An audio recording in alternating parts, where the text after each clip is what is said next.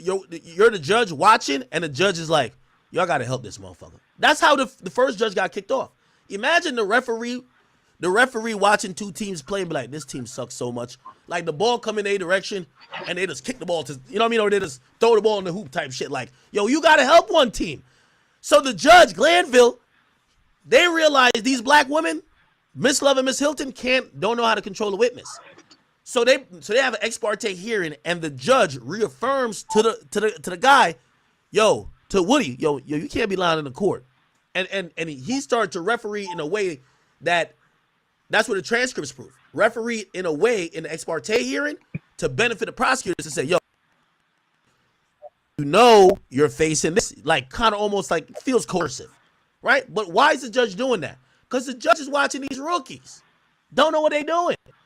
So anyway, that judge get kicked off. The second judge they get kicked off for some conflict because they're bailing for fucking somebody on the case. Then this judge gets on. Now, let me also tell y'all this. Remember when I showed y'all the picture of YSL Woody?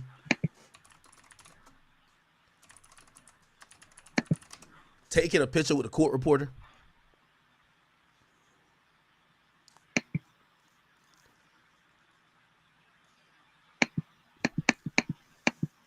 I hope you're starting to get the picture here, okay?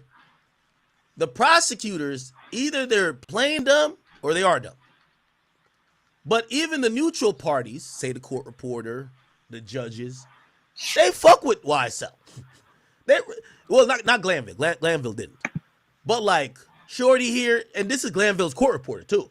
They fuck with YSL. You get what I'm saying? They on their social media talking about slat, all of that. You feel me? The lawyers, I don't know if y'all seen, like, one of the lawyers who took a plea for the other dude. Look at this shit right here. This shit was crazy. Look. Any message to the rest of the defense attorneys still fighting for their clients in this case? Good luck. You know. That's a lawyer. So, again, I see a lot of people taking this as a universal win, which it is a win for Young Thug to get out. But there's so many elements here you have to consider. Fulton County is a shit show. The court reporters, the judges, some of them, not all, and the people who are working in the court system seem very empathetic to the people who are being accused of the crimes that caused this whole proceeding to happen anyway. The prosecutors don't know what they're doing, and they overcharge. They should have, they tried their best, and this is Fonnie Will's fault, really. They tried their best to get Young Thug on calling the shots for murder for hire. Now, I did get some insider information. Because, shout out to I know there's a lot of passionate fans, and I'm speaking as someone who has talked to all sides, okay? There are a few fans that are just stands of these artists, and listen, I'm that too for artists. Listen, I don't want to call out a specific artist's name, but I've looked at facts at times and be like, man, that shit don't look good. Free my nigga, man. Free my nigga, man. It is what it is. So I understand fans thinking like that. But the conversation that's happening out of Fulton County now, through reporters, people in the community, and also people who are in and out of that DA's office, is that, well, could you, after watching this case, longest case in Georgia history, could crime really be prosecuted if the other side got money? Now, let me give you an interesting tidbit. This is some information I got. This prosecutor, Fonnie Willis picked this up, but there was a time that the feds supposedly was going to pick this up. So the feds, before they filed on Thug, remember they did the raid. And by the way, there's still some gun charges. They had silencers and all that type of shit that was found in modified guns. I think it was switches that was found in Young Thug's home. I don't think the feds are going to touch it though. But the feds were supposed to come in on with this, right? Now, if the feds if the feds would have came in with this, the feds would have did this like Dirk. Because here's the problem of how they try to prosecute Thug. They try to prosecute Thug for all of this ancillary gang shit, but y'all really only wanted him for getting Donovan Nut Thomas killed. That's the reason why y'all wanted to prosecute him. Now, Fulton County been a shit show for a while. Fulton County locked up 2 or 3 other people and tried to prosecute them for the murder before, and then dropped the charges because they supposedly they realized one of the persons had nothing to do with it. So they tried to prosecute the wrong people before, and they've been hearing, oh, thug, thug, thug, but they couldn't get no proper proof to link him to that murder. That's why you see half of these crimes they talking about is bullshit. Oh yeah, thug had his man shoot something up. I'm not saying not true, but it's just like, that's not why y'all have him here. Y'all have him here because y'all think he's the one who got Donovan Nut Thomas killed. But they can't prove it. So the feds looked at it. The feds said, nah. Here's another thing that goes into this whole feds have 97% conviction rate. When the feds pick up something, you're done. Hook, line, and sinker, okay? They coming with snitches, wiretaps. They're coming with the whole shebang. They're not coming to, okay, let's go figure it out now. No, they pick it up, and they usually have the right of, you know, depending on which jurisdiction they're dealing with, Fulton County is going to hand over to the feds. Why? They got way more resources in terms of funding to get everything they need to get this conviction. So the feds looked at this case, and they said no. Now, we don't know why they said no. They could have been like, whatever. Now, granted, if the feds had picked this up, I think it goes different because the feds is not doing, well, YSL Woody did it. You can't do it to the feds, right? Like, YSL Woody be doing 60 years in jail right now because they would have had him up there snitching for 5 weeks. And if he did that, which, by the way, there would be no cameras because it's federal court. But they would have just said, hey, you know what? We don't think that this cooperation was satisfactory, and we're not writing you a 5K1 letter. And then he gets sentenced for whatever crime he was going to be sentenced for. And then the mandatory minimums is going to give him at least 30. So he couldn't do that to the feds. He could do it to the state because the state just gave him some blanket immunity. The reason why I think Thug, even after he beats this, is going to be good, and feds still won't fuck with him, even though I'll tell you the pitfall that I think is going to come later. I'll give you a hint. It's a probation thing. They're reeling. They're mad. They're seething. They're tight. Young Thug done embarrassed the entire goddamn state. So, here's why the feds won't. It's on record. And in all these immunity deals, these guys just have, there's too many people. Even if they had went for another trial, there's too many people with immunity. You done gave out all your immunity. Like, the immunity is like a draw 1 or a draw 4 card. You don't get to take the immunity back and give it again. They already got it. So if you went back, now people could just either go ghost. All right, well, listen, I already got the immunity and I got this deal already. I'm done. Okay. So I know I went on a little bit of a tangent, but this is how we got to this point, right? You can see, this judge is just tired of her, bro, right? Let me see if we can find the actual audio. I don't think been a mistrial version with the names. Yeah, I don't think I can find it.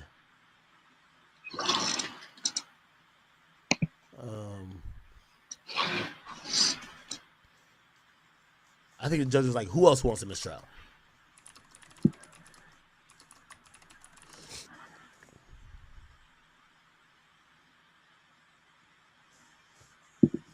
I don't know if I can find it. Just one piece of video. If I can't find it, I'll just explain it without. Think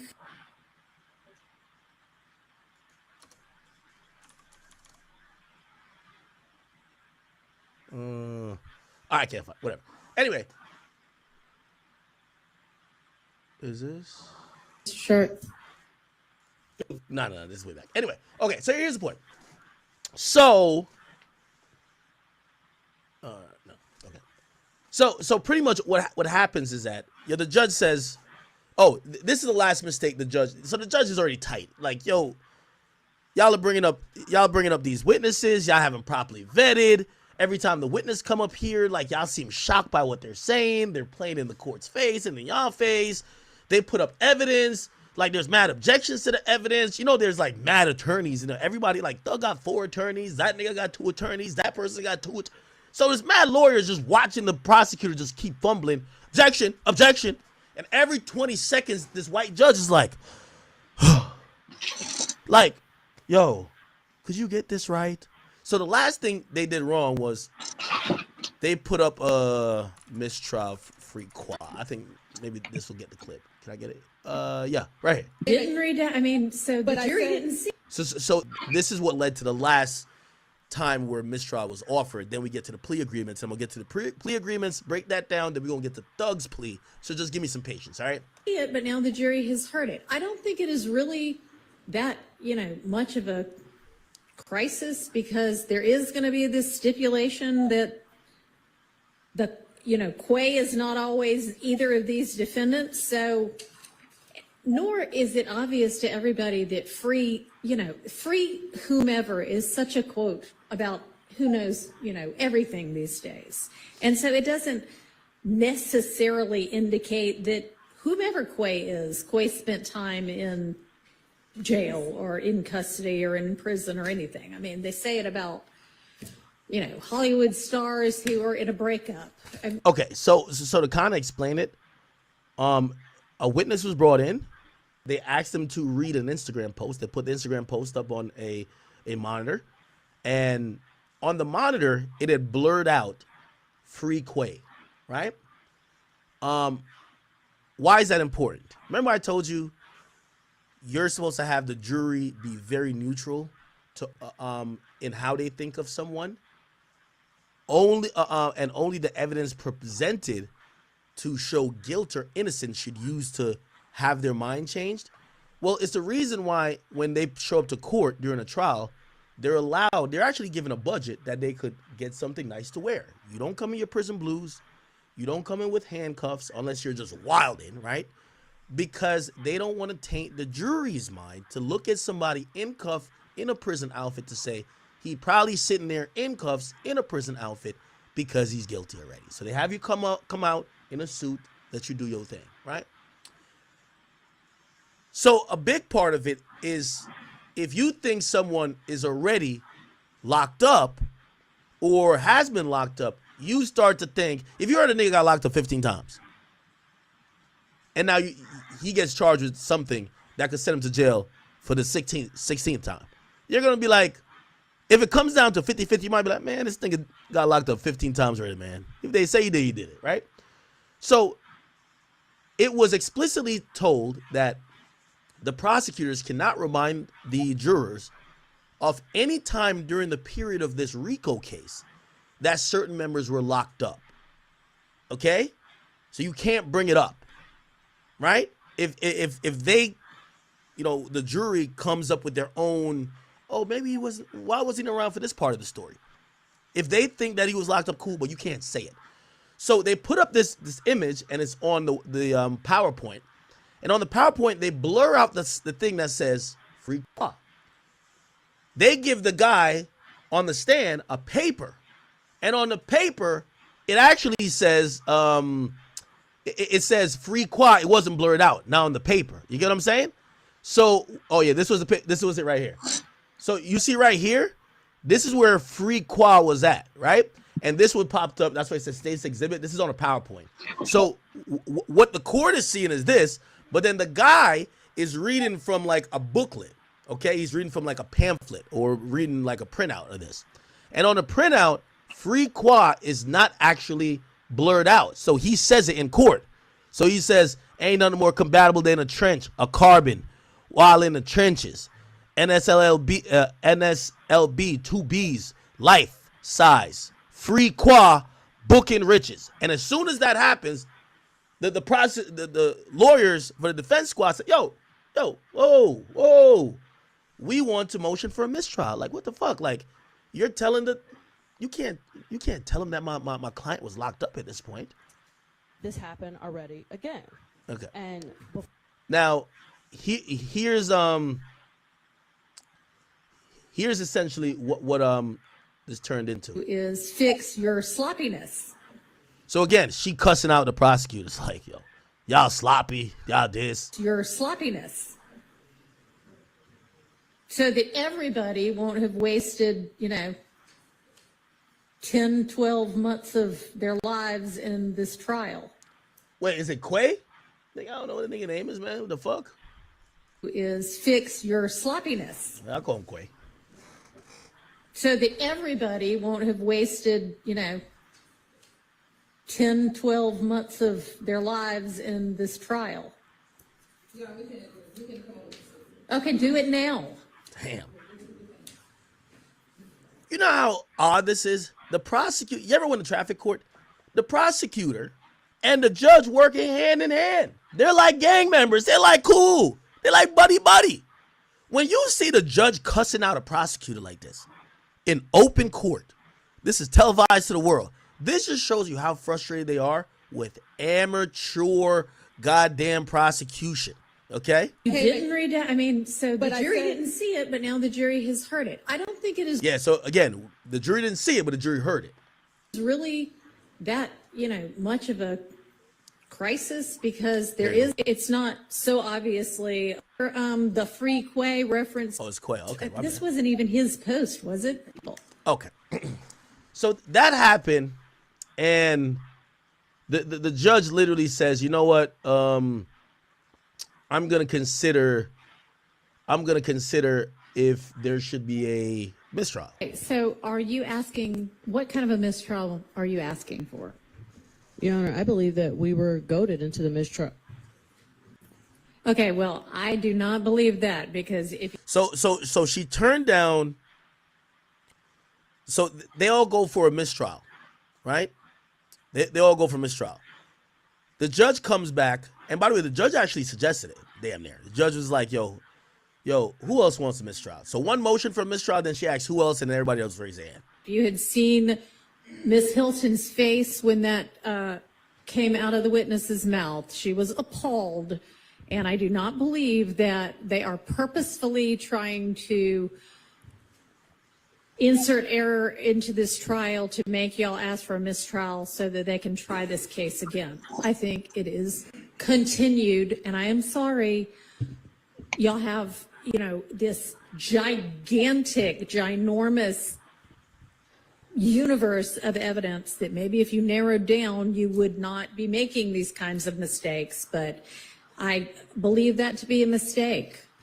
Your Honor, So I'm going to deny a motion for a mistrial with prejudice. Now, what that means is, with prejudice means you can't file back. It's usually a punitive action, right? Which means we're going to punish them for their mistake.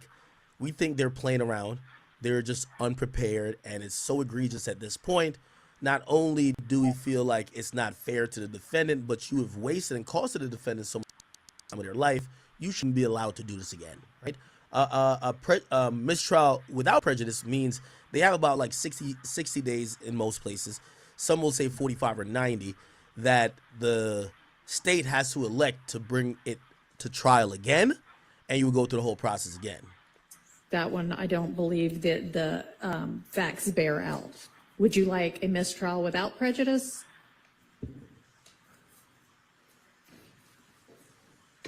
yes. You would? Who else would? That means, of course, that the state would be free to try every one of y'all again. Judge, just a moment. Okay. So a couple other defense members in the courtroom said, yeah, we want that too. Essentially what ends up happening is that she takes a second to go think about it, right? And in thinking about it, she didn't make a decision that day, but she was going to come back the next day. The next day, Fonnie Willis, who runs the DA office, she doesn't necessarily prosecute cases, but her assistant DAs prosecute cases, including Miss Love and Miss Hilton. She calls a meeting with all the defense attorneys of YSL. Now, here's the reason why she calls that meeting. They probably wasted a few $1 million to take this to trial. For all the resources, all the cops, everything. You're wasting state's taxpayer money. So what ends up happening is that she's like, if this gets to be a mistrial, I'm going to be embarrassed. The longest trial ever in Georgia State, if it ends in a mistrial and we got to do it again, it becomes even longer, I look like a laughingstock. Let's try to cut our losses, and let's try to offer some plea deals that we could wrap this up. We could save a PR nightmare, but also the defendants, again, I still believe if this had went to a jury, they're getting found guilty. Right? It's just what you need to prove in a RICO is too simple. It's a crime organization. like, there's proof that there's shootings done. There's proof that people died. There's proof that people associated with this, like, all of the beefing and everything that's with social media and public. Yo, people were beefing, and there's some money coming in. There's crime. Like, you know, like, if you think people are that dense to believe that King Slime doesn't designate or denigrate to be some type of, you know, status, or YSL doesn't operate like a gang, like, bro, I get it, Gunna admitted it, but it's just like, you could have a pea brain and you would realize, like, nah, they doing crime over here. What the fuck? They're doing crime, right? So then afterwards, if you know that they're doing crime, it's like, do you believe this person is having them do crime? And they got messages that they read in court with Young Thug is saying, yo, check this out. Yo, niggas gotta get sacrificed in the name of this shit. It's kind of like pretty simple, right? So that's what I'm saying. Even though the prosecutors made so many errors and they should have been did a mistrial a long time ago, the jury would have still, in my opinion, voted guilty. Now, as soon as it got to appeal, that shit's getting overturned because it's just too much shit, right? But I think the defense attorneys, and you know what's so funny about like, you know, I seen, like, you know, some uneducated fans are like, yo, nah, Act, you said it was going to be found guilty. Well, let me tell you this: if all of these defense attorneys was that confident that they were going to beat this case, you don't take 15 years probation with knowing that if you get caught around a gang member, get caught with a gun in a car, and they attribute it to you, or you fail a couple piss tests or whatever the case is, you get sentenced to 20. You're damn near the end of the case. So if you really think that they ain't got no shot of convicting you, nigga, you already took it to trial, took it to the jury verdict. But that's why everybody came back, because they know, like, listen, you can't, the one thing you can't get back, you can bring back the guilty verdict, right? Because as I said, that would be definitely thrown away on appeal. But you can't get back these guys' lives, their time, their freedom. And Young Thug is sitting in a jail cell rather than being out. You know, he's probably racked up, you know, somebody gave me, like, they gave me a price list. They said, yo, and I won't mention, but these are super attorneys. If you want to hear the price list, if you have a single murder, that's an M, right? So you need $1 million, and these are the guys who they're gonna beat this murder case for you. You get what I'm saying? Hold on, sorry. Hold on. Now, if you get a RICO, you talking about that includes murder, because now they got to prep for a murder case. They got to prep for this overall organizational gang cases. They got to prep for cross collateralize with other people who are being charged with you, who could implicate, like, so much more than just a standard murder case, right? That price goes up to 3 to 4. Now, if you get the longest trial in history, this might be like $5 million, right? A lot of money, obviously, for Young Thug. He got it, and his freedom is priceless. But he can't get back the time that he's missing out with his kids, with his family. But also, you know, for the money he's spending, he could have been out here working, making it back, right? So, Fonnie Willis brings everybody in for a plea, right? And that's when the pleas start to come down. And one of the first pleas that we saw was, let me see if I could find it. Where's one of the first pleas? One of the first pleas that come down is this one individual. I don't know if it's Quay. It might have been Quay. Was it Quay? Give me a second. It might have been Quay. Give me 1 second. I'm gonna find it. Oh yeah, it was Quay. Okay, so Quay takes a plea. Now, people thought this was being strategic, and I hope you are following. They thought this was being strategic on the state side, because if the nature of the objection or motion, actually, for motion for mistrial, was that they revealed that Quay was incarcerated at the time, well, if Quay is no longer a part of the case and is no longer a defendant, that argument of, hey, y'all are prejudicing the jury by having them know that one of the guys were that's being on trial right now was incarcerated, even though it would still matter because they're associating that Quay has done stuff with these other guys, so it still matters a little bit. But it weakens that argument. Essentially, they had Quay get a plea. Now, I'm gonna tell you why Quay took the plea. Quay originally, and I don't know if do I have the YSL indictment here. I want to show you what he was initially charged for. Let me see. YSL. Okay, I do got the indictment here. Good. Cool. All right. These are the names here. Let's get to Quay.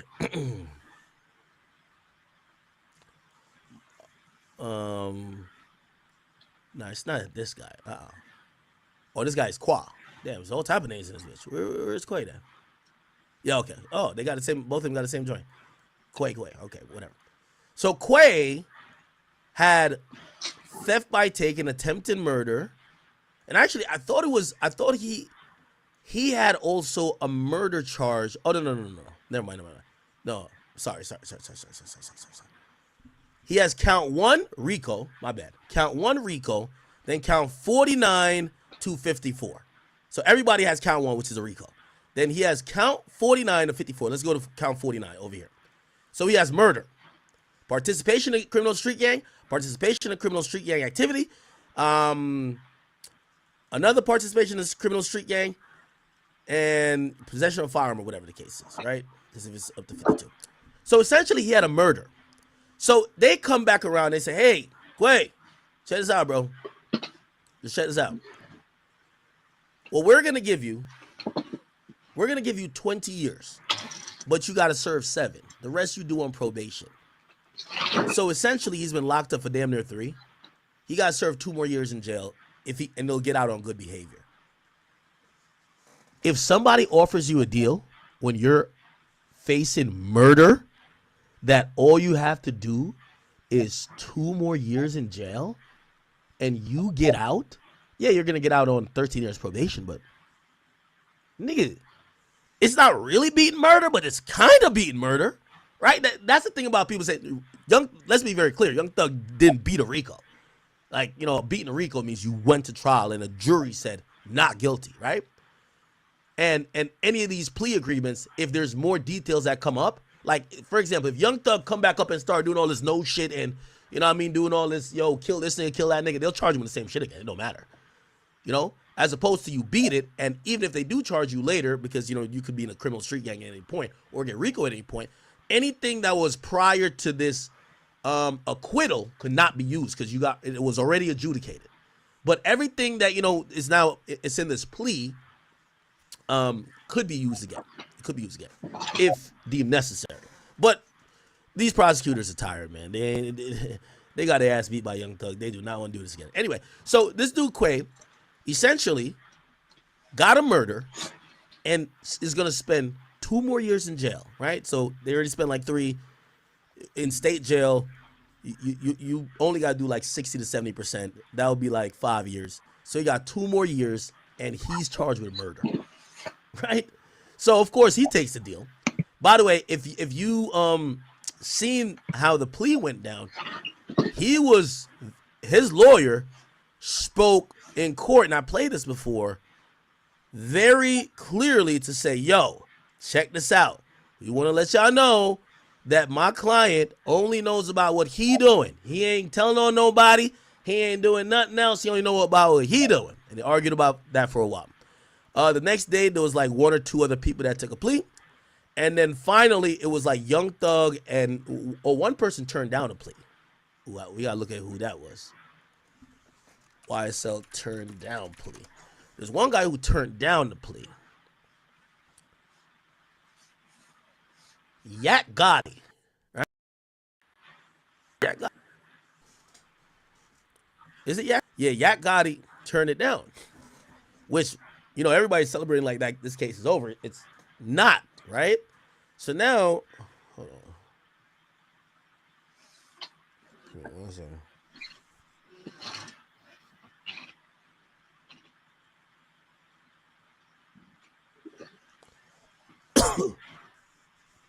Okay. So Yak Gotti turned down. He turned down This state latest plea offer, and he fully intended to take it to a jury and get a not guilty verdict. Let's see what Yak Gotti is actually charged with. I don't know why. Maybe they come back with another plea since, Young Thug was always the big fish, right? Like, they wanted Thug. Oh, he's charged with murder as well. Oh, Yak Gotti's charged with murder? Oh, that's why. Oh, wow. Now, I still think he gets a plea. But this whole case is a sham, right? If they really thought these guys were guilty of these murders, they should have charged them separately. But they lumped all of this into this case. And essentially what's going to happen now, some of these guys are going to avoid a murder trial and just get 2-3 years in jail for killing somebody, allegedly. We don't know if they killed him. But yeah, so Yak Gotti said no, but I still don't think they're not going to keep wasting resources for Yak Gotti. Young Thug already got out of the case. Young Thug's out. So once Young Thug is out, this whole case collapsed. Like, you can't justify spending maybe another $500,000 to convict Yak Gotti. You know what I'm saying? So he had turned it down. This was before Thug. Apparently Thug had turned his down too. So he's been really toe and toe with Young Thug. So Young Thug turned his shit down. He turned it down. Now Young Thug don't have a murder on his, right? Let me see what Jeffrey Williams had. Jeffrey Williams had 1 in 56 and 56. What the fuck was 56? Yeah, participation in criminal street gang, and 1 obviously is conspiracy to violate the racketeering statute. Right? So he turned it down, and let me see. So 2 other accepted pleas. Quay accepted a plea, and then Rodarius Ryan, he accepted the plea, and he was charged with, or he was sentenced to, I think this is Islam Life Shorty, isn't it? Yeah, I don't know what his sentence is. Anyway, all right, we dwindled down, and now we are here. So Young Thug turns down, and let's see. Young Thug turned down. Okay. So Young Thug, which I gotta give it to Brian Steele. Brian Steele is a fucking amazing attorney. They're negotiating for days. Young Thug knows they want him the most, but how the case is going, they've exhausted these prosecutors and also the judges. So fed up with it, they don't got no murder on Young Thug. Also, they're using the leverage to say, yo, y'all charge this other nigga with murder and agreed to give him 7 years in prison. Nigga, I ain't, even though y'all saying that I got Nut killed, pause. My nigga, y'all didn't charge me with Nut's murder. Y'all didn't do a murder for hire situation. Y'all are just kind of lightweight alleging it through the RICO Act. So he said, if you gave this guy 7 years for murder, I want to go home today. Now, the prosecutors in negotiation even agreed. And it's even said that Young Thug was offered, you know what he was offered? 15 years probation, but he goes home that day. Now, there were stipulations. And Young Thug turned it down. And I ain't gonna lie, this is a big roll of the dice. So after 2 days of negotiation, counters and offers, Thug seizure. Let me read what was offered.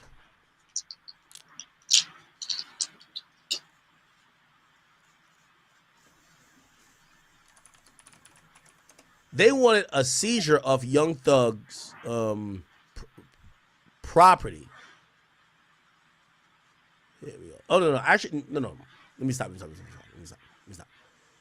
Now, I don't think it was fully laid out what was the full plea deal. But the plea deal that he turned down, the last one before they got to court, was you could go home today, 15 years of probation, but there was a bunch of other stipulations. I don't know if it was forfeiture.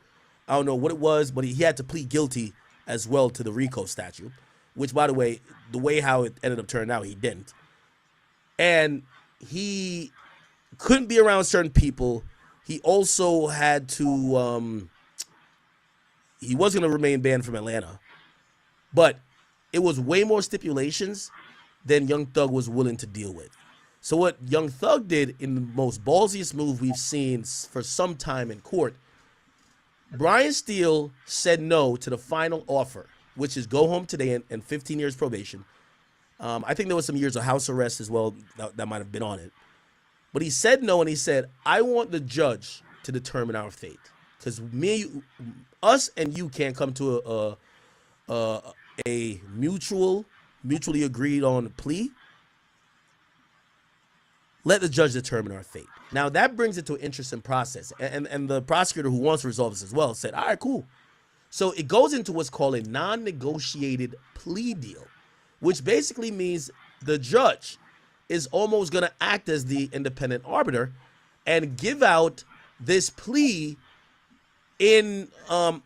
this plea of a sentence after he pleads to whatever he's going to plead to. So, you know, obviously would be guilty to whatever it was, even though still Brian Steele was able to have him do what's called nolo contendere, which is like it's no contest, right? So you plead no contest, which is very important because I'm going to keep it being with you. After cases like this, niggas would sue this guy, Young Thug, left and right. Yo, you shot my cousin in his leg. You shot this guy in the leg. And then you pled guilty for funding all these crimes. We're taking you to civil court, and we want $1 million.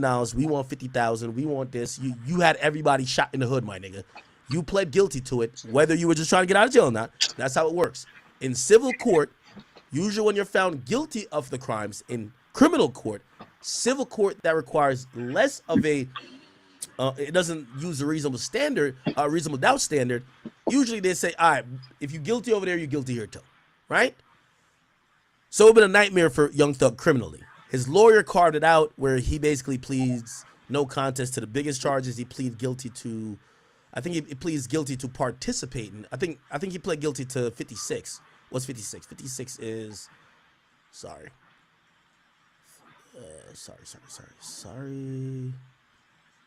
Which is participation in criminal street gang activity, I believe. But I'm going to play this in full. I was trying to explain to you where we were. So Young Thug turns down, go home today. Says, let the judge decide. Which, by the way, for all y'all Young Thug fans, I've seen some of y'all, like, you know what I mean? Listen, if you're a faceless Young Thug account, I'm not going back and forth with you. Like, you're a fan. I'm sorry.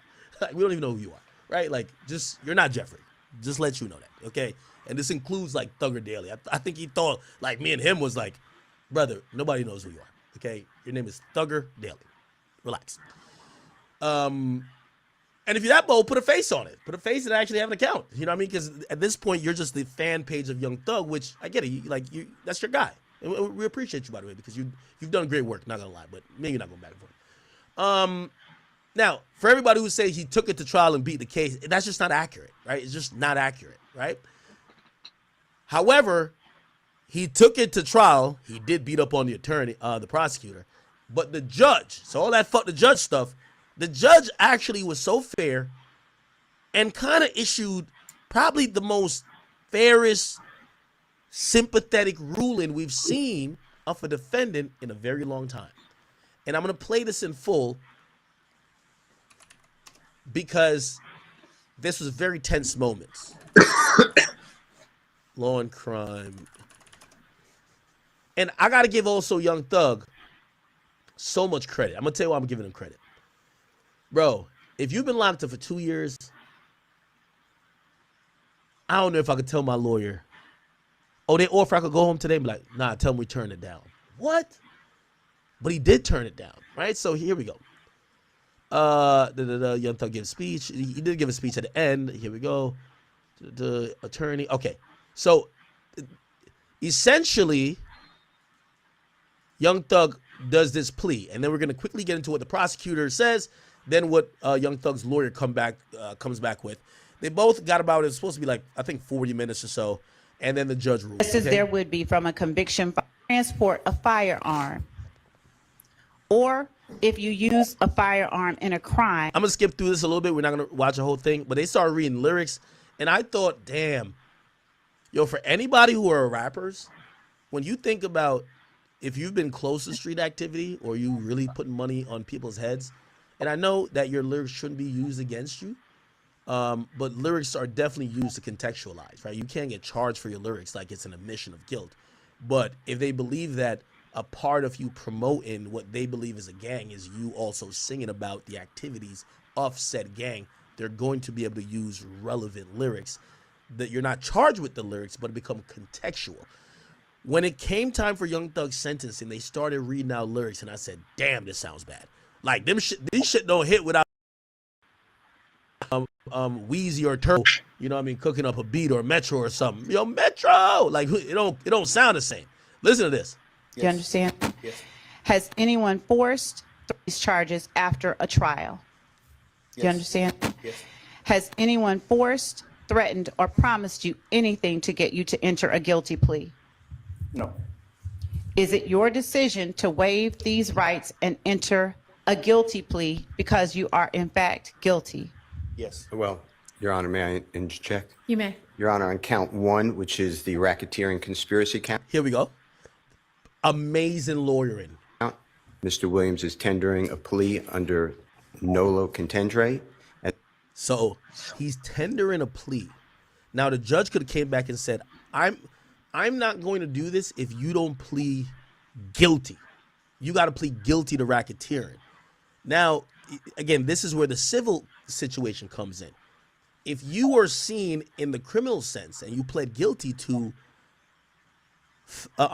using your funds to pay for criminal activity of this gang, anybody who got shot, robbed, had any impact from this gang, you could sue Young Thug. And you could use this criminal case and say, yo, the nigga pled guilty. Yo, my brother got shot by Quay or whoever. And this is the leader with the money. He pled guilty. I can't sleep. I can't eat. I can't sleep. My neck, my back, my belly. Pause. I just can't. Yo, give me $3 million. They're not gonna give you $3 million, but I'm pretty sure he's gonna have to just do settlement after settlement, right? However, his lawyer steps in and says, "Hey, judge, we want to tender this nolo contendere plea, and we're hoping you take it.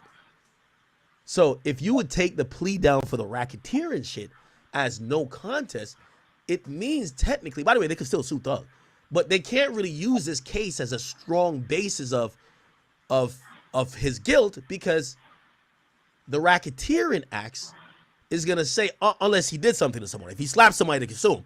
But the racketeering acts, they had him as the person who paid and ordered, right?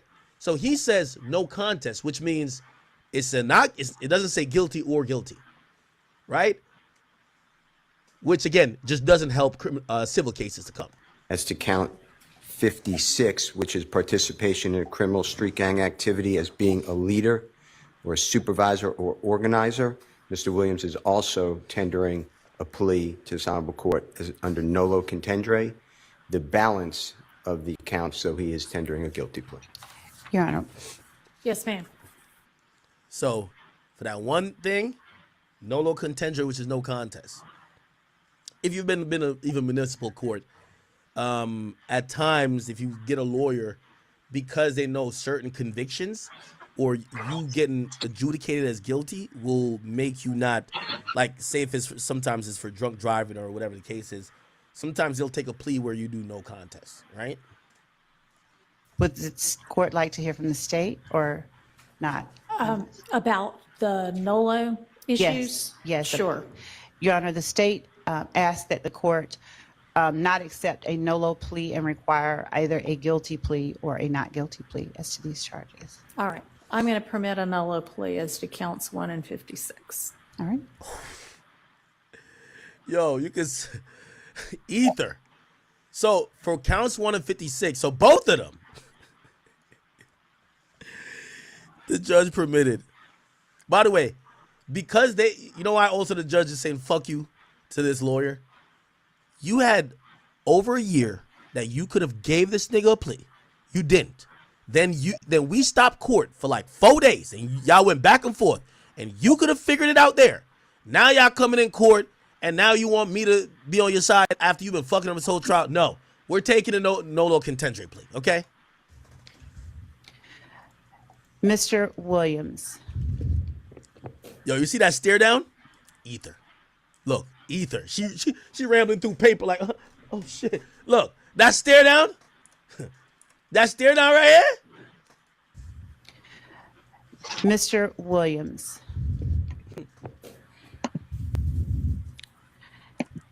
Activity, how do you Okay. plead? I plead guilty. All right, hold In on. criminal street gang activity, how do you plead? I plead guilty. As to count 58, violation of the Georgia Controlled Substances Act, how do you plead? Guilty.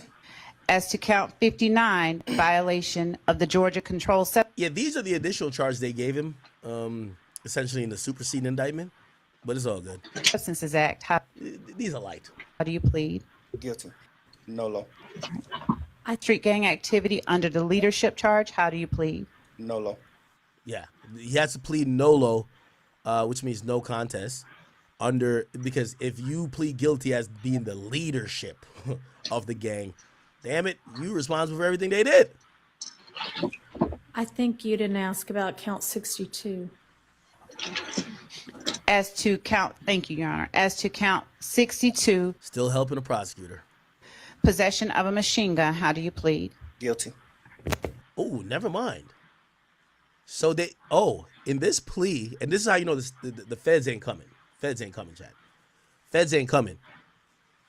The nigga pled guilty to possessing a machine gun. So the gun, remember when they found guns in his crib? The nigga pled guilty. So they just threw it in there. So this is an amazing plea. Yo, you had a machine gun only sat 2 years? That's fire.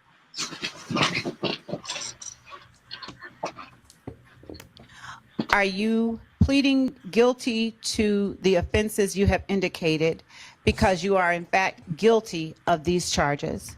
Yes. All right. Are your guilty pleas and your nolo pleas freely and voluntarily given with the full knowledge of the charges against you? Yes. Do you understand that you may have only a limited right to appeal this guilty plea conviction? Yes. And Okay. seized, and that is All right. So that's the plea. And then now listen to the prosecutor. This is where they start reading out the lyrics. You ready you for can it? read the rest of that into the record. An array of bullets on Mr. Thomas, hitting him, his Chevrolet Tahoe, and 2 other persons in the process. Now, I'm going to be honest with you. The reason why Fulton County, from what I'm hearing on the ground, these are people there, reporters working it. I've spoken to a lot of them. People who are former law enforcement. They say, yo, we see you've been covering this case. I said, listen, let me tell you what's going on down here. This is a shit show. They said if you were there, that the mother of Donovan Nutt Thomas showed up to that court every day because she wanted to get justice for her son that got murdered. And she believed her son got murdered at the direction and at the hands and because of the funds of Jeffrey Williams. And even Woody admitted that, or at least through Charleston White, I guess, because Charleston White said it. Woody said every time he showed up to court, the mom of Donovan Nutt Thomas would just sit there and mean mug them every day, just looking like, you motherfuckers got my son killed. And even up on this sentencing day, damn near, the mom was there. Just, you got to imagine, that's kind of what court is, right? Like, you know what I mean? The family of the victim show up every day hoping that the person get death or something, right? That they could feel good. And they said that person showed up every day, including this day. And I thought about it and I said, you know, while we're stuck in fan land, right? Like fans didn't care. Fans wouldn't care if Young Thug murdered like 15 babies. Like, it's Young Thug, right? But like for the families of those people who are victims who are showing up, they're looking at the court and the justice system to say, will y'all give us justice? Y'all took this case. Y'all said these guys did this. We watched the whole proceeding.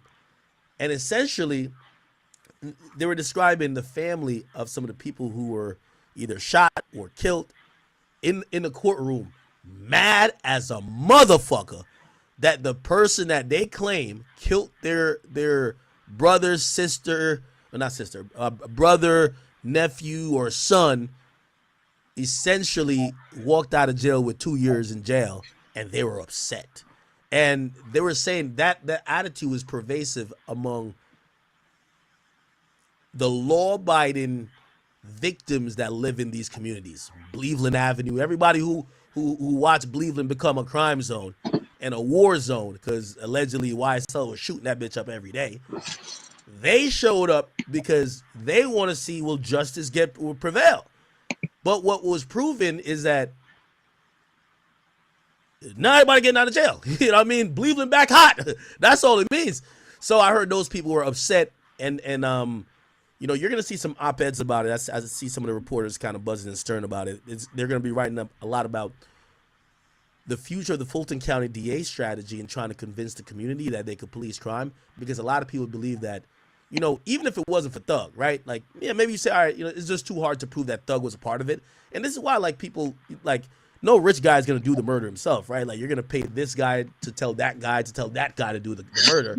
And you hopefully you fool them niggas with the no snitching shit. So if they don't snitch, you didn't do nothing. So you just remain free. But even the guys who were charged with murder, they all out. So all the murderers, allegedly, they're free. So again, from a fan perspective, we know Young Thug fans don't care if he killed their mama, right? Like, they love Young Thug. But the people who live in these communities are mad because it's not only about Young Thug. 8 other people that were, or 27 other people that were charged with all these crimes, that initially the prosecutor was saying there was like 100 students that they felt have been connected to YSL, and essentially nobody go to jail. So that's what those people are upset about, right?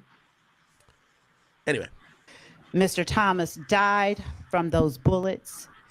Phone records show that communication was held between Mr. Williams, Mr. Kelvin Treadwell, Mr. Demise McMullen. Okay, so they're just reading a bunch of stuff that these are the accusation. Obviously, they're reading stuff that they've already talked about in court, but just to remind the judge, let's get to the lyrics. The lyrics had me. Hear this.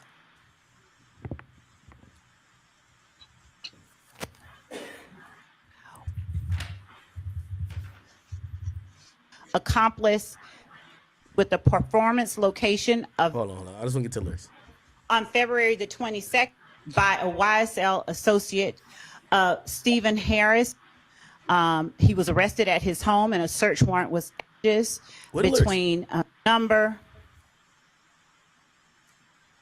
Mr. Williams responded, slat. Slat!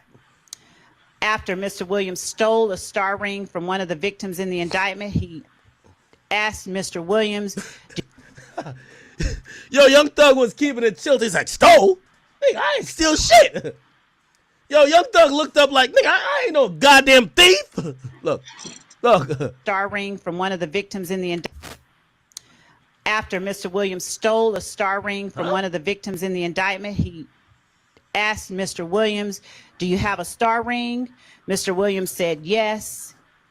Mr. Huey said, slat, you can't cash at me $500 so I can make a payment to my lawyer. Mr. Williams responded, slat. Mr. Huey sent him his phone number. As this closing a sentence, we would ask that Ms. Shawana Edmonds, who is the mother of Mr. Thomas, be allowed an opportunity to make an impact statement.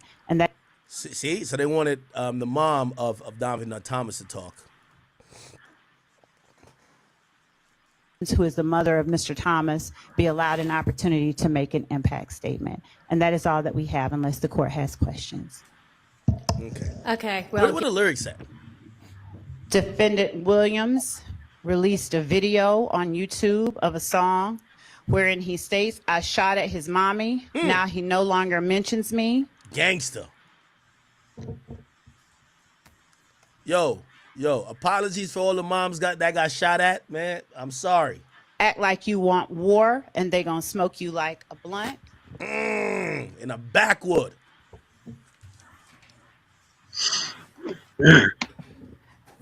Another song, I escaped every one of the licks because I was supposed to be rich. I don't care nothing about a cop. I'm just telling you how it is. I done did the robbing. I done did the jacking. Now I'm full rapping. Ooh, those are bars, low key.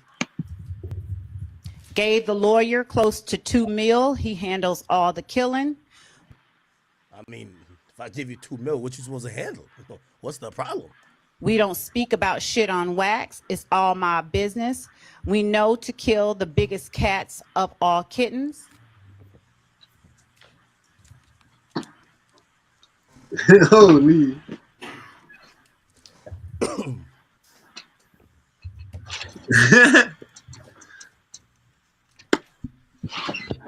In another song, I was on Cleveland, stuck like a magnet. Bitch ass N-word. Pay for that casket. That's just if we whack 'em. Oh shit! Shout out to Cleveland, man. In yet another song, Defendant Williams raps, red just like Elmo, but I never fucking giggle. YSL won't fold. Pick his ass off from the balcony, wipe an end's nose. I'm gonna F for the cash, then she getting robbed by Tick, a reference to Trontavia Stevens. All I ever wanted was the money. Put your hands in the air if you dare. F and N, put him in a wheelchair.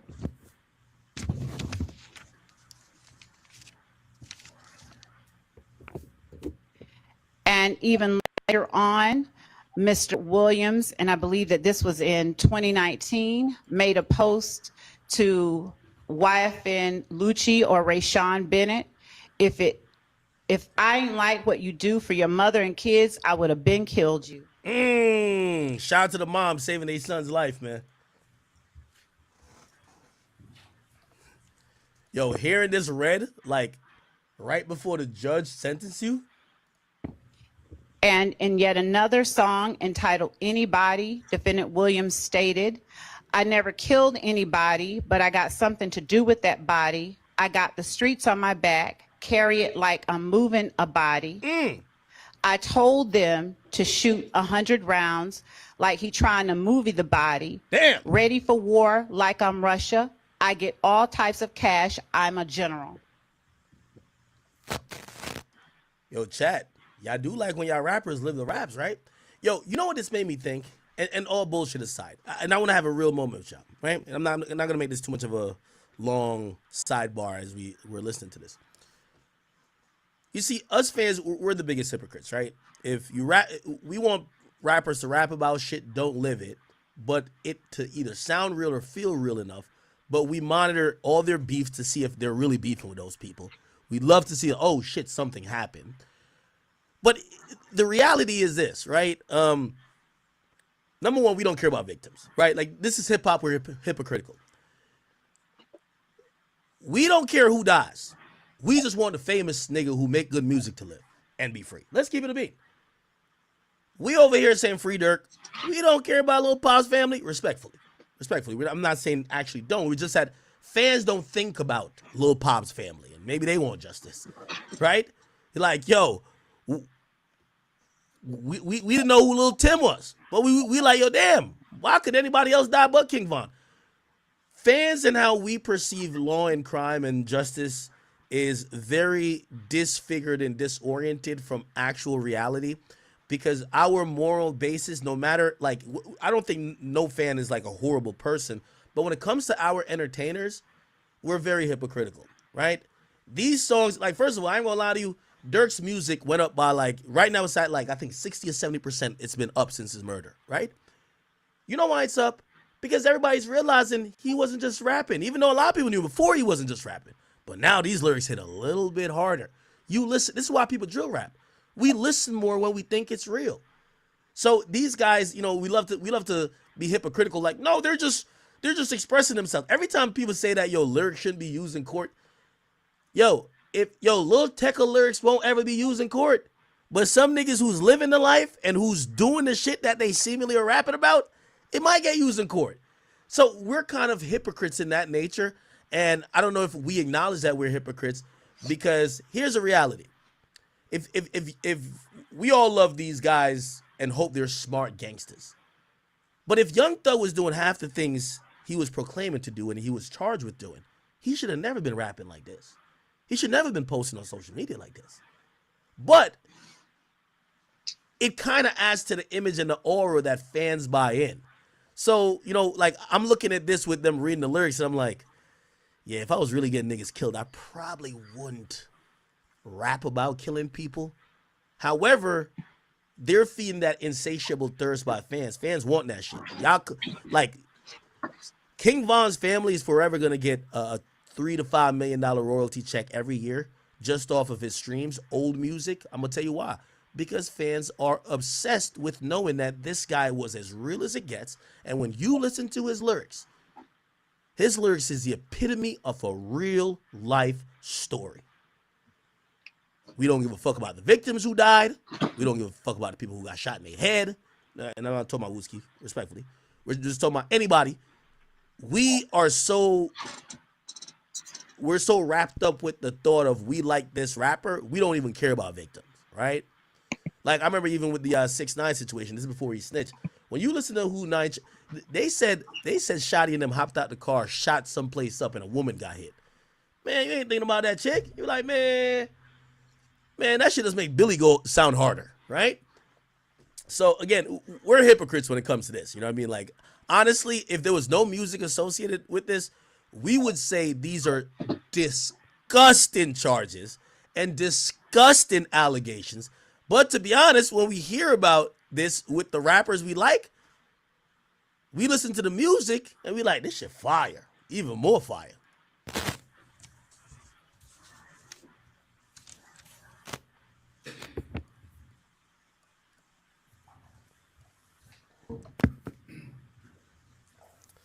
Somebody said, who's we? All of y'all, man. Put it like this, man. Nigga, we sat here and watched that YNW Melly trial. Come on, we want that nigga out. Yo, we want that nigga out. Like, nobody's thinking about how those families feel, like, respectfully. Like, we're like, nah, we love his music. Yo, a true fan will say, fuck a victim. We just want to, yo, it's like let me not bring into some sexual weird shit. I was gonna say, like, it's like R. Kelly fans. R. Kelly fans ain't thinking about them chicks who said they were locked up in the Kelly dungeon. Man, that nigga made Bump and Grind, man. Made 12 play. Bring him back home. Young Thug made Barter 6. It's lit. Somebody says, not we, you. No, that's not true. Because everybody who's thug or is happy thug, there's not one person who's saying, damn, this is not true. And this is why I think that's why Charleston White has a lane. Not one person is saying, damn, well, what about justice for the people who got shot on Cleveland Avenue? There's several murders charged in this indictment. Nobody's doing life. Nobody's actually getting any real punishment. Nobody's actually saying, what about justice for them? You know what everybody's saying? Young Thug free. So don't say it's a collective sense when it comes to hip hop. You don't see nobody saying, hey, I hope people are held accountable. Like, think about Dirk's situation. Nobody's saying, I hope, if nobody's cutting it down the line and say, yo, if Dirk did that shit, man, keep that nigga. Nobody ain't saying that. That's where Charleston White comes in. Because when you go that line, they call you a sellout, right? They do call you a sellout, right? Like, no one, when talking about this case, we're talking about Jeffrey Williams' freedom. Nobody's talking about, damn, if any of these niggas actually did kill Donovan Nutt Thomas, them niggas deserve to get the chair. Nobody's saying that. Who's saying that? So y'all tell me the person who's saying that. Name me one person who said, damn, let's pray for the family. He was locked up for the death of, primarily, Donovan Nutt Thomas. Name me one person who said, man, pray for Donovan Nutt Thomas' mom, who had to sit through a year of this proceeding to find out that nobody ain't going to jail. Nobody ain't saying that. So don't say act is just you, because you don't have no empathy for victims when there's a famous rapper or a famous celebrity accused. You get what I'm saying? Like we got to stop the selective. No, we all on the same page, right? And those people usually go away and they become unknown and unnamed, and they go and they deal with their grief and do it the way they do it. And maybe they come up with some money with a civil suit or something like that. But by and large, what ends up happening is that not one person. Listen, when niggas are saying free Thug, like, play this. Is any y'all saying free? Are y'all saying free Dirk because y'all like, man, Dirk can't do that shit? Or are you saying, man, fuck that, free Dirk? I don't care what y'all niggas saying. Because nobody's actually like really splitting here saying, Now, free Dirk, I think he ain't do it, but if he did do it, man, keep that nigga. Nobody ain't saying that. Everybody's just saying bring that nigga home, regardless if he did it or not. Let's just be clear. Like, yo, us rap fans, like, we don't got no morality in music.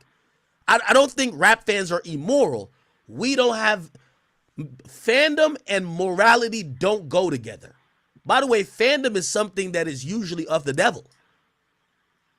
You know, it's if you go back to, not to get all biblical with you, but it's a reason why, you know, if you look back in biblical times, when people used to create false idols and used to, you know, have these false prophets or false things that they would worship other than God, they said that's why they said God is a jealous God. What do you think being a super fan of a celebrity is? It's like the same thing. It's like you've created a deity, a guy who could do no wrong, that we're all celebrating and praising. So the shit kind of happens. That's what I'm trying to say. Fandom and morality don't go together.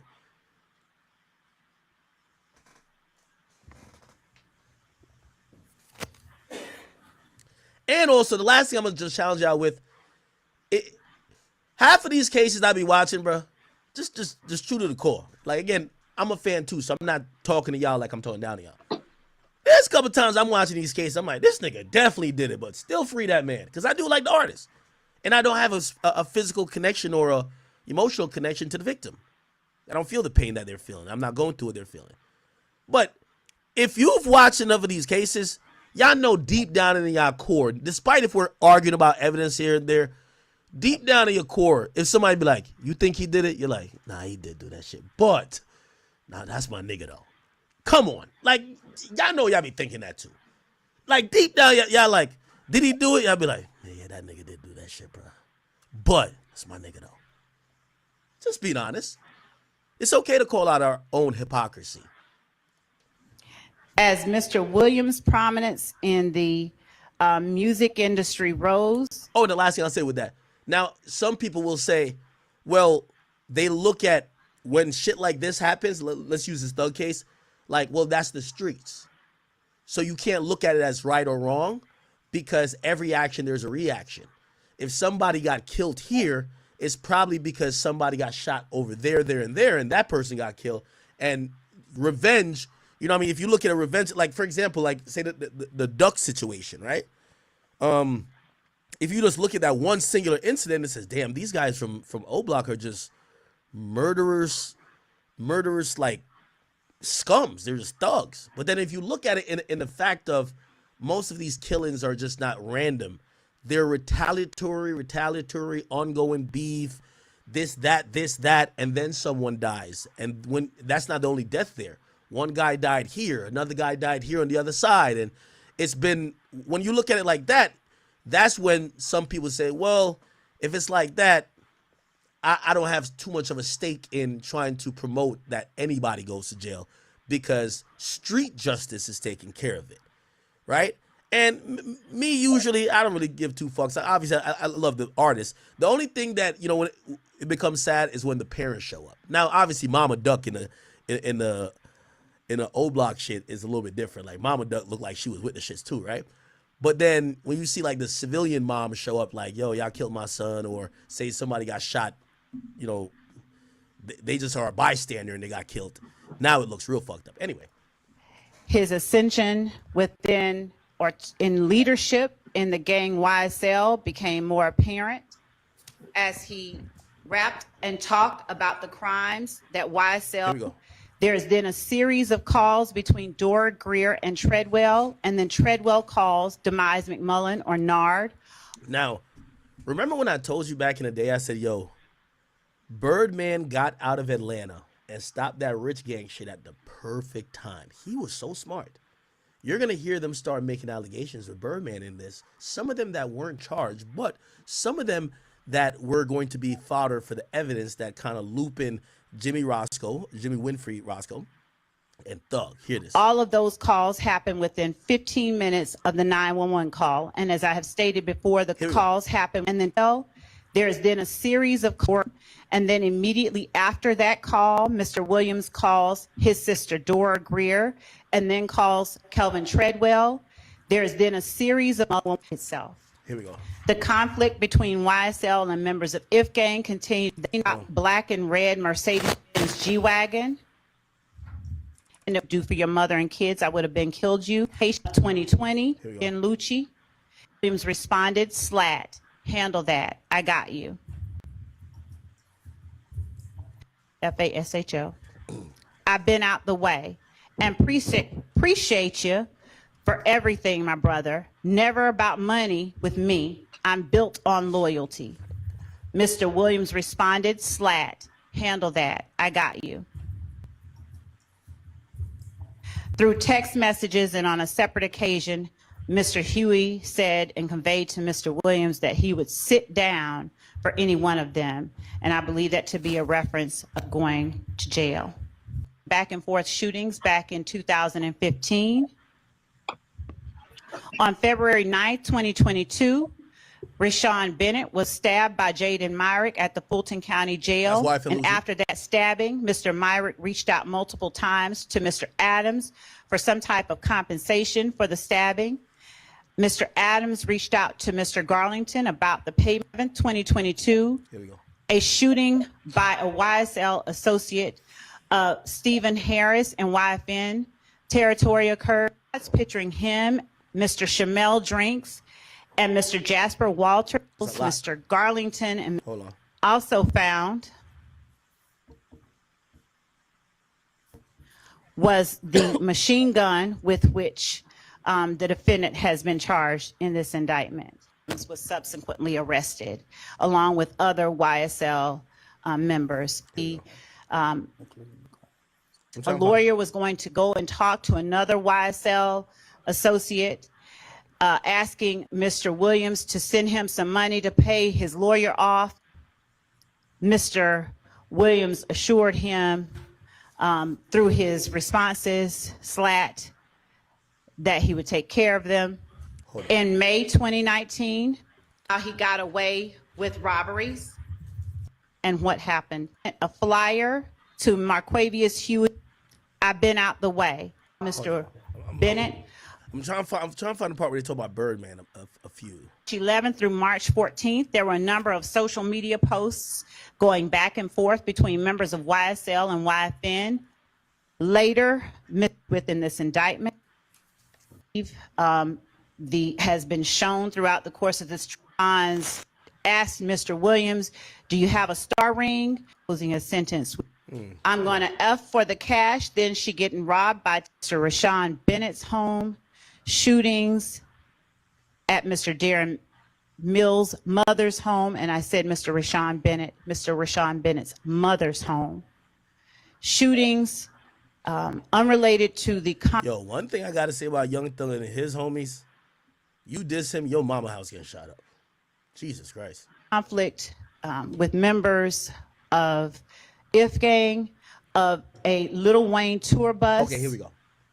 That shooting followed the confronting by Atlanta Police Department of members of YSL that drove to the compound where Lil Wayne was making an and who drove there with the intent to cause harm and to shoot up Lil Wayne's tour bus. Lil Wayne was another artist with whom Mr. Williams was having conflict, according to the testimony that had been presented.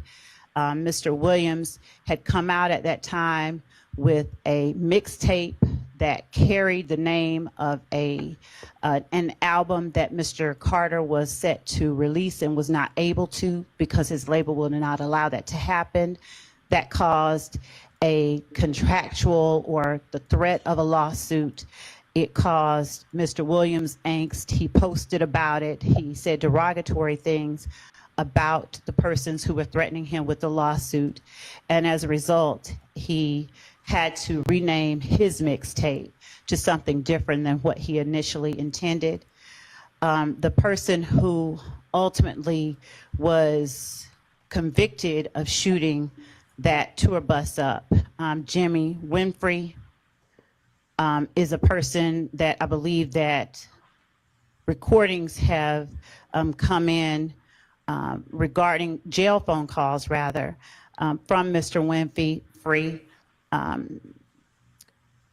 and members of YSL regarding communication about getting a lawyer.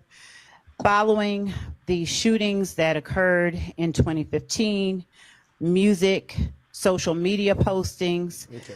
indicted co-conspirators. Okay. Anyway, so that's pretty much, they try to bring up everything in the goddamn book, try to kind of contextualize what Young Thug has been doing, his lyrics. They're tying him to, yo, this guy's serious. They're basically saying these lyrics are no joke. When he's gotten into these quote unquote issues back and forth with members of, you know, music or other gangs, people get shot at. People's moms' houses got shot at.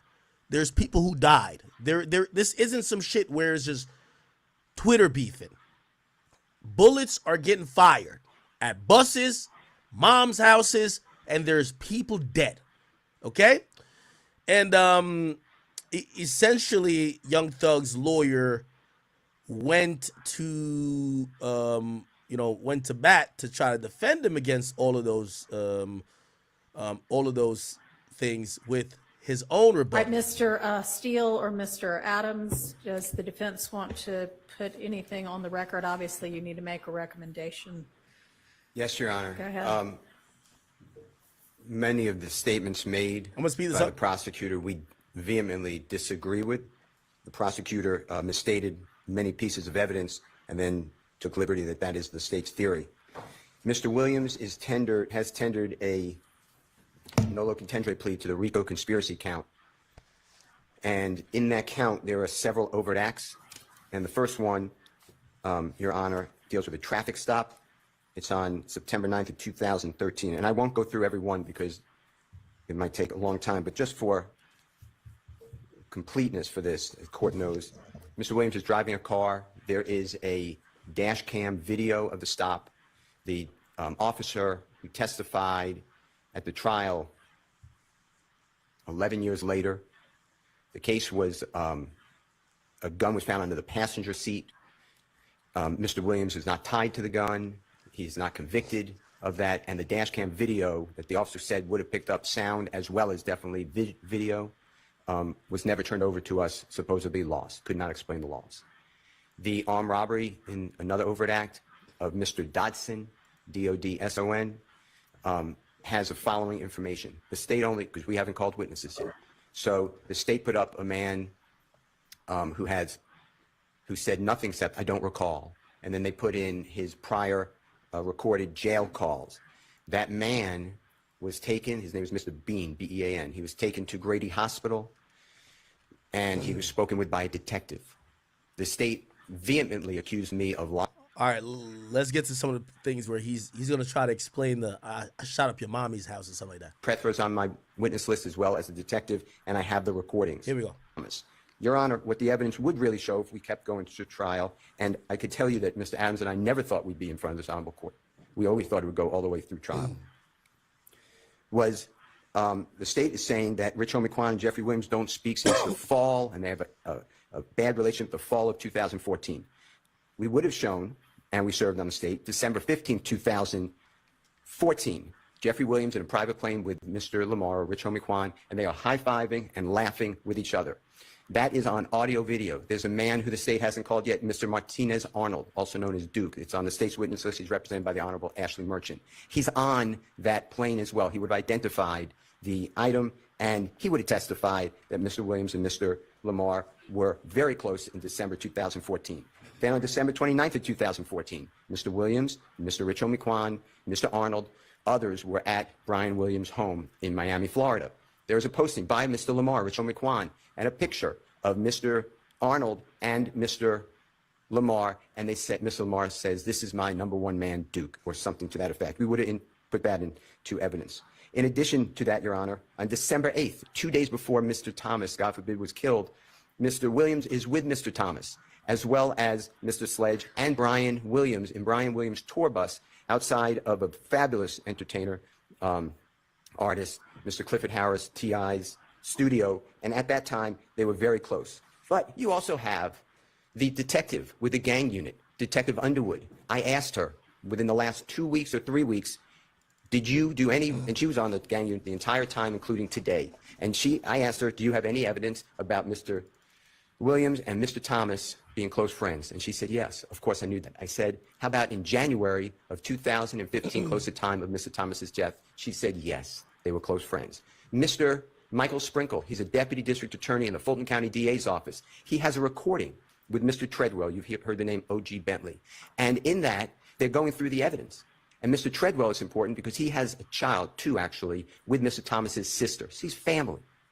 And Mr. Sprinkle states this is 2018, this is after the rental car, this is after all of the interviews of Mr. Copeland, this is after the interviews of Mr. Zachary. Mr. Sprinkle's in some of those interviews with Mr. Zachary. Mr. Sprinkle on tape. Let's go a little bit further. For him because there are all these people around Miami, and Mr. Williams stays at a separate location than any of those persons. He would always take people who can't afford it on airplanes, on buses, on tours, to his concerts. He let everyone go because, Your Honor, they never left that area. He wanted to show people you have an opportunity. The world is big. Mr. Williams gave jobs to everybody who'd want to work.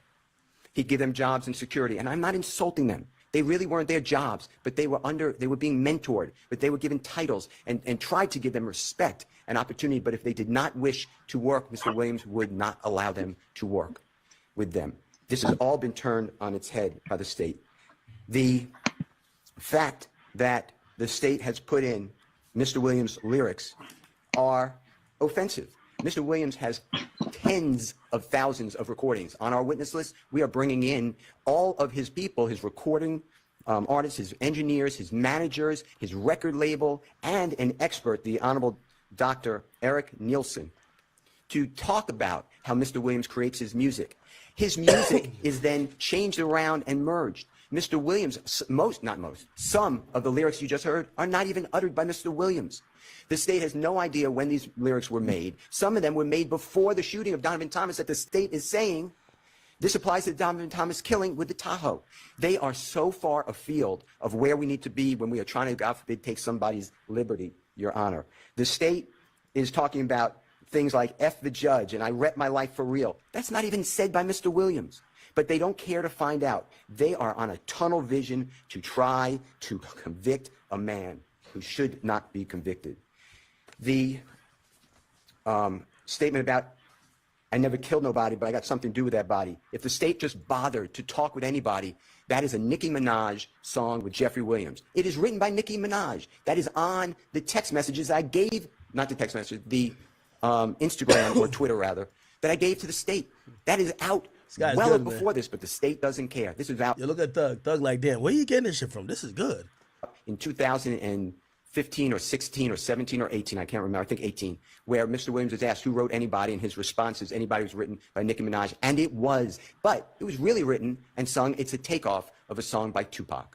There's a song that it parallels, which is an inspiration. But here we are with the state. Also, I never killed nobody, but I got something to do with the body. The next line comes up is it's a truancy body. The state can't explain that, so they just conveniently leave it out. Your Honor, there were wiretaps on this case. Mr. Williams, it was going to come out, there was an application to wiretap his phone. The state never presented it to a judge. That speaks volumes. The leader of the YSL criminal street gang, who's been involved from 2012 until his arrest, and even according to the state while we sit here, they never even tried to wiretap his phone. It might have been because they don't really know what his phone number is. So all these communications you're being told about with Mr. Huey, I'm not so sure the state could have gotten anybody to say that's Mr. Williams' phone. This is how the trial has gone for us. But we sit here for almost 2 years since we did our jury selection initiation on January 4th, 2023. Mr. Williams has been sitting in a jail since May 9th, 2022. This is 2.5 years waiting for the conclusion of the state's case and a verdict from the jury, and that's why he is tendering this plea. I'm telling the court this, and the court knows when you came out the first time, it's very hard for Mr. Williams. I am not supportive of what we're doing right now. I'm not against it. But I told Mr. Williams, that I think we're winning the trial and we should go to verdict. But he told me I can't wait another 3 months if there is any possibility I could go home because I have children that are hurting. Damn. I have things to do, and he has some medical issues that he would like to tend to. He eats out of a bag, Your Honor. That nigga got a full balls. He needs draining. Mariah the Scientist, where you at, shorty? He eats processed food only. He gained 75 pounds during trial. He's lost it since.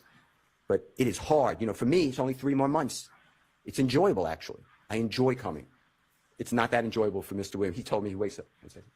He wakes up every day, and it's another day in HE blank blank. Your Honor, the state is talking about, in this case, they put in social media. This honorable court was not here. Okay, they're gonna try to explain the beef with him and wife and Lucia when he says, if I ain't like what you do for your family, I would kill your mother. No, I would kill you, nigga. But the state put in Let me grab a soda.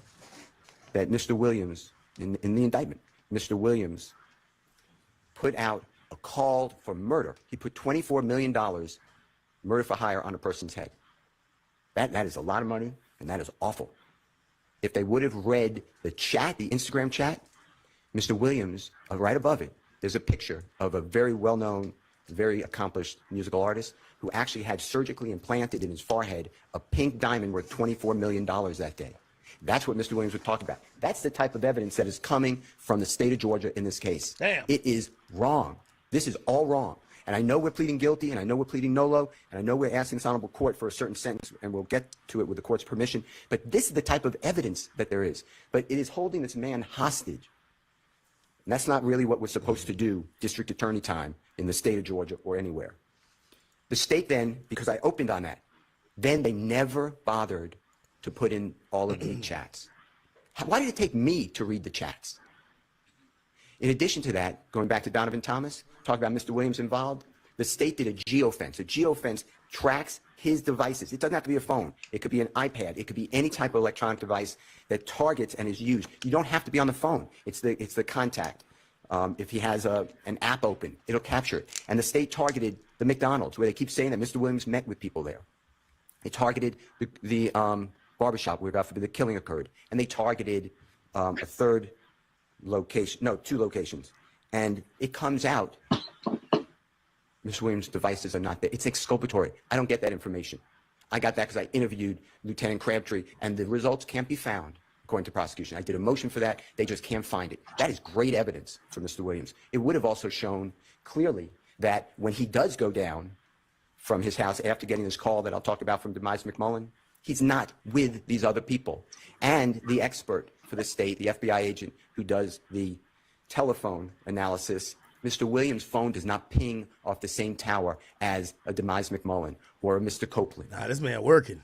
Or a Mr. Garlington or house. Okay. Mr. Williams opens up any of a car that he has, or rent cars for people, any home he has. Of course, I rent mad cars. Who knows?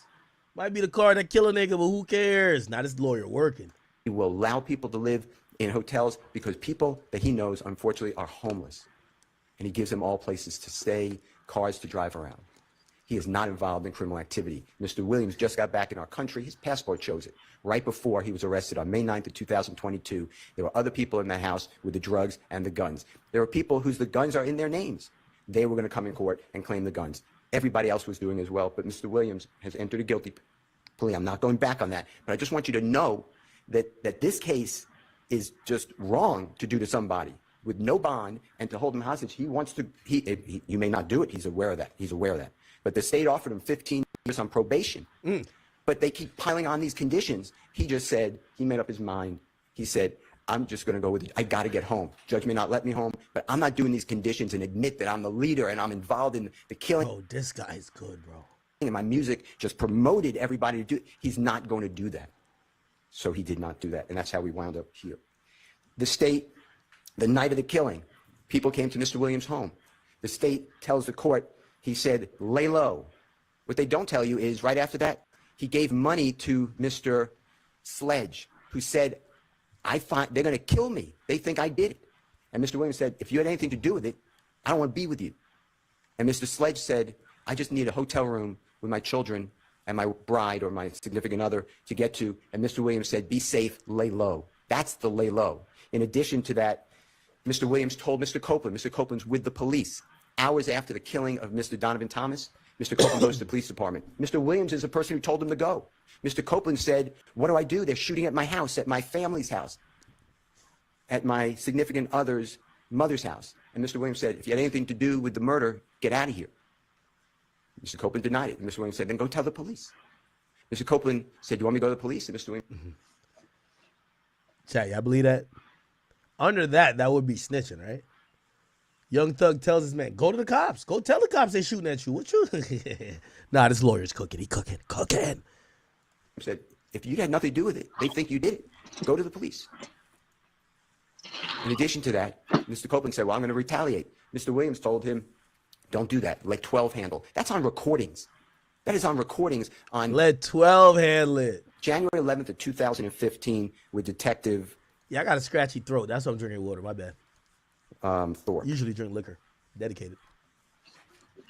Your Honor, as far as Dwayne Carter, a performer known as Lil Wayne, Mr. Williams had no conflict with him. They are friends. Now, I ain't gonna lie. This is such great line, but this is how I want my lawyer to lie to me.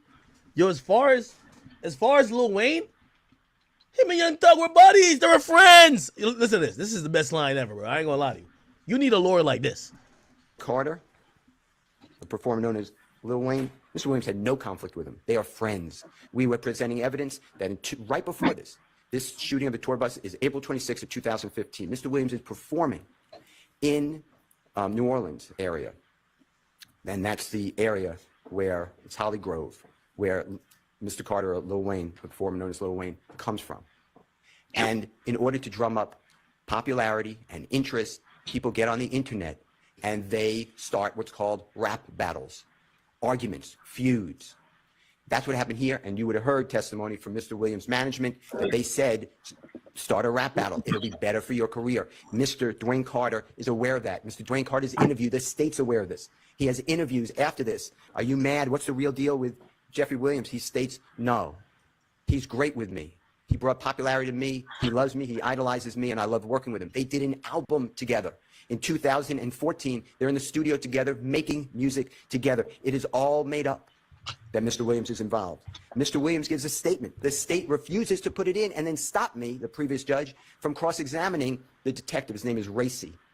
He met with Mr. Williams in the DeKalb County Jail on the 15th day of July 2015. Mr. Williams is arrested that day. And there's a long interview. And Mr. Williams waives his right to counsel. He tells them, I'm his lawyer. They say, you don't want to speak to us? You don't have to. He said, well, I'll speak with you. And they asked Mr. Williams these questions. What about Lil Wayne's shooting? He said, it was outrageous. I love him. That's my idol. I love Lil Wayne. How about this battle? He says it's promotion. They asked about his rap lyrics. It's the only person that the state ever did anything about rap lyrics with. And they asked Mr. Williams, what about the rap lyrics? And he tells them, it's hyperbole. He didn't use that word. He used the word, it's made up. It's rhyming. It's made up. Not like the state is saying that I rap lyrics for real. That's not even Mr. Williams' utterance. Your Honor, the point I'm trying to make to you is what the state of Georgia has presented to this jury. Nah, this is good. In this courtroom, the past year has been full of untruths, and they know it. The state says that Mr. Williams had a conflict because he named an album with Dwayne Carter, and Dwayne Carter didn't like that. Dwayne Carter's interviewed. He said that was one of the nicest things anyone could have done to me. It shows how much he really appreciates me. It shows respect and honor, and I appreciate what he did. The state knows this. With regards to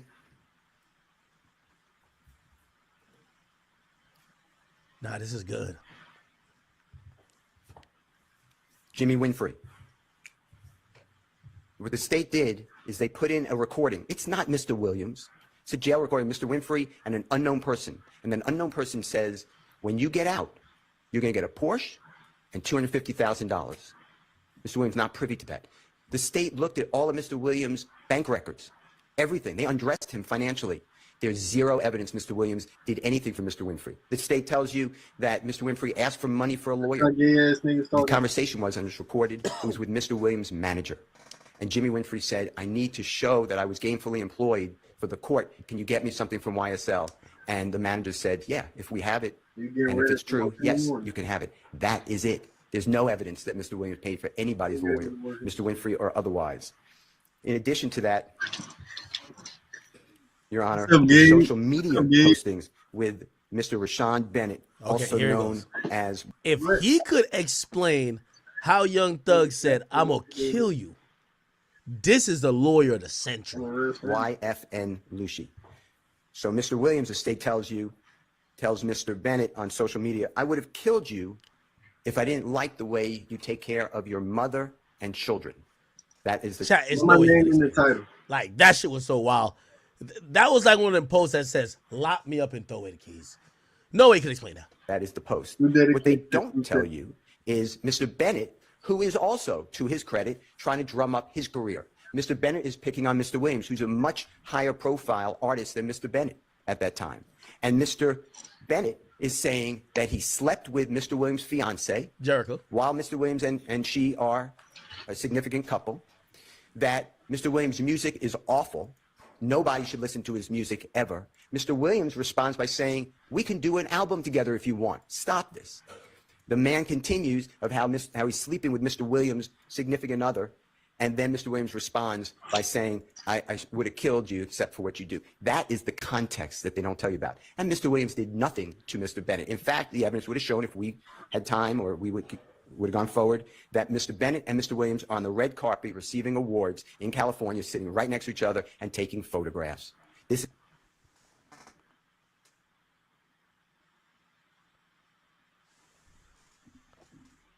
This is good. is not the Jeffrey Williams. Jeffrey Williams is a known person who is all over the place. If he did something, somebody wanted him, they can find him. This is not he's not hanging out on Cleveland Avenue. What the state is saying are not true. The situation with Mr. Bennett, so he's in the Fulton County Jail, and he's housed, and there are crazy, sick, violent people, and they're on the phone, and Mr. Myrick, M-Y-R-I-C, is calling other people, supposed co-conspirators. How much will Jeffrey Williams give? He doesn't say that, but that's the theme of it, as well as Christian Eppinger. What the state doesn't tell you is that when Mrs. Sumlin is asked, hey, find out how much Thug will pay me to kill Mr. YFN Lucci, Mr. Sumlin says, I don't know his number. I can't get in touch with him. He doesn't talk to me. And that's because, Your Honor, since 2015, and he means no insult, but Jeffrey Williams has had zero contact with Shannon Stillwell until this case. Oh, shit. Kenneth Copeland, Demekian Garlington, Isn't Kenneth Copeland why so Woody? Justin Cobb, Demise McMullen, Mr. Sledge, Mr. Murphy. Damn. All these people, this is a lie. This is a 100% lie, and that's why we tendered a no-low plea to being a leader of a criminal street gang. Mr. Williams is not a leader. King Slime ain't no fucking leader. Y'all niggas trying to set him up. King Slime don't pull no shots. He's not the man behind the shadows. He don't get no niggas clipped. Fuck is y'all talking about? In fact, if we're going to go forward, on Mr. Huey's phone, there are conversations with Mr. Copeland. And they both say how Jeffrey Williams is a zero, and F him. And they don't talk to him, and Jeffrey Williams never does anything for them. Mr. Huey, Mr. Williams met later. He met him closer in the time of 2020. Mr. Huey's father went through a horrible episode that Mr. Williams knew, and that's how Mr. Williams knew his son, who's Mr. Huey. And Mr. Huey's on hard times, and Mr. Huey's making mistakes. And Mr. Huey, supposedly, Mr. Williams believes, armed robbed a man named Chandler Durham, D-U-R-H-A-M. Mr. Durham is Mr. Williams, and he's a fabulous record engineer. And Mr. Williams states, give him back, tell him to give back the property or he's going to die. The state puts that as an overt act. No one dies. The property doesn't get returned. Mr. Huey ignores Mr. Williams. The state told you today that Jeffrey Williams sent Mr. Huey a posting that Mr. YFN Lucci is going to be performing on January 19, 2020. That's not true. Mr. Huey sent that to whoever phone that was. And all it says is slat and slatty. Well, I went out to the places that Mr. Bennett was supposed to perform. There's no shooting. There was no fight. There was nothing to report. There's nothing here. In addition, the state says the same thing on September 2nd, 2022 on Mr. Huey's phone. I'm not conceding that was Jeffrey Williams even having a conversation with him, but even if it was, it doesn't show anything. It says slatty, lay low. Lay low means don't do anything. Get out of the way. That is what it is. That is Mr. Williams' role. Mr. Williams, there is evidence in the record, and there would have been more. All right, now he's going to propose a sentence. Let's get to that. Stores that Mr. Williams found about. Here we go. He went talent. He's not just a rap artist. In fact, when he's interviewed in 2017, he gives a statement and he says, I had to learn rap. He grew up in a house learning other forms of music. He likes all music, but rap hit in his community, and his community raised him. They supported him. They came out to him. They made him get into establishments, and once the establishment saw all the people come out, he got more establishments. And then he went out of that little area in Atlanta to other parts of Georgia, and then to all the neighboring states and throughout our country, and he has performed on every continent but one. He has performed in front of, being the headliner, 300,000 people at one time. He has a real life and career. He is not the leader, and he is not worried about buying jewelry that is stolen. Mr. Williams is actually innocent. I'm not trying to corrupt our plea. That's his plea, and he's entitled to it, and he wants it. Okay. Anyway, it doesn't show that last part. Okay, so let's just go to. I know.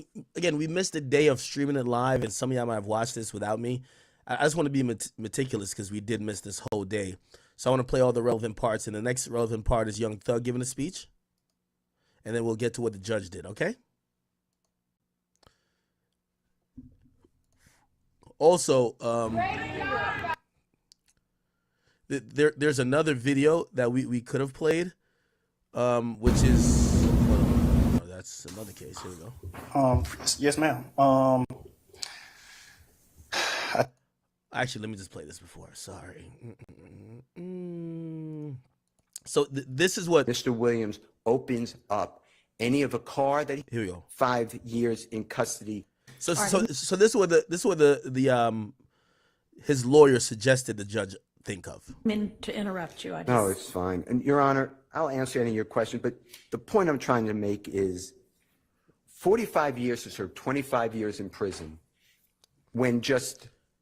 So the prosecutors said that they wanted the judge to consider 45 years for Young Thug. Bro, stop being racist, him serving bro. 25 Don't years even in look prison, like King Von, bro. which would have him on a 20-year probation after doing 25 years, right? Which means if we do the time adjustment, he would probably have to serve about 20 more years, right? So he would be in jail until about like 2045, right? And that was a stipulation. They also wanted, and shit, I guess I should play that as well. Let me see if I can find it. I'm sorry. Because I got to show you the judge, the prosecutor basically requesting the judge do all these crazy things. Hold on. Prosecutor, no. Okay, give me 1 second. Chat. I'm sorry. Prosecutor.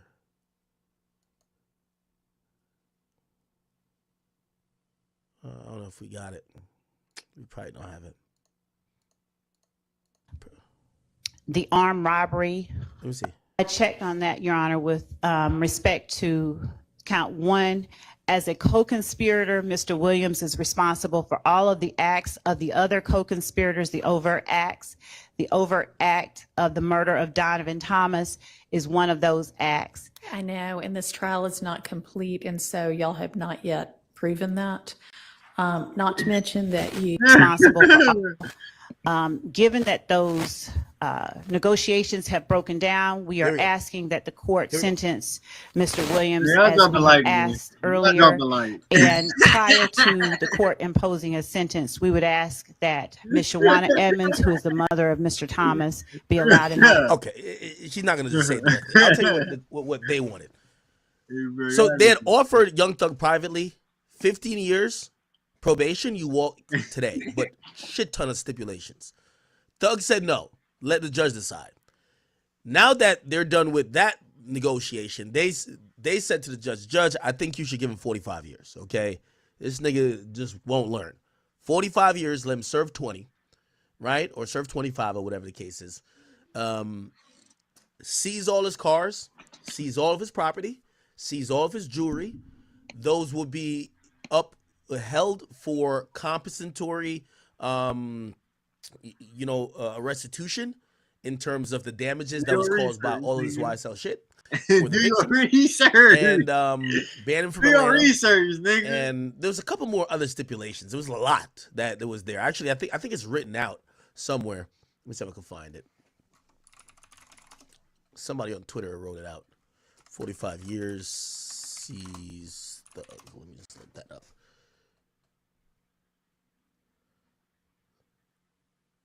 Where it is. Fuck, I can't see it. Anyway, it was some wild ass plea. You feel what I'm saying? And essentially, that's when you had Brian Steele come back around and said, yo, Judge, they're playing games. They offered us privately 15 years of probation and we walk home. Right? Also, the judge brings up, how do y'all want him to, why are y'all suggesting 45 when that murder hasn't been adjudicated and no one has pled guilty for it yet? You get what I'm saying? And he wasn't charged with the murder. And actually, the other guys who were charged with murder, they didn't plead guilty to murder. So how is he taking? How can I punish him for a murder when we don't have any of the murderers? Even if you're saying he was responsible for the murder happening, how does that work? Anyway, and by the way, I think Yak Gotti. Actually, I don't know if Yak Gotti do have a murder on his thing. Okay, cool. So let's get to Young Thug's speech real quick. And I'm sorry for dragging this out, but again, we missed that whole day. Here's Young Thug's speech. I take full responsibility for, my crimes or my charges. I want to say sorry to my family, my mom. My mom got 11 kids. I can't say all their names, my managers, my kids that's not here. Everybody that got something to do with this. Everybody that got something to do with this situation. Having so much time investing into this, and I am a smart guy. I am a good guy, and I really got a good heart.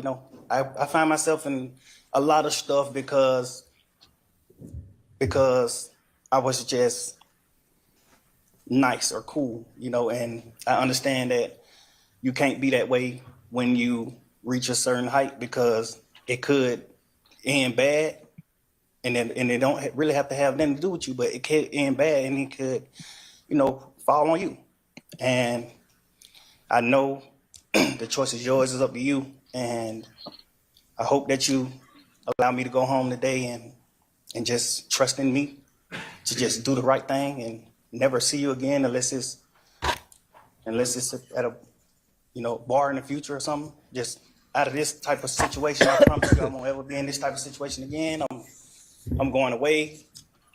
I've learned from my mistakes. I come from nothing and I've made something and I didn't take full advantage of it. I'm sorry. Through these last 2.5 years of my life, you are really, truly, honestly, the best thing that has happened to me because you made everything fair. Get them tears, my boy. It's all good. It's all good. Yeah, get them tears, my boy. Let's get it. For me and everybody involved on both sides, Yo, the judge right now, her pussy wet. She's like, oh shit. That judge, yo, that judge fuck with niggas. Come on. We know what it is. This is Atlanta. You know what it is. I'm sorry to the sheriff, everybody for just having to put extra time in. I know y'all got paid more money, but. Oh, shit. Nigga got jokes. I know y'all got paid more money. I'm sorry for y'all having to put this extra time in to be away from y'all family, and I just hope that you find it in your heart to allow me to go home and be with my family and just do better as a person. I know what I bring to the table. I know what I am. I know the heights I've reached. I know the impact I got on people, period, in the community, all people.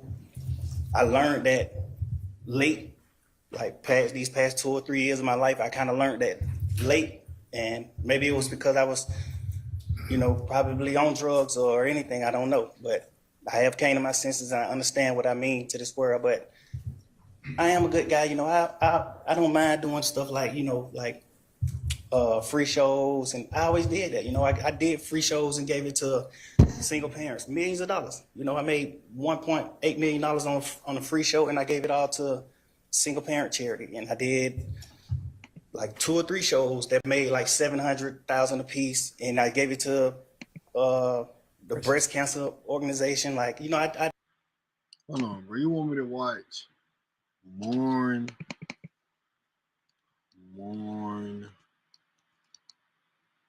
Docs? We're gonna come back to this.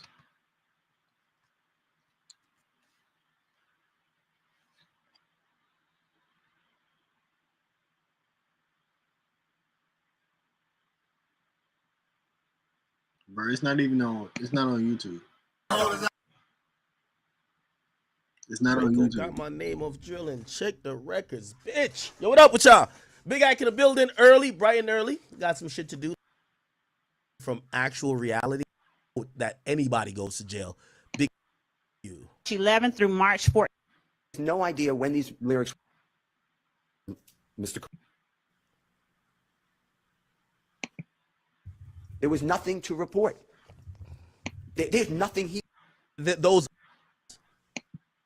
After you serve your 15 years of probation, if you have been successful on that probation, and Mr. Williams was talking about, that's the type of evidence that is coming from the shooting. He said it was outrageous. I love him. That's my idol. I love Lil Wayne. How about this battle? He says it's promotion. They asked about his rap lyrics. It's the only person that the state ever did anything about rap lyrics with. And they asked Mr. Williams, what about the rap lyrics? And he tells them it's hyperbole. He didn't use that word. He used the word, it's made up. It's rhyming. It's made up. Not like the state is saying that I rap lyrics for real. That's not even Mr. Williams' utterance. Your Honor, the point I'm trying to make to you is what the state of Georgia has presented to this jury. Nah, this is good. In this courtroom, the past year has been full of untruths, and they know it. The state says that Mr. Williams had a conflict because he named an album with Dwayne Carter, and Dwayne Carter didn't like that. Dwayne Carter's interviewed. He said that was one of the nicest things anyone could have done to me. It shows how much he really appreciates me. It shows respect and honor, and I appreciate what he did. The state knows this. With regards to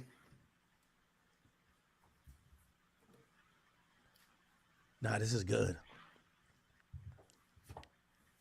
Jimmy Winfrey. What the state did is they put in a recording. It's not Mr. Williams.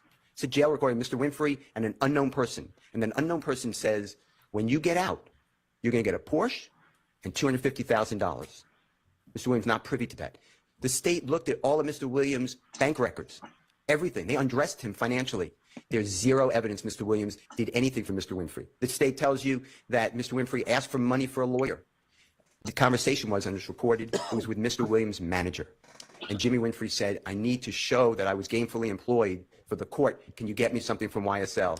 And the manager said, yeah, if we have it, and if it's true, yes, you can have it. That is it. There's no evidence that Mr. Williams paid for anybody's lawyer, Mr. Winfrey or otherwise. In addition to that, Your Honor, the social media postings with Mr. Rashawn Bennett, also known as... If he could explain how Young Thug said, I'm going to kill you, this is the lawyer of the century. YFN Lucy. So Mr. Williams, the state tells Mr. Bennett on social media, I would have killed you if I didn't like the way you take care of your mother and children. That is the... Chat, there's no way you could explain this. Like, that shit was so wild. That was like one of them posts that says, lock me up and throw away the keys.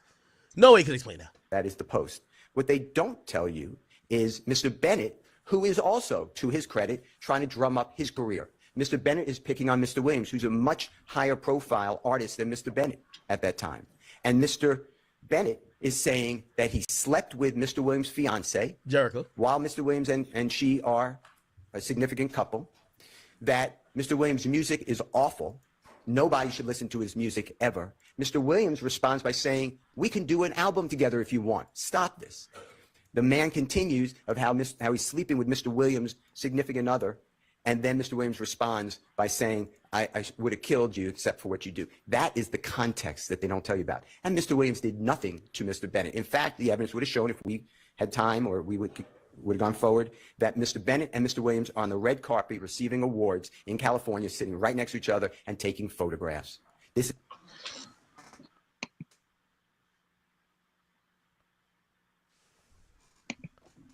Nah, this is good. is not the Jeffrey Williams is a known person who is all over the place. If he did something, somebody wanted him, they can find him. This is not he is not hanging out on Cleveland Avenue. What the state is saying are not true. The situation with Mr. Bennett, so he's in the Fulton County Jail, and he's housed, and there are crazy, sick, violent people, and they're on the phone, and Mr. Myrick, M-Y-R-I-C, is calling other people, supposed co-conspirators. How much will Jeffrey Williams give? He doesn't say that, but that's the theme of it, as well as Christian Eppinger. What the state doesn't tell you is that when Mrs. Sumlin is asked, hey, find out how much Thug will pay me to kill Mr. YFN Lucci, Mr. Sumlin says, I don't know his number. I can't get in touch with him. He doesn't talk to me. And that's because, Your Honor, since 2015, and he means no insult, but Jeffrey Williams has had zero contact with Shannon Stillwell until this case. What is wrong with Kenneth Copeland, Demekian Garlington. Isn't Kenneth Copeland YSL Woody? Justin Cobb, Demise McMullen, Mr. Sledge, Mr. Murphy. Damn. All these people, this is a lie. This is a 100% lie, and that's why we tendered a no lopi to being a leader of a criminal street gang. Mr. Williams is not a leader. King Slime ain't no fucking leader. Y'all niggas trying to set him up. King Slime don't pull no shots. He's not the man behind the shadows. He don't get no niggas clipped. Fuck is y'all talking about? In fact, if we're going to go forward, on Mr. Huey's phone, there are conversations with Mr. Copeland. And they both say how Jeffrey Williams is a zero and F him. And they don't talk to him, and Jeffrey Williams never does anything for them. Mr. Huey, Mr. Williams met later. He met him closer in the time of 2020. Mr. Huey's father went through a horrible episode that Mr. Williams knew, and that's how Mr. Williams knew his son, who's Mr. Huey. And Mr. Huey's on hard times, and Mr. Huey's making mistakes. And Mr. Huey, supposedly, Mr. Williams believes, armed robbed a man named Chandler Durham, D-U-R-H-A-M. Mr. Durham is Mr. Williams. He's a fabulous record engineer. And Mr. Williams states, give him back, tell him to give back the property or he's going to die. The state puts that as an overt act. No one dies. The property doesn't get returned. Mr. Huey ignores Mr. Williams. The state told you today that Jeffrey Williams sent Mr. Huey a posting that Mr. YFN Lucci is going to be performing on January 19, 2020. That's not true. Mr. Huey sent that to whoever phone that was. And all it says is slat and slatty. Well, I went out to the places that Mr. Bennett was supposed to perform. There's no shooting. There was no fight. There was nothing to report. There's nothing here. In addition, the state says the same thing on September 2nd, 2022 on Mr. Huey's phone. I'm not conceding that was Jeffrey Williams even having a conversation with him, but even if it was, it doesn't show anything. It says slatty, lay low. Lay low means don't do anything. Get out of the way. That is what it is. That is Mr. Williams' role. Mr. Williams, there is evidence in the record, and there would have been more. All right, now he's going to propose a sentence. Let's get to that. Stores that Mr. Williams found about. Here we go. He went talent. He's not just a rap artist. In fact, when he's interviewed in 2017, he gives a statement and he says, I had to learn rap. He grew up in a house learning other forms of music. He likes all music, but rap hit in his community, and his community raised him. They supported him. They came out to him. They made him get into establishments, and once the establishment saw all the people come out, he got more establishments. And then he went out of that little area in Atlanta to other parts of Georgia and then to all the neighboring states and throughout our country. And he has performed on every continent but one. He has performed in front of being the headliner, 300,000 people at one time. He has a real life and career. He is not the leader. And he is not worried about buying jewelry that is stolen. Mr. Williams is actually innocent. I'm not trying to corrupt our plea. That's his plea, and he's entitled to it, and he wants it. Okay. Anyway, it doesn't show that last part. Okay, so let's just go to. I know. Again, we missed the day of streaming it live, and some of y'all might have watched this without me. I just want to be meticulous because we did miss this whole day. So I want to play all the relevant parts, and the next relevant part is Young Thug giving a speech, and then we'll get to what the judge did. Okay. Also, there's another video that we could have played, which is that's another case. Here we go. Yes, ma'am. Actually, let me just play this before. Sorry. So this is what Mr. Williams opens up any of a car that here we go. 5 years in custody. So this is what the his lawyer suggested the judge think of. I mean, to interrupt you, No, it's fine. And Your Honor, I'll answer any of your questions, but the point I'm trying to make is 45 years to serve 25 years in prison when just... So the prosecutors said that they wanted the judge to consider 45 years for Young Thug, with him serving 25 years in prison, which would have him on a 20-year probation after doing 25 years, right? Which means if we do the time adjustment, he would probably have to serve about 20 years, right? What's up? Sunny B. So he would be in jail until about like 2045, right? And that was a stipulation. They also wanted, and shit, I guess I should play that as well. Let me see if I can find it. I'm sorry. Because I got to show you the judge, the prosecutor basically requesting the judge do all these crazy things. Hold on. Prosecutor, no. Okay, give me 1 second. Chat. I'm sorry. Prosecutor.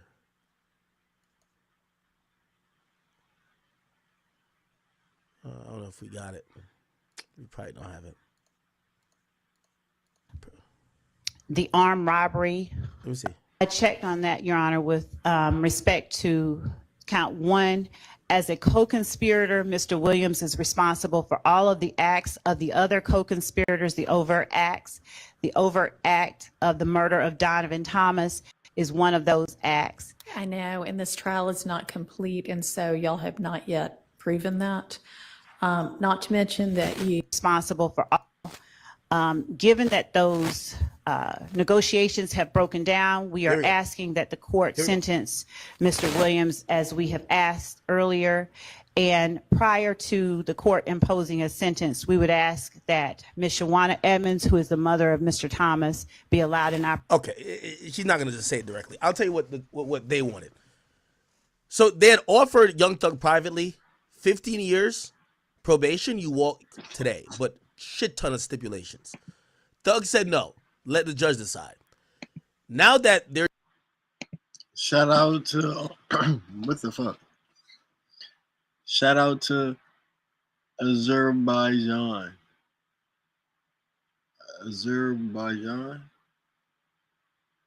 type shit. You know what I mean? Shout out to that. Shout out to wherever that is. they're done with that negotiation, they said to the judge, I think you should give him 45 years, okay? This nigga just won't learn. 45 years, let him serve 20, right? Or serve 25 or whatever the case is. Seize all his cars, seize all of his property, seize all of his jewelry. Those will be held for compensatory, restitution in terms of the damages that was caused by all of this YSL shit for the victims, and ban him from Atlanta. And there was a couple more other stipulations. There was a lot that was there. Actually, I think it's written out somewhere. Let me see if I can find it. Somebody on Twitter wrote it out. 45 years. Seize the. Let me just look that up.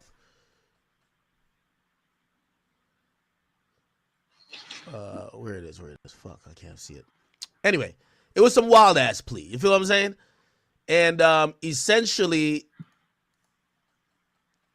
that's when you had Brian Steele come back around and said, yo, Judge, they're playing games. They offered us privately 15 years of probation and we walk home, right? Also, the judge brings up, how do y'all want him to, why are y'all suggesting 45 when that murder hasn't been adjudicated and no one has pled guilty for it yet? You get what I'm saying? And he wasn't charged with the murder.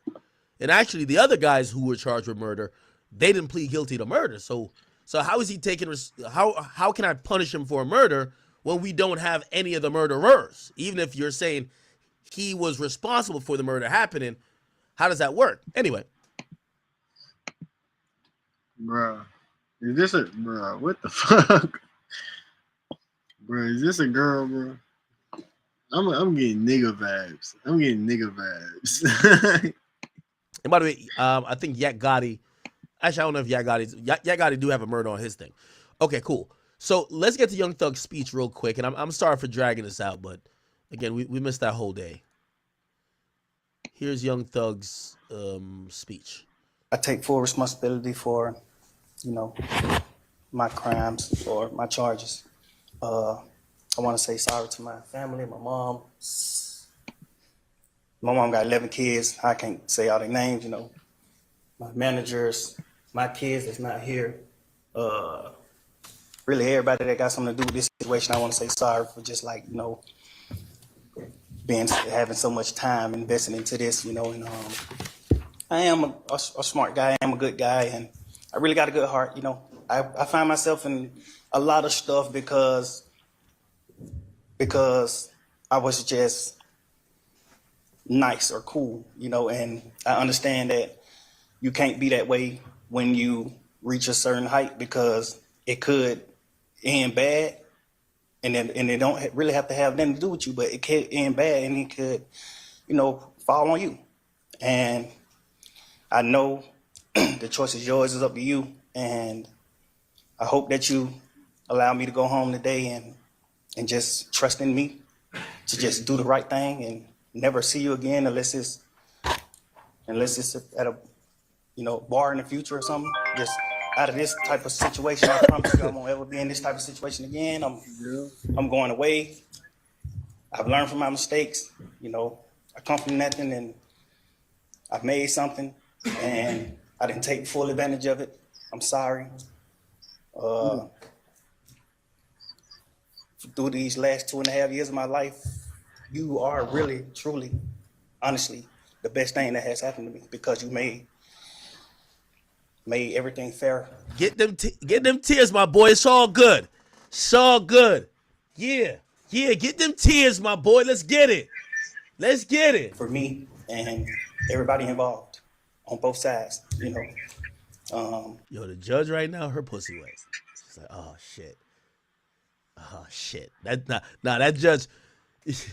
Yo, that judge fuck with niggas. Come on. We know what it is. This is Atlanta. You know what it is. I'm sorry to the sheriff, everybody for just having to put extra time in. I know y'all got paid more money, but oh shit, nigga got jokes. I know y'all got paid more money. I'm sorry for y'all having to put this extra time in to be away from y'all family, and I just hope that you find it in your heart to allow me to go home and be with my family and just do better as a person. I know what I bring to the table. I know what I am. I know the heights I've reached. I know the impact I got on people, period, in the community. Low key, I can be. I really can be. You feel me? I chose this stream, you feel me? I really can be, you feel me? Do your motherfucking research. All people. I learned that late, these past 2 or 3 years of my life, I kind of learned that late, and maybe it was because I was, probably on drugs or anything, I don't know, but I have came to my senses and I understand what I mean to this world, but I am a good guy, I don't mind doing stuff like free shows, and I always did that, I did free shows and gave it to single parents, millions of dollars. I made $1.8 million on a free show, and I gave it all to single parent charity, and I did like 2 or 3 shows that made like 700,000 a piece, and I gave it to the breast cancer organization. Like, you know, I do things like I put millions of dollars back into my community for real. I really did. I did more than anybody ever did from my side, you know. But I understand, you know, rap lyrics. I understand how it could be twisted. I understand what it could do to the mind of people. I understand all that, and I promise you, I'm 100% changing that. You know, it's just, I'm older, I'm grown now, you know, and it's just like, I'm smarter. It's more things to rap about. Like I've experienced a lot of good things. I experienced more bad things, but I experienced a lot of good things too. And Yo, they said, all right, hold on. anyway, I can go forever. Well, I appreciate it. And I appreciate that you do realize how much of an impact you have on people. I mean, it's past your neighborhood. It's worldwide, especially young people. And having come up from where you came up from and living in and around that, you know that gangs are damaging to our community. And it may be that a whole lot of rap music and the rap industry is, I mean, honestly, it sounds like a modern day version of kind of WWE wrestling that used to be on television, where people would just get up and posture and act like they hated each other. And it may be that that's a lot of what is going on in the music industry with rap. But whether it is fake or not, it has tremendous impact on kids and young people who think, this is cool, this is what I want to do. Look at him, he's a millionaire. I can do that by being, you know, a gangster in the streets. And that's not true. What you're likely to have happen to you if you're a gangster in the streets is you get shot, you get killed, or you get thrown in prison. And those are, you know, by far the most likely outcomes. And, you know, you've been in here watching the trial, and you've seen the pictures of Mr. Ryan posing with a gun as big as he is at 15 years old and going out and shooting and killing another teenager. And that's what gangs do. And that's unfortunately a lot of what rap music does. And if you are a modern day John Lennon, you know, I mean, he might have rapped too in this day and age. I don't know, but I know you're The talented. judge got some jokes. Man. And Yo, I'm telling you, man, the judge fucking with that bar to 6, man. The bar to 6 bumming. Listen, man, this is what the judge is bumping on the way to court, man. Come on, man. The cooler like Akon. Fuck all the buns. What the fuck is Mike Hawk? What is that? Shit. Got the 6 coming. The bar to 6 coming, yeah. The bar to 6 bumming. The bar to 6 bumming, yeah. Come on, man. And even if you choose to continue to rap, you need to try to use your influence to let kids know that that is not the way to go, and that there are ways out of poverty besides hooking up with the powerful guy at the end of the street selling drugs. And, you know, I know that happens for protection sometimes, but a much better way would be getting an education and setting, you know, hanging around with people who set a good example. And you be one of those people that sets a good example. I mean, all right, so that's my high horse on that. I could also go on. But I want you to try to be more of the solution and less of the problem. Thank you. All right? Thank you. All right, so it is not lost on the court that the state had they been able to come to agreement on certain special conditions, was willing to entirely dismiss the RICO count, was willing to entirely dismiss one of the gang counts, and was willing to entirely dismiss this, machine gun count. Was willing to give a sentence that permitted Mr. Williams to walk out of the door today, and therefore does not seem to be particularly worried that Mr. Williams, if on the streets, would be a danger to society. I'm taking that into consideration in crafting my sentence. And in permitting a NOLO plea to the RICO count and one of the two gang counts, I would not be permitting the NOLO to the one if you were not pleading guilty to at least one of them. But you are, and y'all admit a factual basis for the counts that you are pleading guilty to. I find It's kind of funny. She actually earlier said she was permitting the NOLO to both. So both count 1 and 56, which is both some criminal shit. Now she kind of stepped back off of it by saying, because they were going to keep it real, Thug, this judge is mad sympathetic to Thug. She fucks with Thug heavy. And probably, maybe it's not even about Thug. Maybe it's just she really don't like this kid. Like, she is so sick and tired of this prosecutor. Like, I think she just saying, fuck y'all, like, just directly. Because, again, she was opening at first. She was like, I'm cool with tendering, I'm cool with your tender of NOLO to both of those big charges. Now she's amended it to say, all right, well, plead guilty to one, NOLO to the first. And the one that they pled guilty to doesn't have him in the leadership role. It just said that he was doing gang shit, right? Now, if he ain't slapped nobody, if he ain't do nothing, they can't pin it on him saying he instructed people too, because he pled NOLO to that charge. To be a factual basis for those counts, and for the remaining counts with which you are charged, I am going to impose a sentence. Here we go. And I've taken a little bit of the. Oh shit! I gotta go to the other video. This shit's ended. My bad. Here we go. The judge. Here we go. I appreciate that you do realize how much of an impact getting an education streets is. You get shot, you get killed, act like that. All right, so that's my high horse. I'm afraid that Mr. Williams, if on the streets, would be a danger to society. I'm taking that into consideration in crafting my sentence. Okay.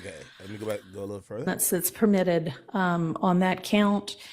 It is required to be run consecutively. I'm going to run it consecutive to count one, but I am going to backload.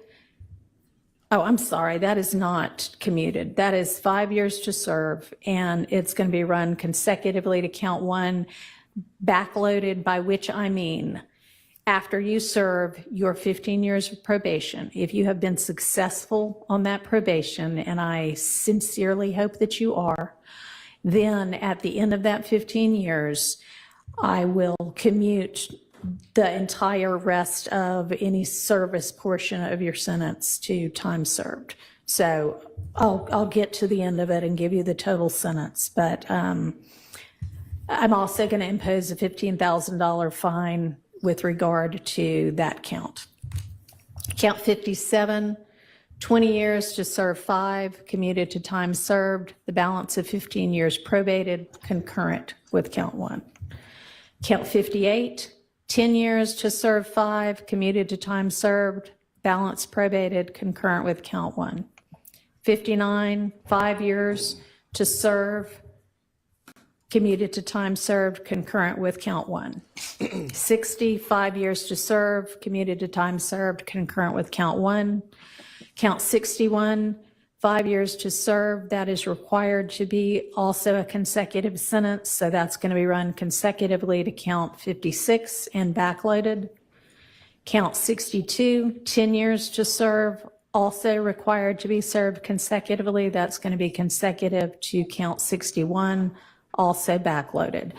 So essentially, the total sentence is 40 years to serve the first 5 years in prison, but commuted to the time that you have already served, followed by 15 years probation, followed then by the backloaded 20 years, which can be served in custody and will be served in custody if you are not successful on your probation. If you are successful in completing your 15 years probation, that will be commuted to time served.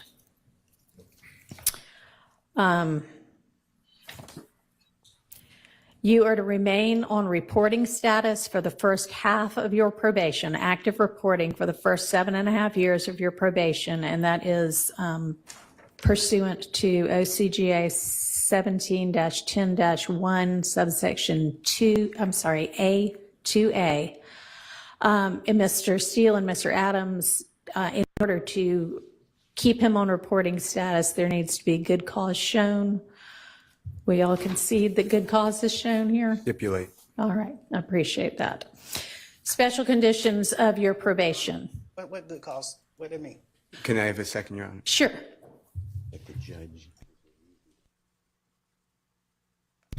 Thank you, Your Honor. All right. You had enough time to talk with your attorneys? Yes. Okay. Brian still got it, man. All right, special conditions of your probation. After 48 hours from your release, you are to stay away from the metro Atlanta area, and that's Y'all can't ban King Slime from Atlanta. What? So after 48 hours, King Slime is no longer permitted on Cleveland? What? defined by the U.S. Census Bureau. It may change, but you can look that up anytime to figure out what that is.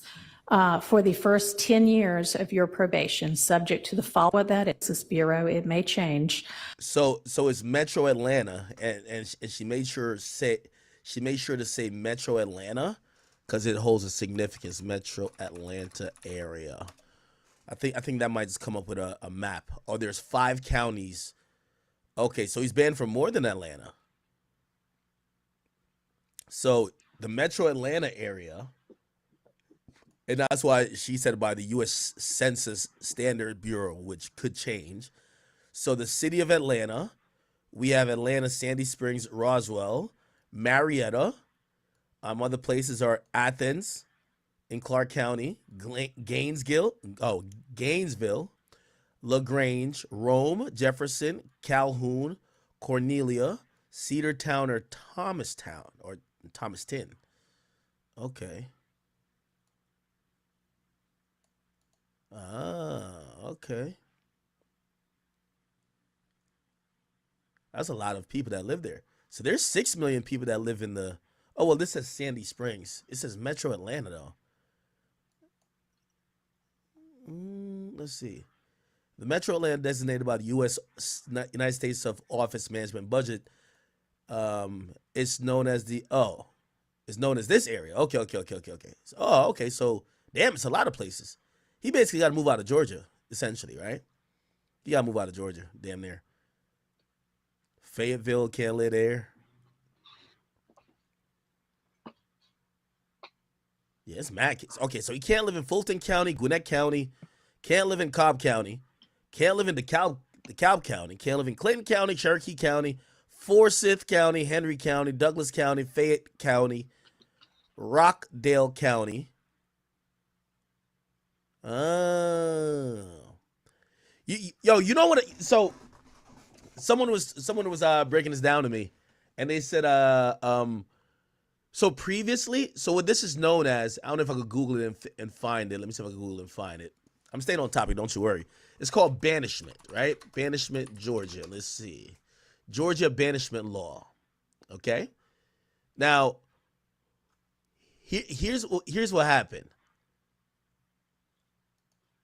So there was a whole thing about this, right? That basically every county but one county outlawed banishment. So what they would do is when you get charged with certain crimes and they realize even if you're going to be on probation, just you being in that county still is going to fuck shit up, they'll do some shit called banishment as a, you know, a part of your plea. They're giving you a plea already. They're telling you, get the fuck on out of here, right? Like, for example, you know, Kodak Black is banned from some counties, I believe in South Carolina, for that case he had got in which he took a plea. He can't go back there, right? Can't do a show, can't do nothing. Well, maybe he could do a show, but he would definitely have to go talk to the judge before. But he's banned. So in banishment, here's this funny and interesting thing. They said apparently there's 159 counties in Georgia. 158 of them had some banishment laws, which also meant if you're banned from those other counties, you can't come here. There was one county that did not have any banishment laws and actually prohibited banishment. So guess what happened? The only way you could stay in Georgia, everybody that got banned from those other 158 counties kept coming there. And then the residents of that county got mad because they said, all the criminals, all the killers, rapists, everybody's coming there because that's the only way they can stay in Atlanta or stay in Georgia is because that one state or that one county didn't acknowledge banishment. So what ended up happening is that state changes, that county changes law and said, hell nah, because all of a sudden it became like the purge. All the killers start coming over there. Look, banishment, blah, blah, da, da, da. Here we go.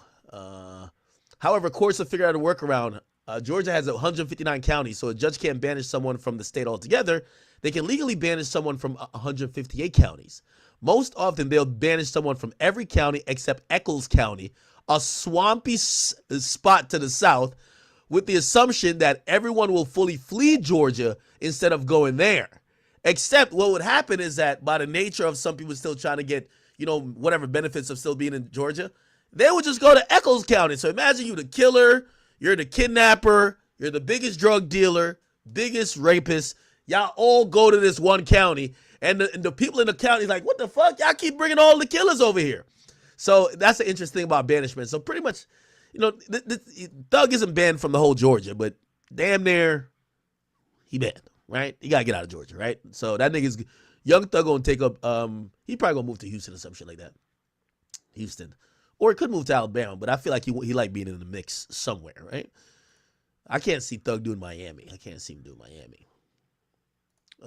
Let's see. Did that? Hold on. Let me just go back to what the judge is saying. But you can look that up anytime to figure out what that is. For the first 10 years of your probation. Chat, does that sound good though? Ban the criminals from the areas you don't want to have crime and put them in their own county together. That's Purge County. Y'all niggas go kill each other over there. Y'all go rape each other over there. Y'all go sell y'all drugs over there. Y'all go hit each other with cars, with Dracos over there. Just don't come anywhere beyond over there. That sound good? Oh, y'all think he's just gonna go to Florida? And subject to the following. I don't think Thug's a LA nigga like that too. I think he like being out south. I think he gonna stay. I think he gonna stay south. He might not go to. Yeah, he might go to Miami. I know a lot of niggas go to Miami. Exceptions. You are permitted to be in the metro Atlanta area to attend any wedding, funeral, or graduation from high school, college, or graduate school of any of your immediate family members. And immediate family members is defined the same way that you all were contemplating it when you were negotiating. You can get here up to 24 hours prior to any such event, and you need to leave within 48 hours after any such event. In addition, during each year of your probation, I'm going to require that you come to the metro Atlanta area and make a live anti-gang and anti-gun violence presentation 4 times a year, each year of your probation, at a grade school, a middle school. Yeah, I know what this means, right? Judge ain't slick. Trying to get Thug to do one of these.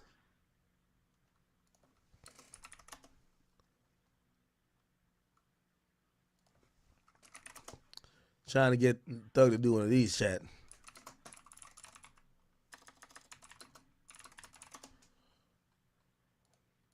Hey, what's happening, y'all?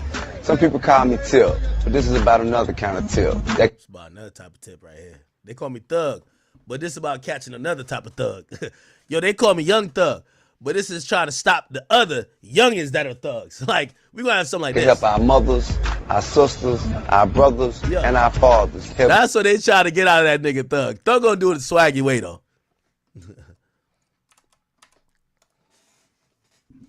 Live anti-gang and anti-gun violence presentation 4 times a year, each year of your probation, at a grade school, a middle school, a boys or girls club, anything like that, that type of group. And if you want to, that presentation can include a benefit concert, and these presentations may count towards your required community service hours, which I'm going to impose, that during each year of your probation, you perform 100 hours of community service. That's light. You are, and this is required by the fact that there's a gang conviction. You shall not knowingly have contact of any kind or character with any other member or associate of any criminal street gang. Exception to that, if your brother is a member of any street gang, I hope you talk him into getting out of it. Quantavious Greer, and then also Sergio Kitchens, as long as you are contractually obligated to him. That is going to include anybody who is named in this indictment, except as absolutely necessary to conduct the lawful business of your musical career, and to any extent that the state is not agreeing to the exception for Mr. Kitchens. So they're allowed him to deal with Young Thug, deal with Gunna. There's actually no, they have contractual obligations to each other. I've seen a lot of people like jump out the window by saying this means Young Thug wants to do music with Gunna. That remains to be seen. Maybe he does, but it doesn't mean that. The reason why they had to do that carve out, let me tell you how generally most contract works, right? For example, if you sign to someone and that person goes to jail, and usually, for terminations of most contracts, I've seen many people get out of management situations this way. If you sign to one guy, or you have a management deal with a guy who goes to jail, if they can't do their duties because they're incarcerated for over a certain period of time, that's grounds for contract termination. So it is maybe a contractual move to say, yo, if, again, I'm pretty sure YSL, it was as a label is way bigger than just Thug. But if the person who's the leader of the label and the person who's essentially the CEO of the label, if he can't communicate with an artist, that could be grounds for Sergio Kitchens, aka Gunna, to get out of that deal. Hey, listen, legally, we're not even supposed to be communicating. And granted, you could say, well, he's appointed this president or whatever, that you could communicate damn near by proxy. But again, it might have in his contract where certain duties, right? Certain deliverables he has to deliver, and then maybe certain things Thug has to do for him. You don't know how that contract is. So if the judge had barred him from speaking or having any type of ties with Sergio Kitchens, that might have gave Gunna the ability to just be out free of that YSL contract. By the way, what's interesting? Gunna has shouted out Thug a lot of times. Gunna spoke nothing about Thug coming home. He has not said anything. So I'm guessing maybe they're going to have a conversation. Clearly they can, because the judge is carving it out, even though she's saying she's doing it for lawful business purposes. But she's carving it out that he could speak to Thug. We're going to see where those conversations go to. Will Thug forgive him? That's going to be very interesting. The reality is, I'm going to be honest with you, I want to see how this all plays out, because I think Baby's going to look really, really stupid. But I don't think Thug is going to make Baby look stupid. You know why? Yo, the reason why, I know 5 rappers in particular, I won't say anything about the ones that you don't know, that specifically got told to by Thug and his people, we're not fucking with Gunna. And those people didn't fuck with Gunna. And actually, some of them spoke against Gunna.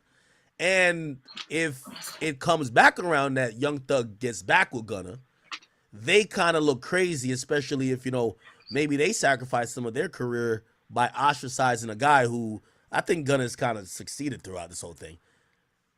We'll see. But, this doesn't guarantee that they're going to work together. Clearly, there's going to have to be conversations. Thug got to be able to get over whatever he's upset about with Gunna's plea, or wherever the lack of breakdown or the breakdown with their communication was. But the judge did acknowledge that he can communicate with Gunna. And by the way, here's also the interesting thing: this whole thing about not being around people who are in gangs. Now, this is very difficult. So, for example, in a situation with, like, you're a musician, how could half of these niggas are gang members? How could you be in the studio with these other guys who they're all claiming they're in a gang, right? Or they're all saying gang, this and third. That's going to be very interesting to navigate. But the judge did put a carve out to say, as long as it's not for work, but then you kind of become under the same situation where the Rico guy came out.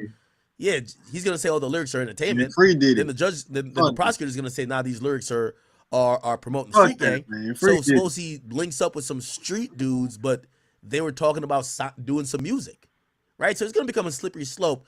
I will tell you the story of just how crazy some of these probation stipulations could be. I don't know if you remember. Let me see if I can find it on this screen right here. Actually, I'll just look it up live. And NBA YoungBoy's last concert. NBA YoungBoy last concert. Was this concert? I think it was this concert here, or was it one in LA? I think it was this. I don't know if it was this. Yeah, I don't know if it was this. I gotta see if it was this.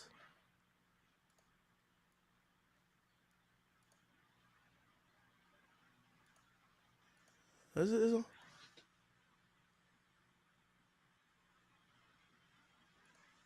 It might have been that one. Anyway, the story I got told was that, and if it wasn't this, it's the one in LA. YoungBoy essentially was on some probation, right? And it was stipulated that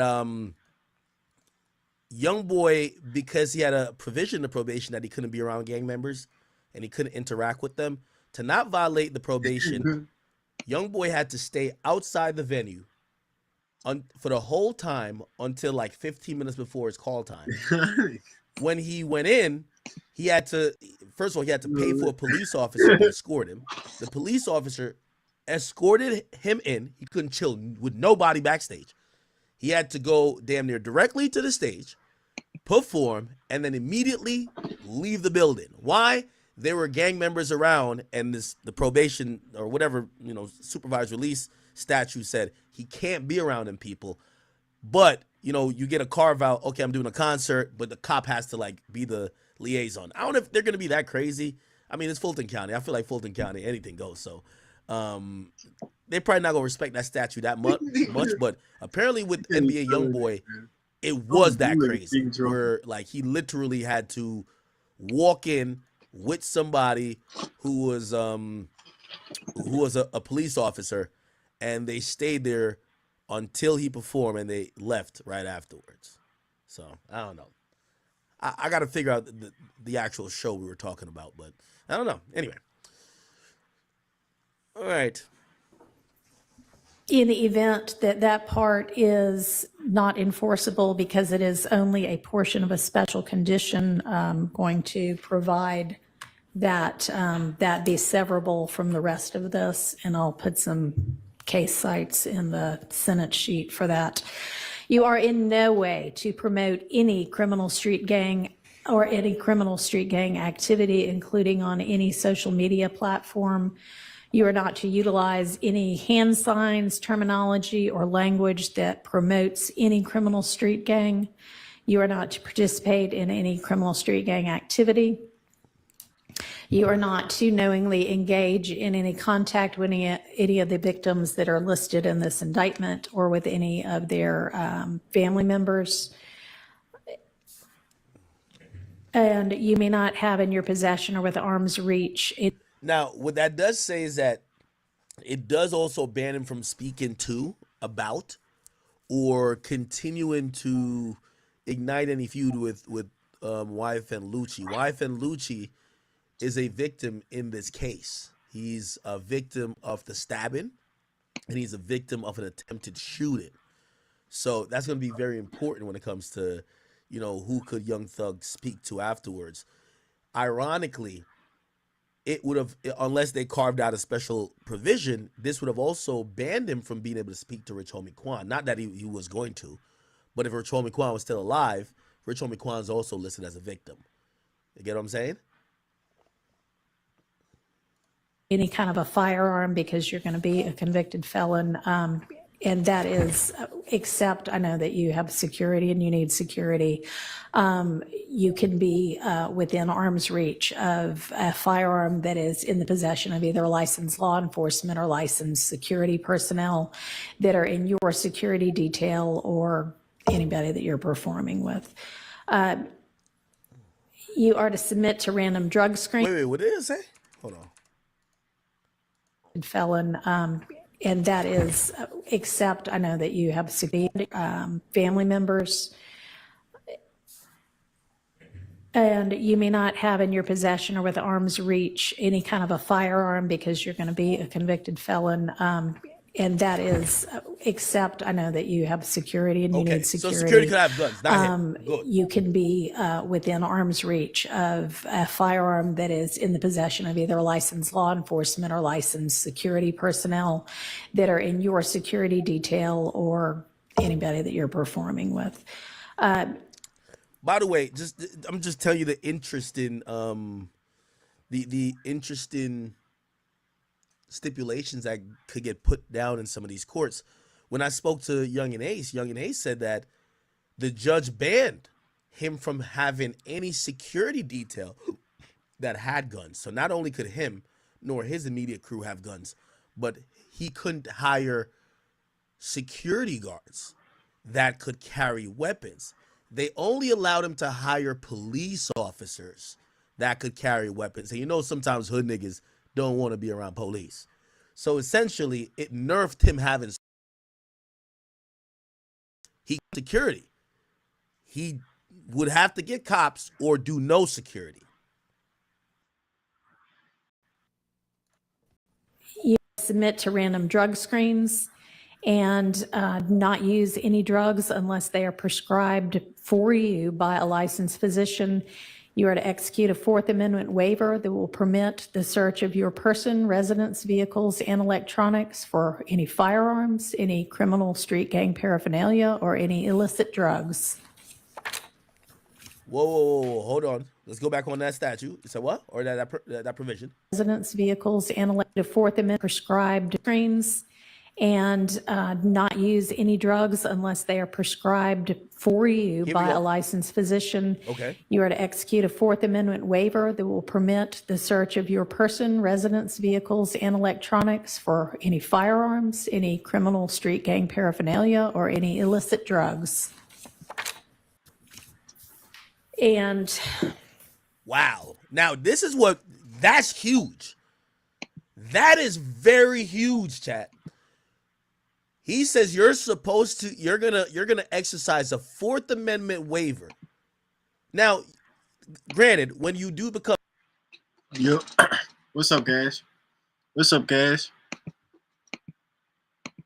A felon and for certain crimes, the Constitution is here to protect us of our rights.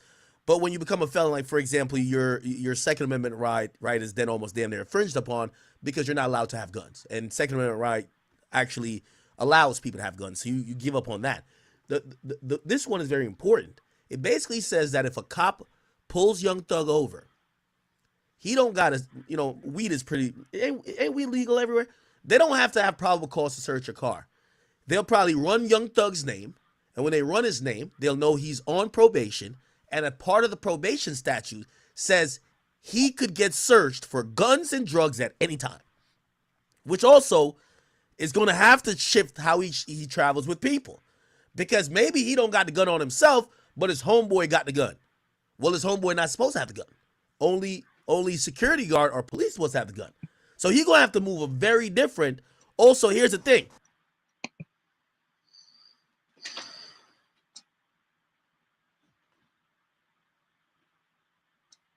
Nigga, how's school going?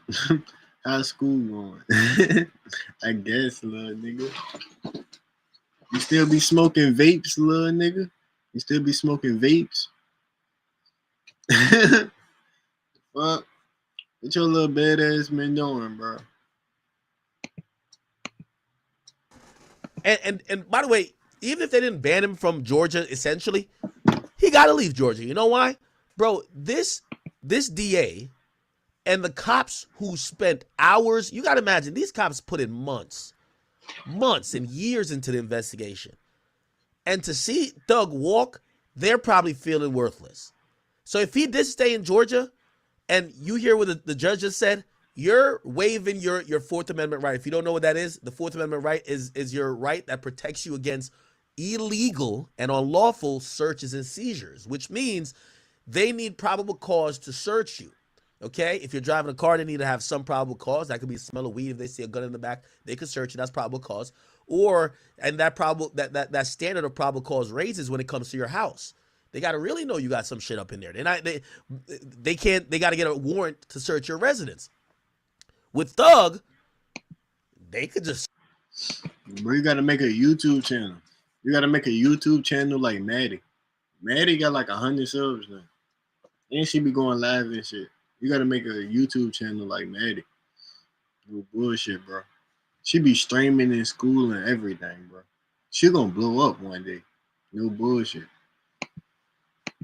Searching shit now, which that's gonna be how, if he ever, obviously we're hoping he never gets in contact with law enforcement again, but if he does get caught up with some shit, him signing that stipulation, he could never say in court later, yo, it's what they call fruit of the poisonous tree, which means y'all should have never that's an illegal search, so whatever y'all found in the illegal search you can't use, because now they're gonna say, nigga, we could search you anytime. So if they see Thug, they could be like, all right, nigga, spread them cheeks, nigga. Let's see what you got. You know what I mean? Obviously, they're not going to just do that or target him. But imagine if that's something you have to live by, where the cops could search you at any time, right? Damn. Price of freedom, man. Any firearms, any criminal street gang. Somebody said I'm acting like cops don't violate your Fourth Amendment right daily, and I'm also acting like cases don't get thrown out mad times because they violate your Fourth Amendment right. You rather have the right, and even if it gets violated, you could still fight with that right to get whatever overturned later. When you don't have the right, that's not something you could even use as a tool to fight. That's the point. Paraphernalia or any illicit drugs. And as I mentioned, with regard to one of the first of your co-defendants from this. Wait, hold on. Let me go back a little bit. Did they say, is the Fourth Amendment just for his person? Because it would be crazy if they could just search his house. Let me see. Or any illicit drugs. Waiver that will permit the search of your person, residence, vehicles, and. Oh, never mind. Person, residence, or vehicle. Yeah, so they can run up in that crib. Yeah. So any cop that pulls over Young Thug, they're gonna just search it just cause. Yeah, yo, step out the car, nigga. Why am I stepping out? I thought I know I ran the nigga. Step out the car. You a felon. It says on my system I get to search your car whenever I want. Get out. Okay, so person, car, and residence. Damn. That's probably some of the stipulations that this prosecutor was trying to throw in there, right? A Fourth Amendment waiver that will permit the search of your person, residence, vehicles, and electronics for any firearms. Ooh, and electronics. Wow. Now, granted, if he has a lock on the phone, at that point, it becomes a lot more serious. But they can literally just take his phone. Yo, let me see your phone. Now, they can't force him to give them the code if it's locked. Any criminal street gang paraphernalia or any illicit drugs. And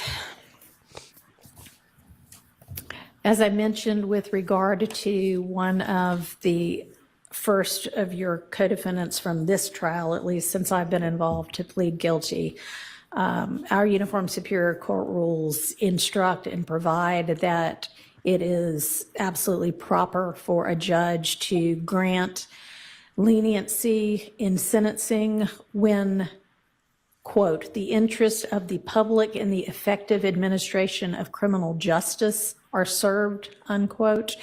And I think that this plea is in the interest of the public and in the interest of effective administration of justice. Have been trying to ensure that, to the extent I can, this trial also abides by that. It's been challenging at certain times. I find your plea to be freely, knowingly, intelligently, and voluntarily entered with an understanding of the consequences, and I accept it as such. I also need to inform you that your attorneys were going to represent you through either the last day of this term of court or 30 days from now, whichever is later, and any of the filings that were mentioned that need to be filed within that time, they would. BZ World, thank you for 5. It's an act. You so green, my nigga. Once you're on probation, all them rights is gone. When you're on probation, they come to your house and look if they want to. Not in every state. Not in every state. It's definitely not in every state. Like, the way the probation department usually works with how they sentence you is very different. Like, again, in a lot of like certain places that are usually anti-gun, if they're going to give you such probation, they try to inhibit your ability to be around guns or knowingly, have weapons wherever. So they might inflict that. But in certain other places, you have a little bit more rights. So it's not universal, but you're right. Now, that does happen sometimes. Would file on your behalf unless they are permitted to withdraw from representing you before that time. And BZ says you was wrong, admit it. I was never wrong. That's like, it's so funny how like the Thug fans want like some adversarial type of thing. Yo, be happy Young Thug is free, bro. Just be happy. I said he would get convicted in court, but it didn't go to a jury trial. So it's like, whether it got dismissed, whether he took a plea, the nigga pled guilty. I said he was going to be found guilty. He pled guilty. How was I wrong? Now, if he beat the case, if he was acquitted, he pled guilty to at least three. If anything, it feels like I'm more right than wrong. Now, granted, it didn't go to the jury where he got found guilty, but rather than getting found guilty, he pled guilty. Like, everybody keeps talking like this is an acquittal. It's not an acquittal. I am not going to impose the conditions suggested by your counsel about the benefit concerts and the donations to the sheriff's office, but I certainly strongly encourage you to do those things and to do and continue to do things that. BZ World says pled guilty for what, Ak? Not the gang leader. Well, brother, that's the nature of every plea. They went to trial. He would probably, so those charges are linked. He would either get found guilty for all or found not guilty for all. Plea, plea bargain. Hey, I'll take this, but don't give me this. That you never been to court, nigga. You said I'm green, but nigga, if you go to traffic court, they call you doing 110 with some weed in the back, nigga, and then you swerve over 3 lanes and then you ran 3 red lights. They might be like, all right, we'll dismiss all of those. All of the tickets associated with you run the red light. We'll bring the speed down from 50 over to 35 over. You plead to this seatbelt. That's how it goes. They dismiss some, they give you some. That's how you do a deal. Yo, these Thug fans are like retarded. Benefit your community and watch especially help young people to stay out of criminal trouble. And unless there is anything from counsel other than that. Just like to tell BZ World, because it looked like this whole thing, if you think let me tell you how plea works. Just like we get to find out in Tory's case, and we're going to talk about Tory's case.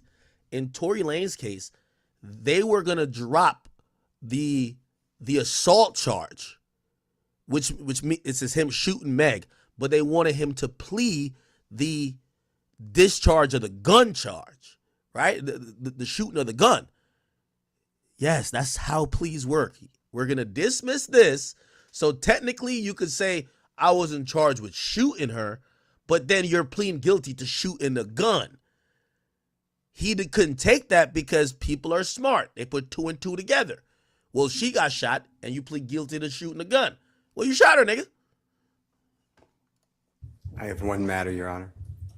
Okay, and does the state as well?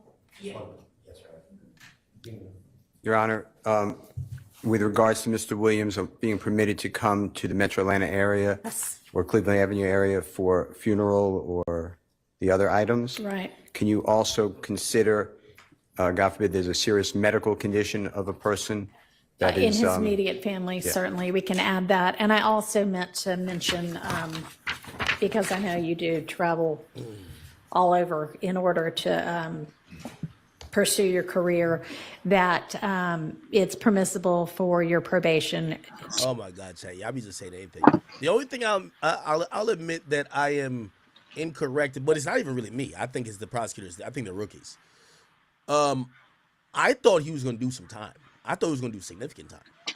But the reason why I said he on 100%, I said it on Vlad, and I said it multiple places elsewhere, even here. I said he definitely going to get found guilty. We ain't see a nigga beat a Rico yet. Who the fuck beat a Rico? This ain't beating a Rico. This is pleading guilty. This is a plea. This is not beating a Rico. I want a nigga to go through the Rico shit. And again, I just think, I keep telling y'all, sex trafficking, Rico, wire fraud are charges that are damn near, there probably have been people that beat it, but they're damn near unbeatable charges. When you get caught up in that mix, the burden of proof for the prosecutor is too low. All you got to do is prove that these bunch of niggas who you might not know or even know are repping the same organization. That organization does some crime, and usually the person that we would know, the rapper, is the person who is using this operation, or all of their actions and their funds are being used to push this forward. It's kind of easy to prove. You get what I'm saying? They could have not agreed that Young Thug was behind Donovan Nut Thomas murder, but they could have still proved it by saying, hey, was there a shooting done on behalf of Young Thug? Even if it was just somebody shut up a house or whatever. All that matters. You get what I'm saying? So when they present, like, you know, a Rico case doesn't usually take 2 years to present. Nigga, they dropped off the kitchen sink. They dropped off the fuck ton load to try to get Young Thug. It's just that the prosecutors are stupid. But if he went to trial, no, if he went to the jury, I think everybody gets convicted. It just gets thrown out, I believe. It's too easy to prove. That's my only thing with Rico, right? For example, I'll give you an example, right? Let's say if they were considering to put me in the Rico charge for 9 Trey, right? I'm cool with, they have me pictured with Shotty and 6ix9ine a bunch of times at a bunch of different events, right? 6ix9ine is trolling with me here or there where he's like, yo, it's my boy Act, that's my shooter right here. He's trolling, but you know, these guys don't have, nothing sounds funny in court. Like, trolling don't sound funny. Social media shit don't sound funny in court. Imagine then I'm also throwing up the signs and be like, yo, what up, blood? Like, imagine if that's my lingo and I'm doing handshake with some of the other members. Like, you know, they had all these hieroglyphic handshakes. Yeah, I could have not punched nobody, got in no fights. I could have not been around. They could have just been like, he was just a media guy who's 9 Trey, and he used to publicize all of this stuff to make that criminal organization further their notoriety. Nigga, that's a Rico right there. How do you prove that's not? Like, that's my friend. It's so contextual that when they come with the kitchen sink, it's like, bro, like, again, this is me criticizing more of the Rico statute.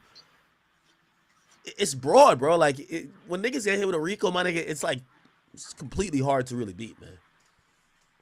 To be transferred to out of state, and that has to be done through probation, but that is fine with the court. And you may also keep your, nobody's mentioned it. Thidon says his pops beat a Rico in Fulton County. So could you tell me the case if you don't mind? If you don't mind, tell me the case. So who was the leader on the case? Tell me his full name, and I'll look it up. Him versus Fulton County, and I'll see if it ends in an acquittal. Also, people are stupid. People will say you beat the case when you took a plea. That's like Gunna saying he beat the case. Y'all know what? Just to let y'all know, obviously this is a different type of plea. This is a non-negotiated plea versus an Alfred plea. But just to be very clear, what Young Thug did and what Gunna did is the same thing in skeleton version. They're plea bargain deals. That's it.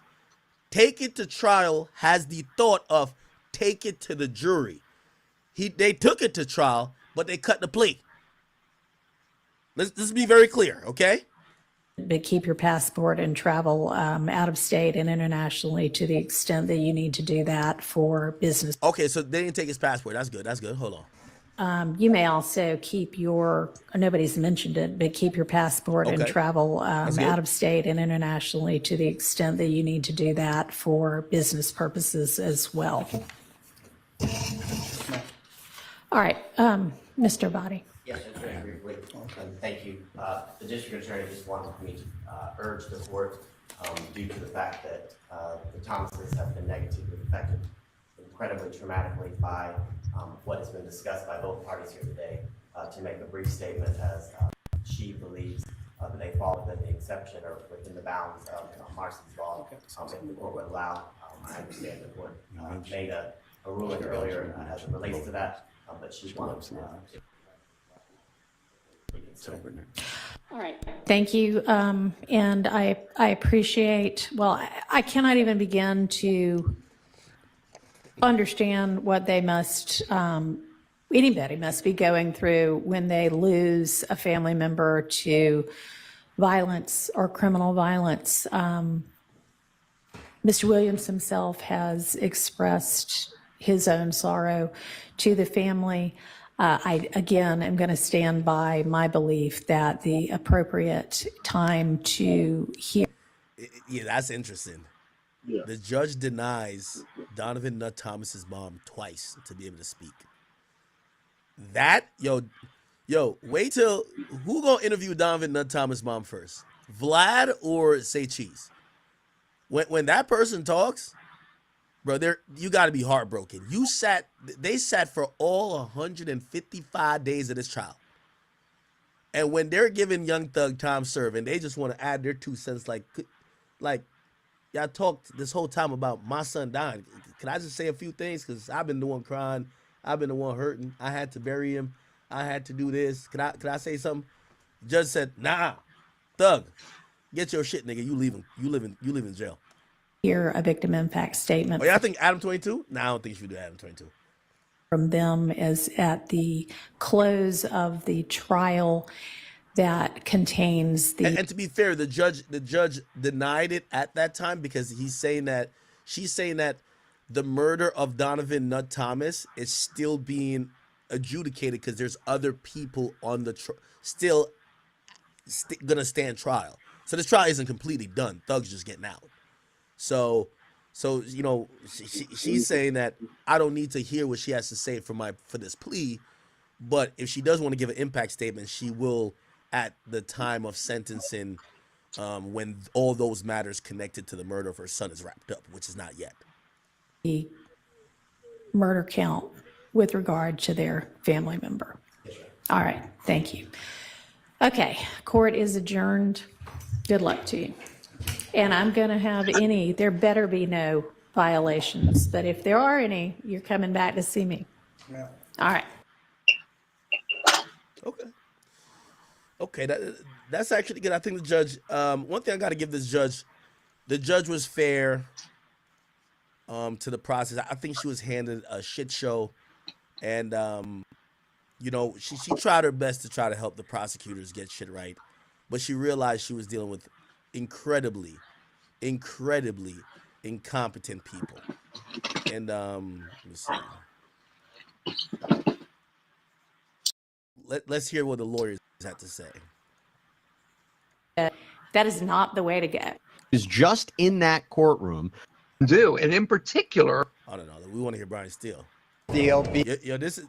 This is the Michael Jordan right now. BRIANSTEEL. And I'm Keith Adams, KEITHADAMS. And talk us through the decision to do a plea when. You hear the news chopper above?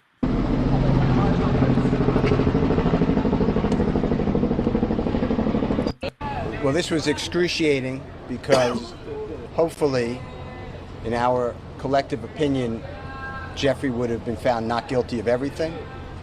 So this is very painful. But that's another 3 months or so in custody. And he wants to go home to his family. And negotiations totally broke down with the district attorney's office. Horribly broke down. And at that point, we believe that justice would be found with the honorable court. And Jeffrey just wanted to go home.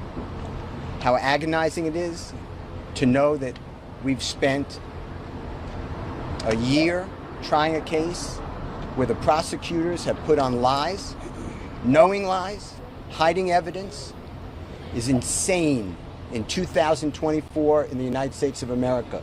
And the only reason that this got revealed is because of you people. You people brought the truth to the community because nobody knows this.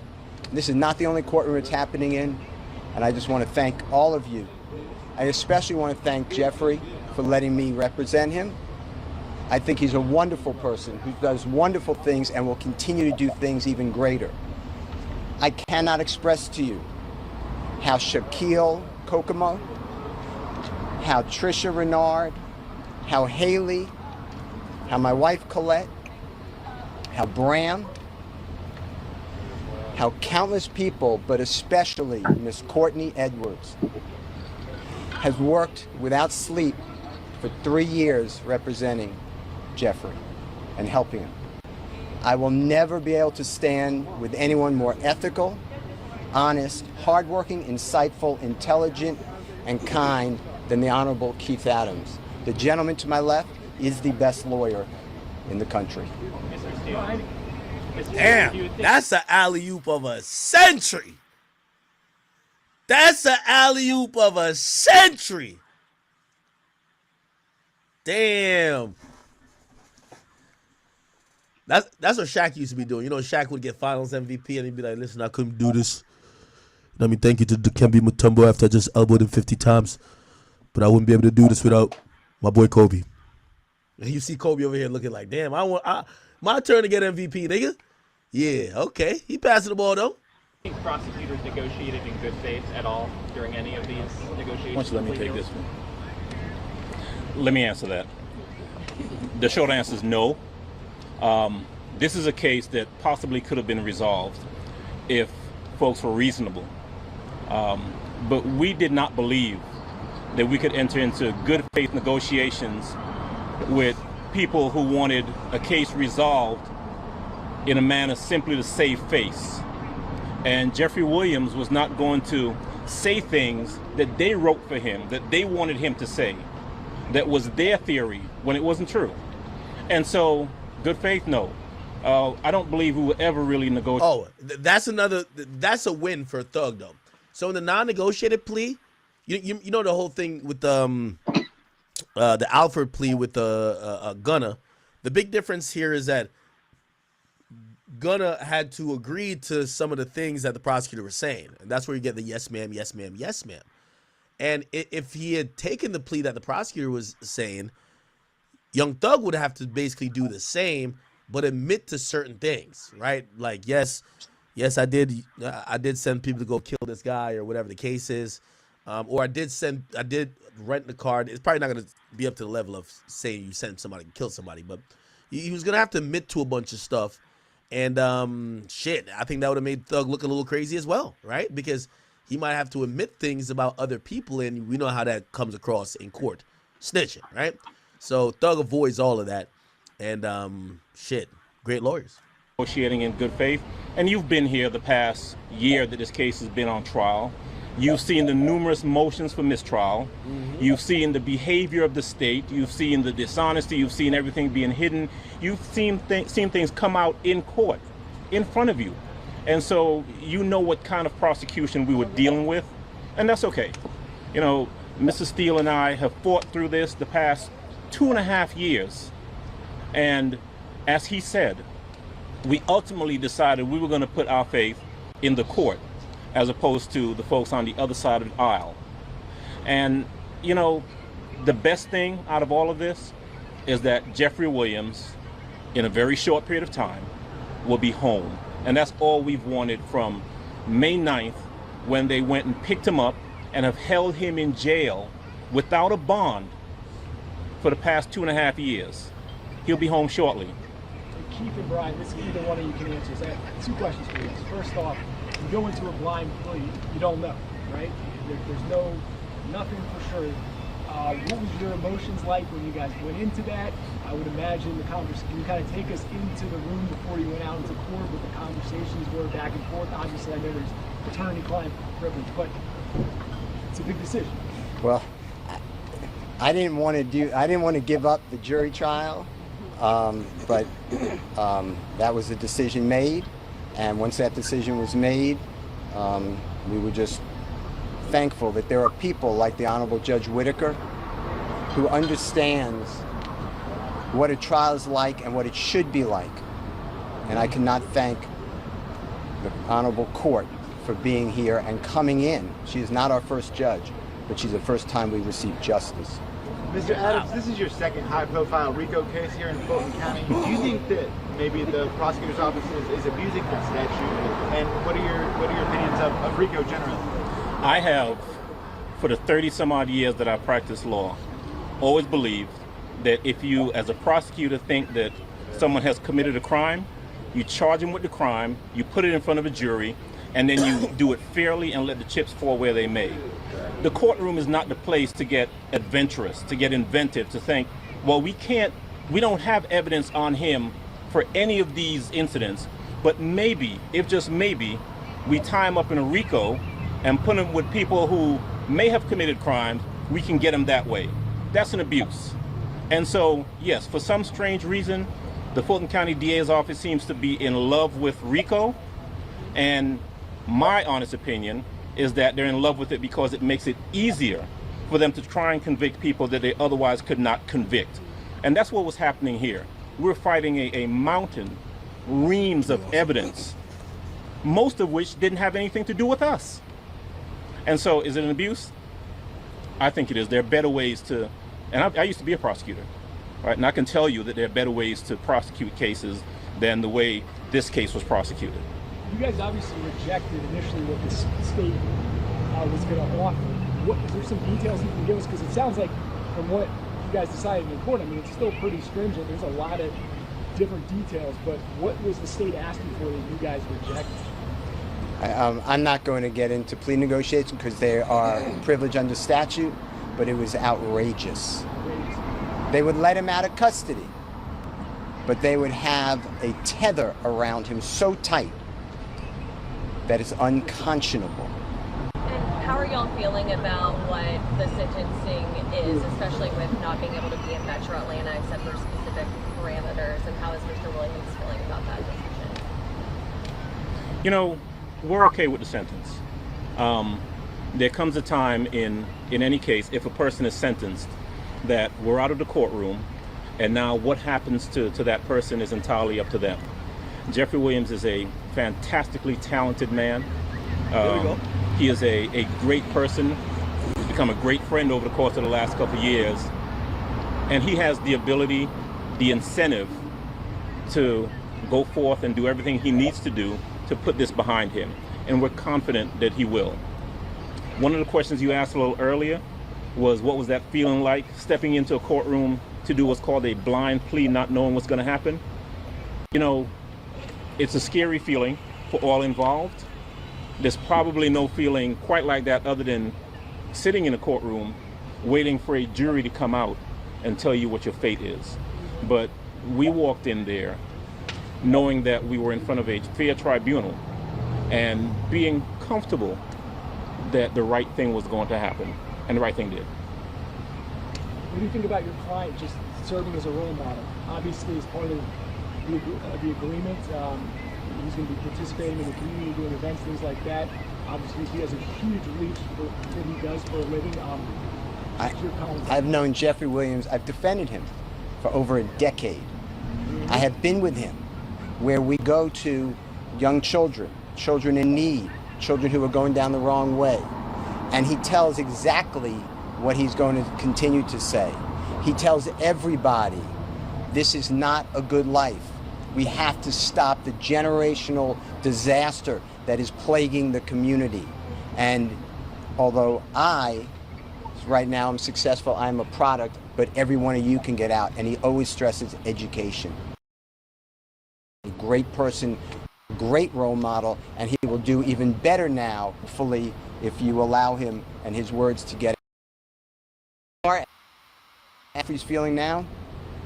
He knows my feelings, which I'm not going to reveal for attorney-client privilege, but this is not the same as a not guilty verdict. That should have been rang. But nobody here wakes up every day on a concrete floor that they're calling his bed, gets up at 4:15, gets shackled at his feet, his waist, and his hands, comes to the Fulton County Courthouse to be on concrete, eating out of a bag. Doritos is his meal of choice. And then coming to a courtroom and sit there with a leg chain on him every single day and hear lie after lie. So for Jeffrey go home today and not have another 90 days or 120 days of it, he is very happy, thankful to the Honorable Court. So to answer your question, this was not what I wanted. I don't believe that it is just, but I believe that under these circumstances, it is justice for Jeffrey Williams, and he is delighted, as are we. I'm thankful. Can I ask you, you were standing right next to him as he was addressing the judge. What seemed like a very sincere apology to her, or apology to the court and what happened, what has gone on. How did you feel sitting next to him, knowing him for the last decade as a attorney for him, about what he was saying and what he was telling the judge? Jeffrey Williams is being truthful. That is his heartfelt feelings. He feels so bad for the loss of life, and he feels bad that people are taking his music or his social postings and making it into violence. That is all promotion. That is not a symbol of go hurt somebody. So I hope I've answered your question directly, but how I felt, I've heard that. But they're great lawyers. Okay. I think we got a good semblance here. So just to wrap up, Young Thug, he basically left Fulton County Jail. Later that night, he was released. His lawyers drove him out. I don't know what he did afterwards, but I can imagine he went home to his family.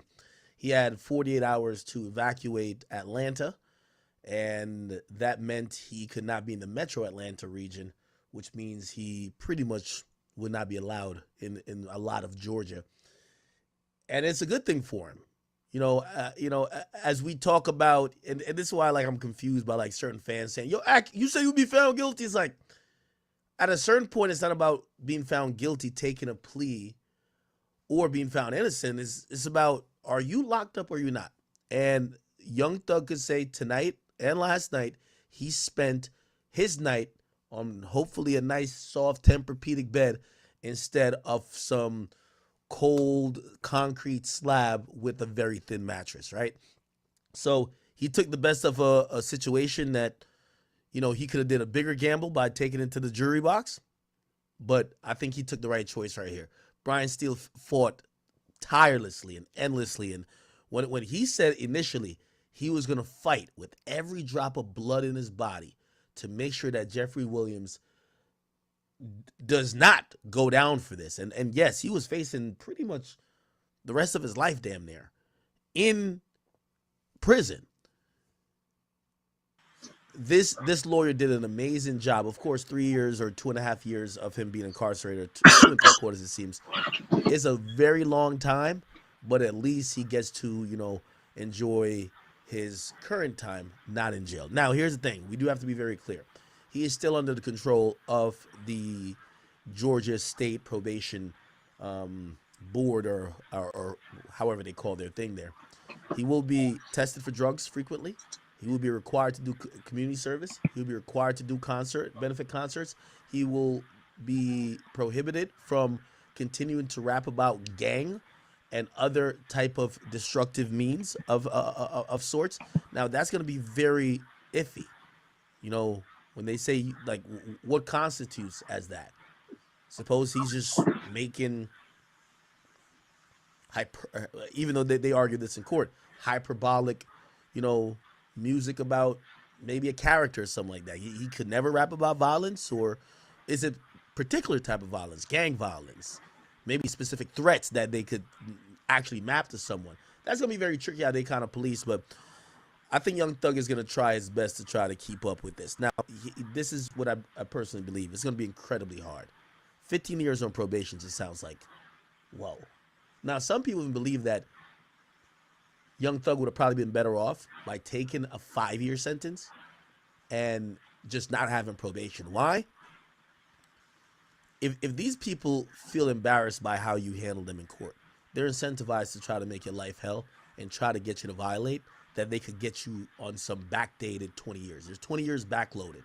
So if he fails probation anytime in the next 15 years, he will instantly, now obviously it's not going to be after the first violation. We see how that goes. A lot of times he'll do a bunch of hearings, but ultimately that will result in a 20-year prison sentence. That could include if someone around him is caught with a gun, if he's caught with a gun, if he fails drug testing or fails to do certain things with probation, in terms of like speaking to the kids or these presentations they call it, or even community service, that could violate the terms of his probation and could trigger the 20-year sentence, which again, you know, a lot of people, especially ones that are on probation, say it's just hard to really deal with these stipulations.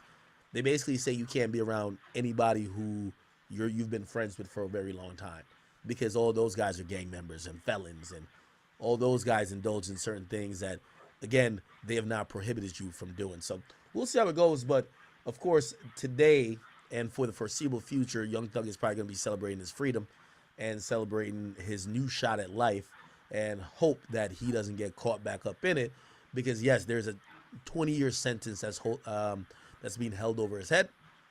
And this is where we even get to in particular to like saving the Young Boy situation, right? Young Boy had a 10-year suspended sentence, and you know, he got a bunch of cases and charges that were ultimately gonna trigger it, but ultimately it seemed like he's resolved everything without doing a long bid. And Young Boy should be out next year or the year after. Like he should be out soon. I think about like 18 months is like the counter right now. 18 months, or it might be like 16 months, but nothing over 24. So he should be out in less than 2 years. So we'll see. Young Boy will be back soon.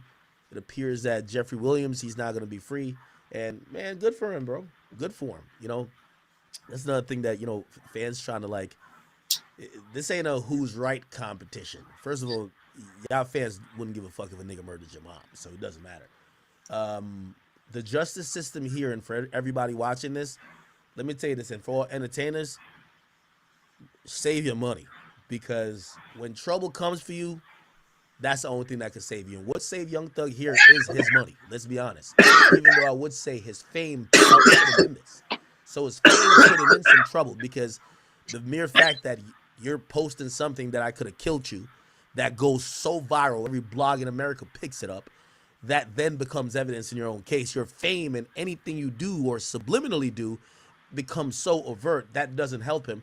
But the fact that he assembled one of the best legal teams in Atlanta, who was down to, you heard what Brian Steele said, we wanted to go to trial, and we'll not go to trial. We wanted to go to the verdict with this, because they were really confident, and also they knew that even if he blew trial, he would probably even get a sympathetic sentence, even though that was going to be long. But then they were going to get it reversed anyway.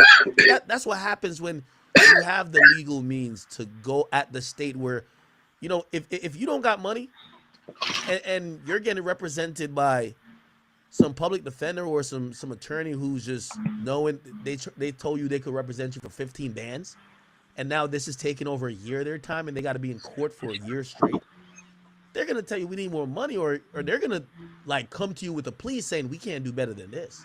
Why? Your pockets ain't long enough to keep up with the government, and the government got all day, because the government using taxpayer money.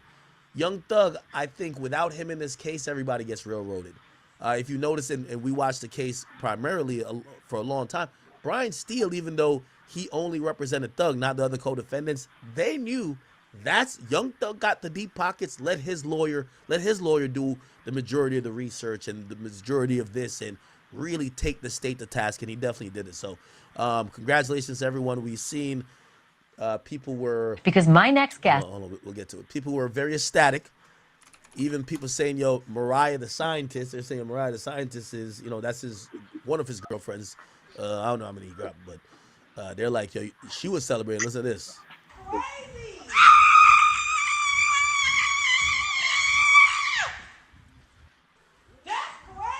Okay, so she was happy, and then she even gave a little speech about it at her show. She basically said, "Fuck you" to the doubters and haters. She claims that didn't think that her husband or her boyfriend will come home. This is what she said. I want to thank you for life, light, and love. I want to thank you for our family and our friends. I want to thank you for Jeff and our relationship. I want to thank you for covering us with the blood of Jesus, protecting us, keeping us safe every day. It has really been a long time coming, and it has been really hard. For all them jail visits they had, we all remember this, right? Mariah the Scientist, Young Thug, jail call. Yeah, she was on it down. He cut it to go to be shaped downward like this. You see what I'm saying? So it go in and then it go down. They're pretty big. I gotta see what you with them. I wish. But I'm appreciative that you kept showing up for me and supporting me. There was people who was telling me I would never see him again. There was people who was laughing at me and laughing at the situation. They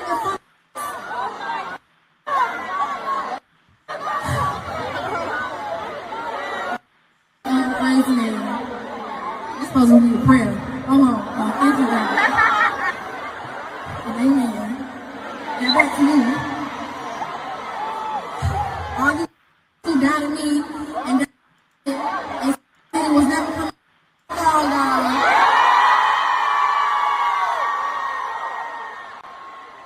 What you gonna say?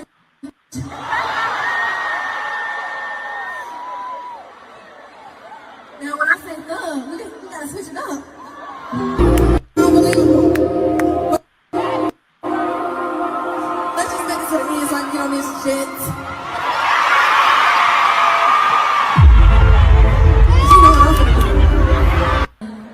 Okay. And some people have said that she's dropping off tour, supposedly, to go spend some time with him. But good for her and good for him. Good for both of them. Yeah. Mariah the Scientist, she was with Yachty before. She used to be like Yachty's girl, and then she got with Thug. But yeah, she's been holding him down. I can't lie. She's been holding him down. I seen a couple of like little side chicks, the side chicks trying to pop up. Hey, listen, news flash to all Young Thug side chicks. Y'all time ain't yet. The first 60 days is only for wifey. All right? Y'all side chicks, after the first 3 months, maybe I could check the temperature to see if y'all still on the roster. Okay? But for the first 60 days, it's only for Mariah. Okay? So I seen two side chicks they kept posting free Thug. No. We don't care about you right now. This Mariah time. We seen the jail calls. We seen her picture on the jail wall. She been holding it down. Let her get her thing. You feel what I'm saying? And she deserves it all. You know what I mean? Like, shit. I don't think she got no side niggas. So I think she been celibate for, what is it? How long you been locked up? 2.5 years? She been celibate for 2.5 years, holding that kitty cat for Thug. Oh man, good for them, man. Hopefully they have some kids, and hopefully Young Thug stays out of trouble. That's gonna be the big thing. You have to stay out of trouble. You got to start changing your surroundings, changing the amount that you consume drugs. Young Thug seemingly used to be very intoxicated or really just under the influence of whatever.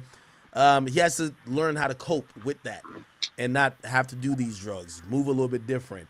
Get away from certain surroundings, and hopefully can find another vice, right? He was always a hard worker, But you know, people have their own vices. Hopefully, he can find legal ones and he can stay free. So salute the thug, salute to Mariah the Scientist, and also salute to all the fans who are very excited that they got their favorite artist back. I, of course, like his music too. And condolences to the people who felt like their loved ones may have been lost, shot, hurt because of Young Thug. I hope you find some solace in, you know, your mourning process. And hope everybody could think that maybe justice, you know, was had here or attempted to had, right? This is what it is. Cool. We'll see what happens with Thug and Gunna. We'll see that later. Okay. Anyway, let's get to the next thing. I couldn't wait till I got here. Couldn't wait till I got here to pull this up. And if y'all go to the academy.blog, I always tell y'all gotta tap into the website. This is where I pull up all my store all the legal documents that I put up on stream these days. The academy.blog. You go here. Unbeknownst to you, Meg Thee Stallion has filed a lawsuit. Okay, she's filed a lawsuit over blogger Milagro, claiming harassment, claiming that Milagro is a surrogate for Tory Lanez, claiming that she's put out misinformation, and also it includes a claim of Milagro allegedly sharing a pornographic deep fake image depicting the rapper, which they're saying that violates a Florida statute banning altered sexual depictions of real people. Okay. It was filed in federal court. Alex Spiro, who's a Rock Nation attorney, but also attorney for Meg Thee Stallion, he had promised that there would be lawsuits targeting bloggers that he felt were putting out wrong information. Then we seen this pop up 2 days later. So it's Megan Pete, she's a plaintiff, so that's Meg Thee Stallion, versus Milagro Elizabeth Cooper, that's her name. Again, this is in district court. We're gonna read through this slightly. I do want to kind of give it like a soliloquy off top. It includes some of the live streams that I believe she does on Station Head or something, and even on YouTube and Twitch, and includes some of the, you know, it has even the chat over here, some of the tweets. They look like they were collecting information about Milagro for a good while to file this lawsuit. It has a lot of tweets, right? Some of these tweets, I think they're just contextual. I think these tweets are opinions. Like, for example, Meg paid Kelsey's rent for a year. I think that's an opinion based upon what we heard in the lawsuit. That was not a lawsuit. Daniel, you said, "Do I remember you?" I'm not gonna lie, I don't. But where you from, nigga? I don't remember you, bro. I stream every single day. You know how many people I meet per day? Like, do you know how many people I talk to per day? I talk at least like I'm not even saying on some super famous shit. I'm gonna say at least like 10 to 15 to 20 different people a day on some light shit, and that's on some light shit. It's impossible.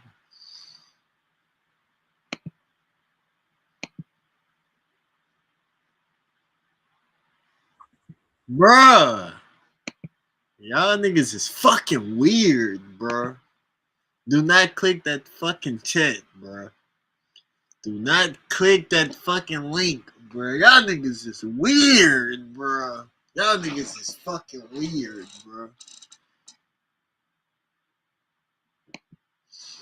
You said long time no see.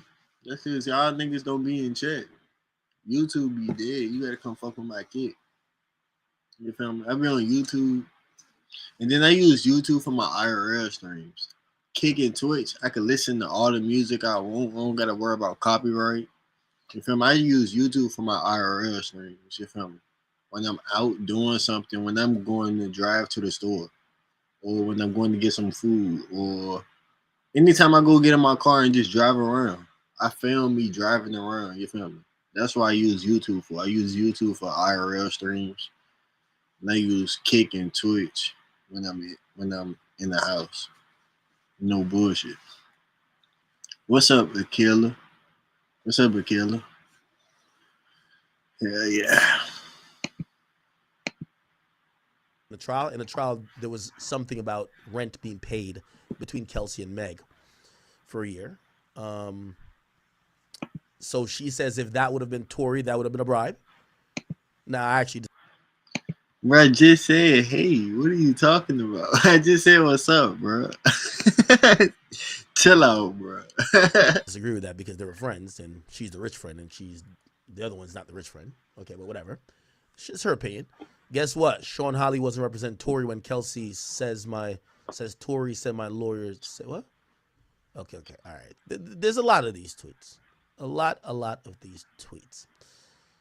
Okay, so let's go into what actually she's sued for. So the cause of action, she's being sued for the promotion, and I think this is the biggest one here, promotion of an altered sexual depiction. They're claiming that there was a deepfake photoshopped or AI video or image of Meg Thee Stallion, either nude or I don't know if she was engaged in some sexual activity. And essentially, they're saying that you had Milagro who told people, go check my likes to go see the shit. And they're saying that in her likes was... Yo, ass talking about some little dude. Bro, what are you... Bro, yo ass, you need to tighten up. You need to tighten up. You need to tighten up, bro. Who are you talking to? Like, who are you talking to, bro? Don't make me act like how I be acting like on live. Like, this not live. I'm live on stream. Like, chill out. Don't let me turn up like I'm on live or something. Was her liking a picture or a video of Meg that was altered. Okay. Count 2 is cyber stalking. They're saying that I'm kind of Meg Thee Stallion. First of all, I have to watch the internet fodder because they think everything is very sue-worthy. And because you like an artist and people have an opinion about her, let me tell you this. I keep trying to tell everybody the real truth about it. I've finally gotten some litigators in my corner. If we're playing this game, trust me, I'm going to be the biggest beneficiary of it. Because if we sue everybody who has a negative opinion about you or who calls you a nickname, what I understand is that within the confines of the law, when you're a public figure, you, within reason, people are allowed to have public discourse about you. What does that mean? If somebody says academics... Man, for real, people that follow me on Instagram, if you follow me on Instagram, you're not even allowed to be in my stream. Like, if you follow me on Instagram, you're not even allowed to be in my stream. That's a new rule. This is a fat piece of shit. I could sue them, but I won't get paid for it because that's their opinion, and I'm a public figure. That's how it works. If someone says, I think Meg Thee Stallion music is fucking garbage, you could get sued. You get sued for anything, but that's not a successful lawsuit, right? So these are things that I keep hearing people spew, and these things are categorically false. You cannot just sue people because they don't like you. What's up, Dan? What's up, Dan? Damn, Dan, you back at it again with the white vans. Oh, what's up, Daniel, bro? What's up, bro? What do you want, bro? What, nigga? I already said what's up to you, nigga.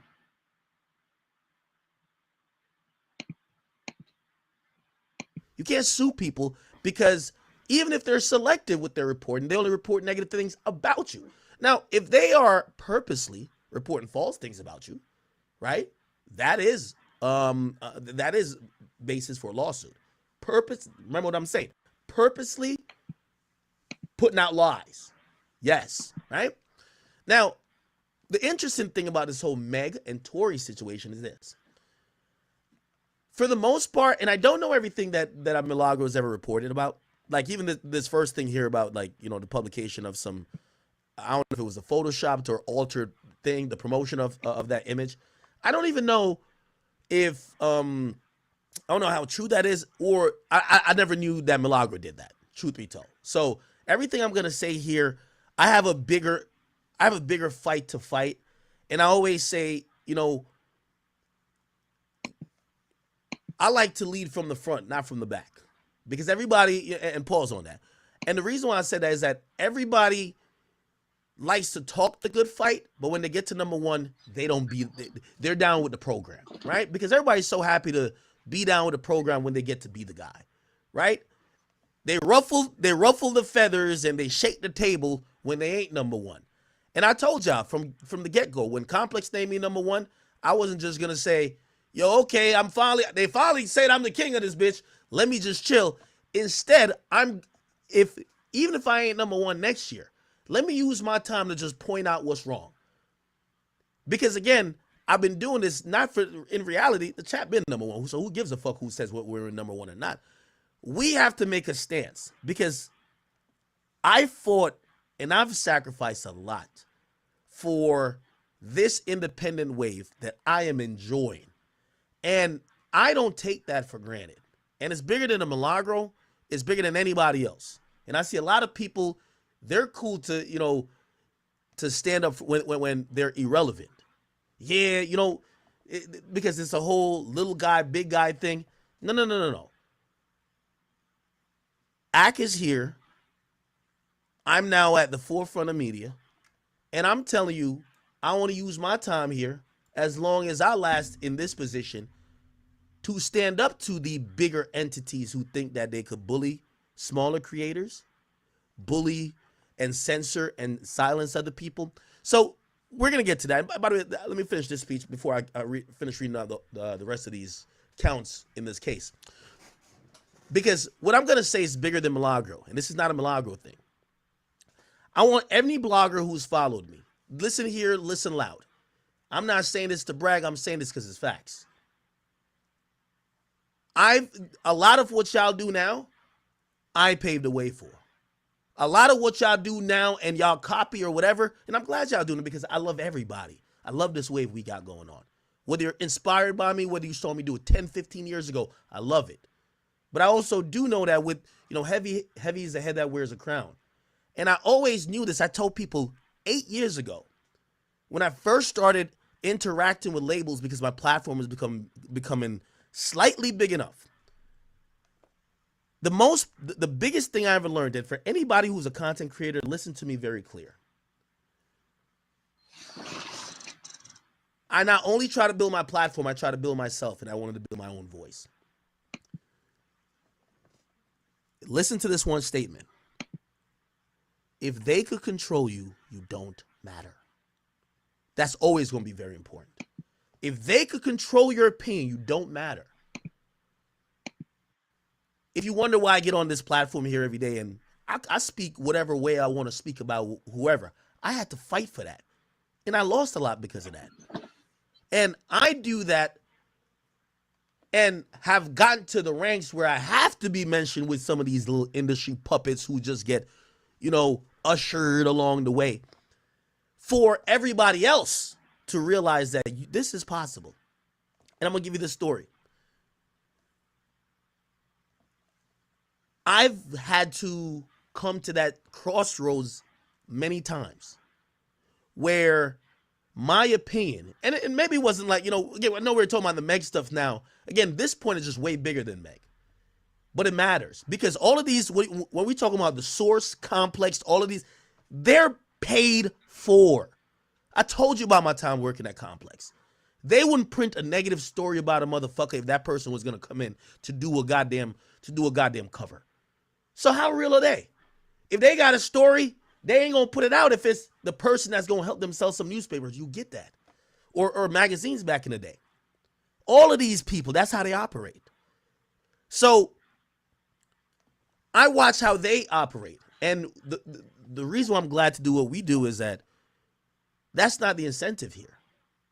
There are no more gatekeepers. So let me tell you how these labels work. There was an artist that I was starting to, kind of get into, but I'm criticizing a little bit. Like I was like hot and cold on them. Sometimes I'm like, oh, they popping. Sometimes I'm like, oh, I don't like that. The label clearly took some interest in it. And this was a crossroad for me in media. And I'm saying this again, this situation to me is much bigger than Milagro, Rock Nation, or whatever. This is independent media.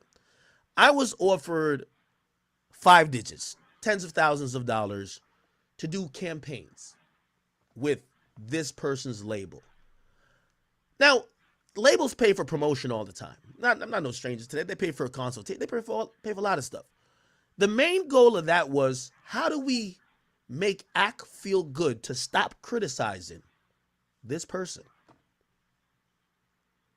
The moment you take that money and you say, and they could hit you with a text saying, yo, bro, could you not say he flopped? Yo, could you not say, y'all know everybody online saying this trash. Could you not say that? The moment you take it, you're compromised. And that's the true definition of compromise. The moment you take that, the labels know, we know how to control you if we need to.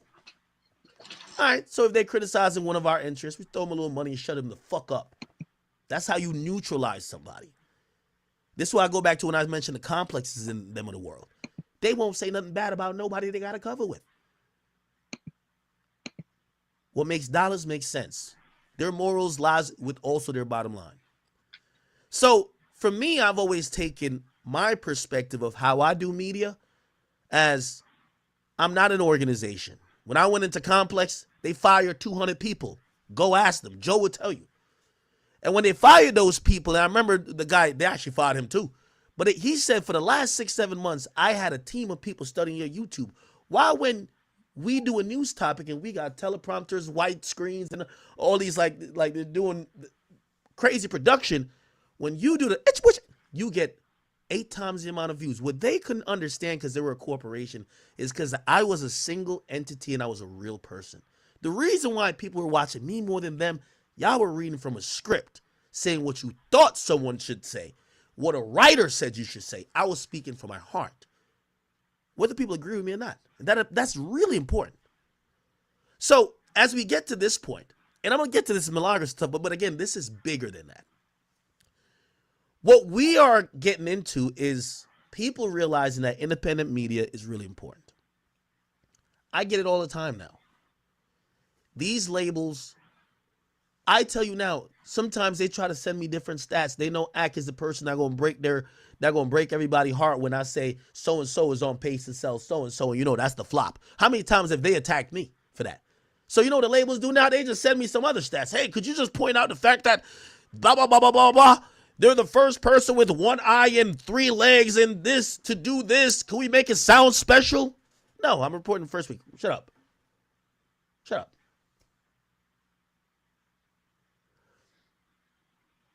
Okay. So I say that blanketedly to then say this.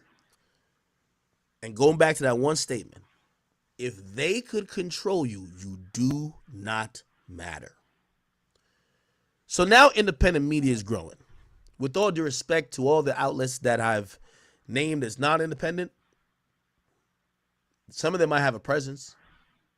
But these days, what people consume hip-hop, and also I just want to say pop culture in general from, where they get their news, their tea, their talking points, their reviews, are not from those guys. They get them from the me's, even though I don't like the fuck nigga, Fantanos. They get them from the other independent media people. So let me be very clear, and this will touch a little bit of this and touch another situation. For anybody who's also thinking that academics is just blanketly saying that independent media should be able to do whatever they want, that is not true. I do think we should have accountability. And by the way, I think that we should push to have some accountability. For example, the whole Tasha K thing with Cardi B, I think that was flagrantly wrong. You made up something, or you repeated rumors about this woman having an STD habitually with zero proof. First of all, why are you speculating about her health status to the point you're doubling down on it? the ramifications of that could be very bad. I think Cardi B was more than nice in that situation. Hey, this is false. I'm telling you it's false. I'm reaching out to you, it's false. Could you take it down? Could you stop doing this? Now, granted, if you really think, number one, I don't really give a fuck about, like, if I know one of these, I actually do know one of these fuck niggas that got AIDS in the game. And I ain't gonna put it out there. But, like, say if you thought it was within, I just don't think it's in my reporting realm to say it. And I know mad at these niggas got herpes. Like, what the fuck? Like, I'm just not gonna say it. But imagine if I did think it was within my wheelhouse to say it. If I did think so, I wouldn't be saying it on a flimsy whim of, yeah, this is what they saying. By the way, this also go for drug use. Now, it's cool. You might make a joke about, maybe off that stuff or whatever. But if you're doubling down, calling somebody either cokehead, this and third, and you're going really far, you're acting like you know this as a fact, like you've seen this person do this, or you have someone who has told you this, hey, keep doubling down if you want to, if that's the type of media you want to do. But just be prepared to at some point substantiate that if necessary, right? So I thought that the Cardi B thing, and by the way, everything I'm saying, the Cardi B, Tasha K thing, that's not something I'm supporting. What I am supporting, and I guess this ties into the Milagro, Rock Nation, Tory Lanez, Meg thing, is there's an angle here that's very painfully obvious to me. Rock Nation is having a PR problem with Meg. People don't have a good opinion of her. Men feel like she lied.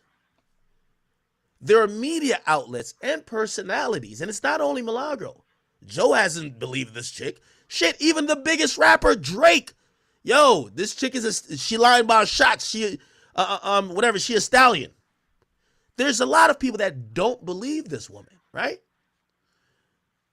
This is what I don't respect. Is picking on the smallest of them, or not the smallest, because I'm not disrespecting Milagro either, but trying to pick on the ones you feel you could bully.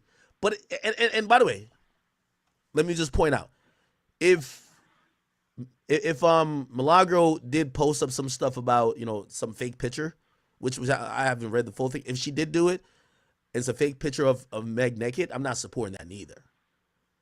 But we're not stupid. The aim of this, and even how they did it with Alex Spiro making that statement, the aim of this was to intimidate media outlets that don't have either the financial backing, maybe the insurance companies that are backing either what you say or your platform, and threaten you with basically going bankrupt or going down a financial path that you can't even, continue your livelihood if you keep reporting certain narratives. And I think that's my biggest problem. So let me just be very clear. If someone who's a blogger thinks Tory's a piece of shit because of, they sometimes be like, oh, we think you just don't like women. They've said that about me. Whatever, cool. That's not some grounds to try to intimidate that person. No, that's their opinion based on what they've seen, right? If someone thinks Tory's a piece of shit, Tory's team should not be suing them just because that's their thinking. If someone thinks Meg Thee Stallion's a liar based on some of this stuff, even though, by the way, the worst timing ever, Shorty comes out and admits she lied. If outlets or personalities say that shouldn't be grounds of you trying to censor them or sue them. And I think this is where there is a very slippery slope. Because this lawsuit, again, the fake naked picture or whatever, okay, I don't know too much about that, but that sounds like some shit, even media-wise, you shouldn't do, right? But if y'all are suing Milagro because she just don't like Meg for whatever reason, or she thinks she's a lying ass, whatever, because I got into the lawsuit a little bit, and you're gonna see that they have tweets from Milagro where Milagro is literally just saying this chick is a liar. Let me see. Like, there's some tweets in there where she's just saying she's a liar. And then I look at that and I'm like, oh no, let me see if I can find some of them. It's like a lot.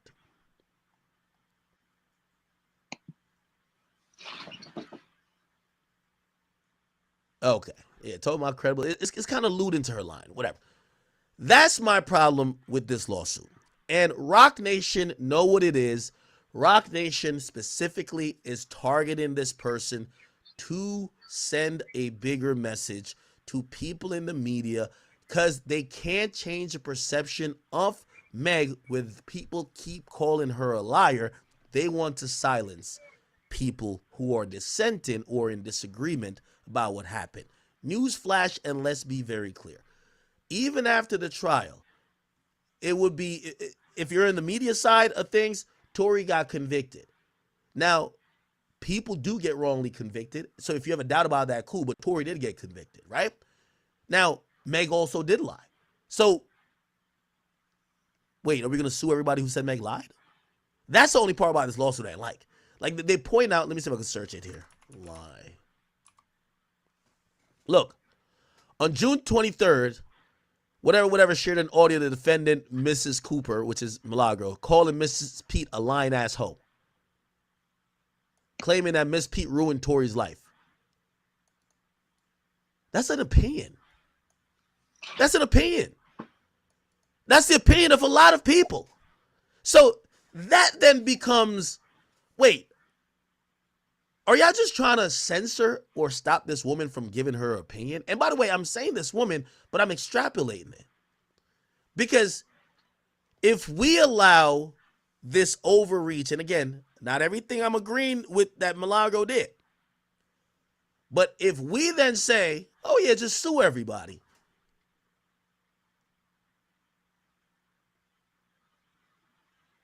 that's how they start to control how people could speak about them. And what I told y'all, if they could control you, you don't matter. Who knows? Milagro's a personality. If she watched Meg a couple times and said, man, I get a lying ass vibe from her. That's her opinion. That should be protected. Now, I do want to say, and before I don't want to go on this long soliloquy, half of these niggas in the media game, not only are they all selfish, they all want the top spot, but they ain't down to put the work in to get to this top spot, and they all selfish as a motherfucker. And I've thought about this, and it appears that Milagro is being represented by Unite the People, who are also they've taken up the nonprofit effort of trying to represent Tory for his appeal. So they're also taking up the nonprofit effort to unite the people, to represent Milagro in this situation. Okay? So I guess my next give me a second. Yeah, right here. So this is them saying they're going to represent Milagro. Now, I guess my next point, and I'm hoping to push this forward, but I don't think it'll go nowhere. And it could only help everybody but me. Let me tell you this. I feel very fortunate with this independent influx that we've gotten. And I do think that even if it ain't my fight, it is my fight, personally. I know half of these niggas, they don't want me to be number one, so they kick my back at any point. But it's all good. You know what I mean? I didn't get here by slandering other people. I got here by working hard. It's all good. I don't mind those people. This is my thought. And I'm down to put my money where my mouth is. I do think that, I'm not saying unionize because we compete with each other. I get it. But I do believe, and I hope the fans support this because I really don't think no other media outlet will support it. We should either have a fund or something of the sort to protect, because we're now seeing, and the goddamn artists are saying, if I can't stop you from making people call me a liar, I'm gonna sue you. By the way, in the lawsuit, they literally say they want an injunctive measure to have her stop talking about him. By the way, I know I was also mentioned in the lawsuit. They also mentioned me, which that's another fishing expedition. saying, nonetheless, bloggers and podcasters like DJ Academics presented the defendants' post alongside conspiracy theories that Miss Pete was never shot. Okay? Rather than retract the false story, defendant doubled down to NBC News stating everything is okay, whatever. So yeah, I understand, you know, and apparently Milagro said that there's a preservation order for her messages with me. Again, once again, a fishing expedition, but it's really and completely like Meg Thee Stallion don't want no money from Milagro. You know what she wants? She wants Milagro to issue an apology. I guarantee. Issue an apology and stop posting about me. Silence an apology and we let it go. I guarantee. Bro, Meg Thee Stallion is like, she's up tens of millions of dollars. You think she wants money from Milagro? She wants silence and an apology. I guarantee it. I guarantee right now Meg Thee Stallion's lawyer got with Milagro and said, hey, listen, I don't got enough money to defend myself if Milagro said this, and said, how can we solve this? Give a verbal apology and stop mentioning me. And we will dismiss within this amount of time if you at least it's going to be some weird shit like that. And for that, I was just like, this is some weirdo type of stuff. So let me just get to my proposal. My proposal is this, man.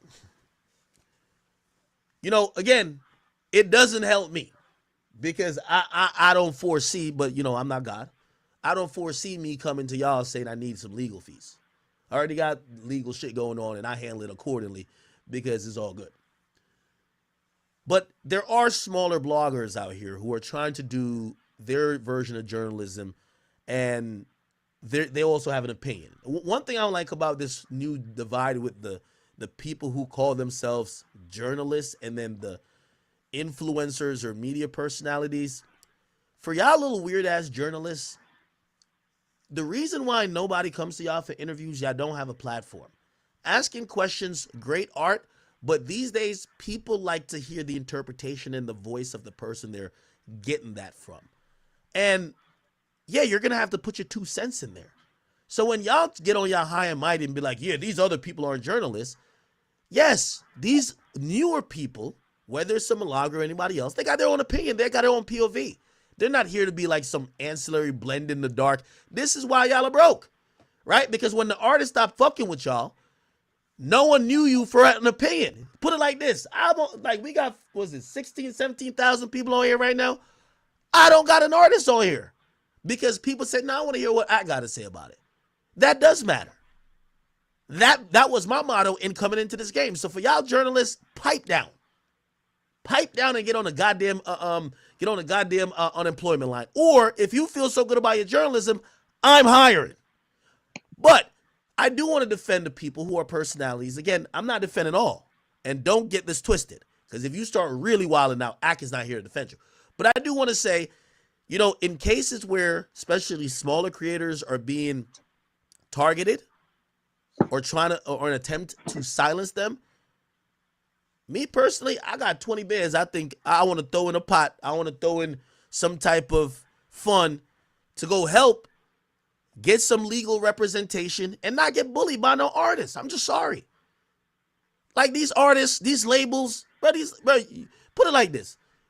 This lawsuit probably cost him 10 grand. Like, all right, little 10 grand. That's nothing to Rock Nation.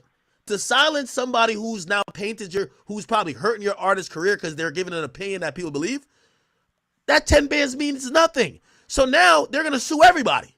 So now that let me tell you, in this industry is monkey see, monkey do. If this lawsuit works, and again, if they have some proper grounds, cool, I'm not knocking it. But the silencing part, if Milagro think Meg is lying, she should be able to say it from here till death. And any other creator should say it from here to death. The moment we let that happen, it happens to another creator, another creator, another creator, another creator, another creator. And then it goes back to what I said. When they control you, you do not matter. So I personally believe we should have a fund somewhere. Maybe, you know, I know some of these niggas are so money hungry. Once you think about a fund, they be like, oh, who gonna steal the money? Me personally, I don't have a problem with pledging 15, 20 grand to something that I feel is going to be a fight. Because eventually, let me tell you this, you're going to have, what we got going on here as independent media creators, we having it good. I know I'm having it good. because I'm making more than these companies is making. I know I'm having it good. So nothing good in life comes without a fight. Nigga, I came in, this is like the drug game. Nigga, I came in here, I knocked niggas off they block. Yo, this is my block now, nigga. It's my shit now. You think they happy? So I know we going to eventually have to get in the fight. So I've been prepared for the fight. It's okay. A lot of these older media outlets, when they got to quote me and, yes, Drake only talks to me. I'm sorry. You mad. I'm sorry. It's okay. So just get it from me. I'll repackage it away for you. I understood I knocked everybody off their block. This is like The Wire. It's my block now, nigga. Ran them niggas off. So eventually, and by the way, I know these labels, they were trying to, there was a time privately behind the scenes, but I had to play my card. They were trying to buck up at me. I won't tell you what label. I had to play my card. I had to say, you want to see what it looks like going down the path with DJ Academics, like you down to go to war, and these are your top artists right here? You want to see that? Okay, watch this, 90 days. After that, we've been the best of friends. You don't want to act slandering every artist on your label for 90 days. And I say slander, but it's not slander, it's my opinion. You don't want that for 90 days. So me and the labels, we're all cool now. We're all cool. They love me even when they don't love me. We love each other, right? But they had to respect it. I don't like, you see Rock Nation doing some weird shit. And they always do the weird shit. So you're targeting Milagro as a strategic thing to teach people a lesson. I don't like it. I don't like that shit. I don't like it. I don't like that shit. So I'm proposing whenever the fight comes, or we could just have an ongoing fun. It should be a fun that should be available to creators that we believe the system, these labels, or these artists are coming at. Not everybody will qualify. If you do some Tasha K shit, we're not defending you. But I want to throw my little 20K in there. Everybody claim they're getting money. Everybody out here doing everything. 20 should be light. 20 should be light.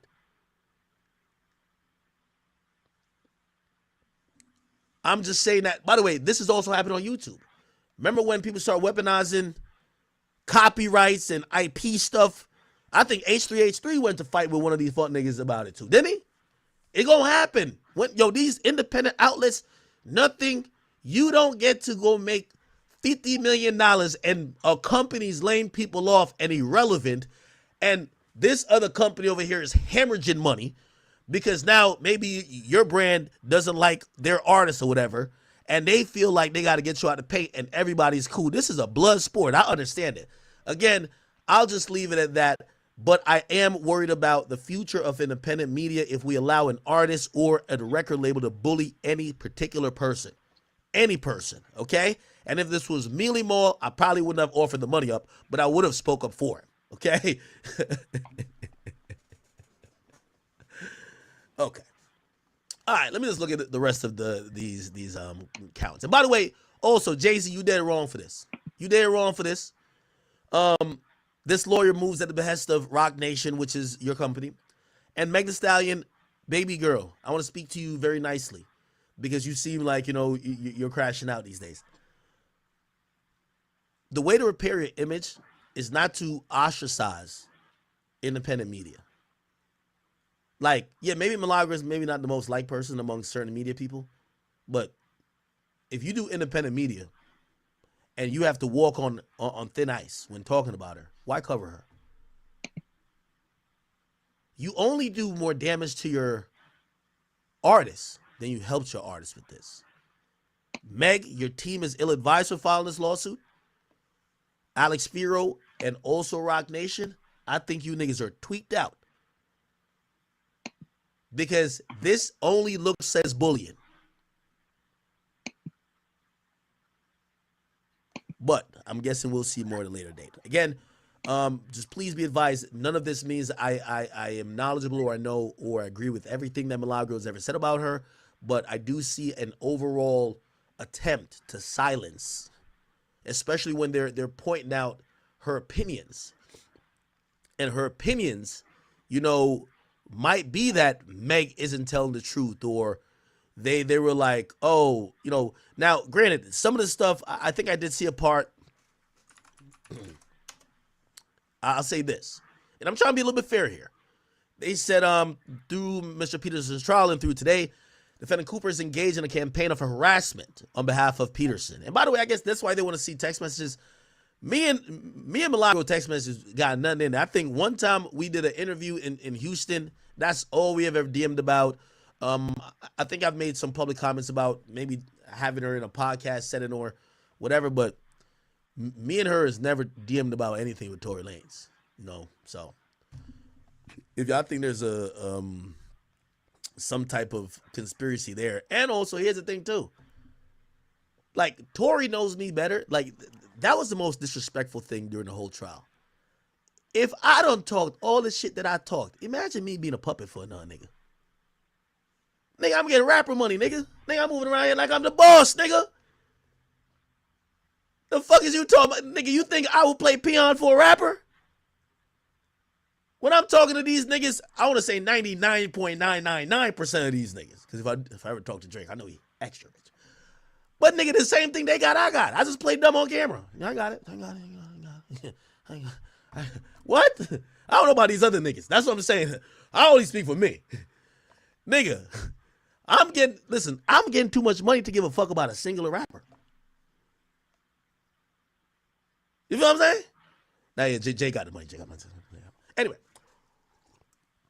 So yeah, that's all I would say about that.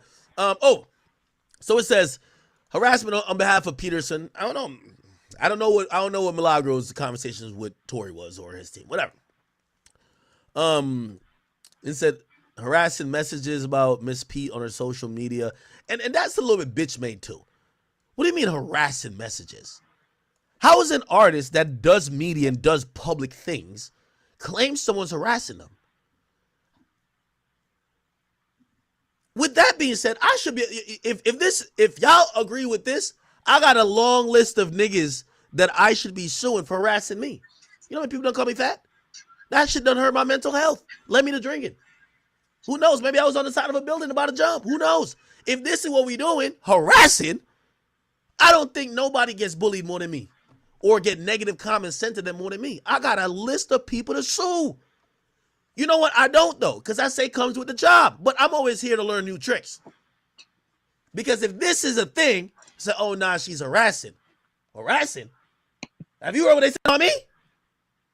Oh, hell no, I got some people to sue that. Bro, metal. Like, I didn't got so many more trolls since you. This shit is crazy that I'm seeing you. Because you was the first troll. Bruh, so many trolls have come in since you. It's crazy because you was the OG troll. You the OG doxer. Like, you be doxing people too. Like, that's crazy, bro. That's crazy, bro. You want to see my own mugshot, bro? Somebody just doxed this the other day.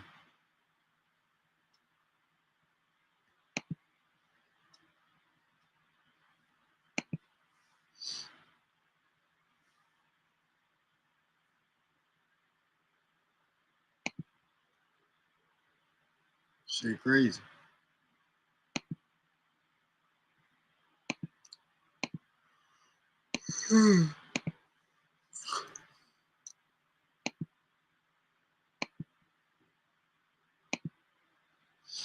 Standing with Ukraine is really bad. It's giving Trump support vibes. I'm the OG Crip.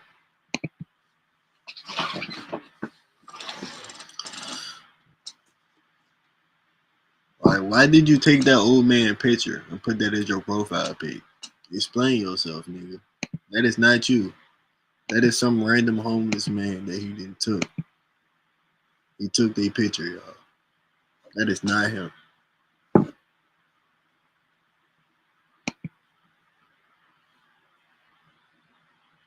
You need to tighten up.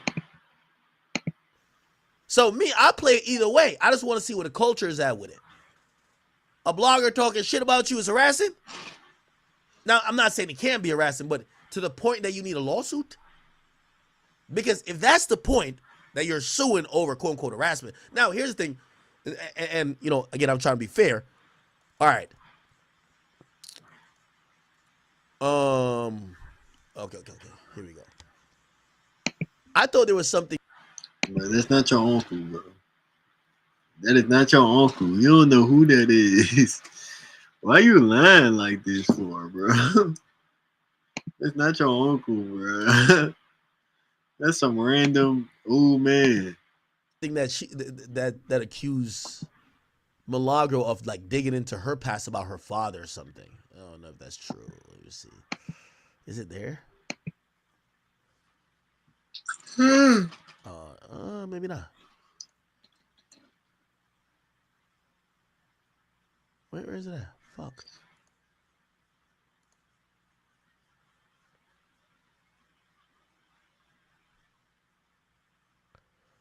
Okay. I don't know the exact part, but this is what I would not back up as well. To be clear, I'm trying to point, you know, I'm standing with independent media, but I do want to put some carve outs because we're going to get the lunatics. If you're digging into, say, Meg, right? If you're, you know, her mom passed away. If you're digging up and trying to reveal that her mama used to be with dudes back in the day or pictures or whatever, you're weird. We're not backing that up. No, we're not into that. Okay? You're digging too crazy into somebody's personal life beyond what the story has to do with, right? Now, it's obvious if it's like, okay, you heard that, you know, respectfully, like Nicki Minaj's brother was touching kids and you kind of look up whatever. Cool.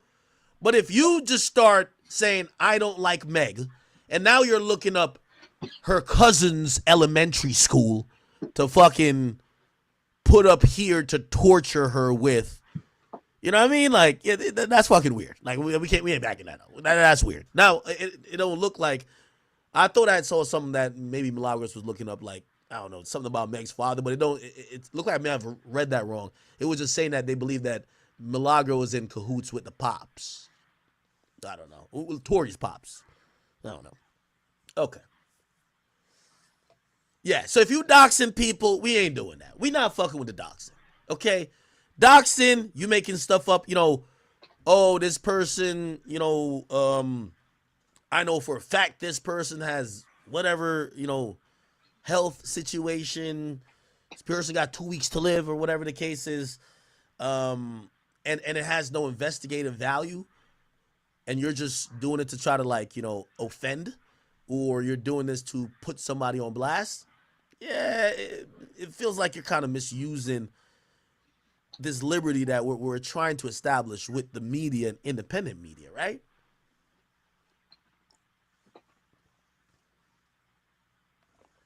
Somebody said they shared the post.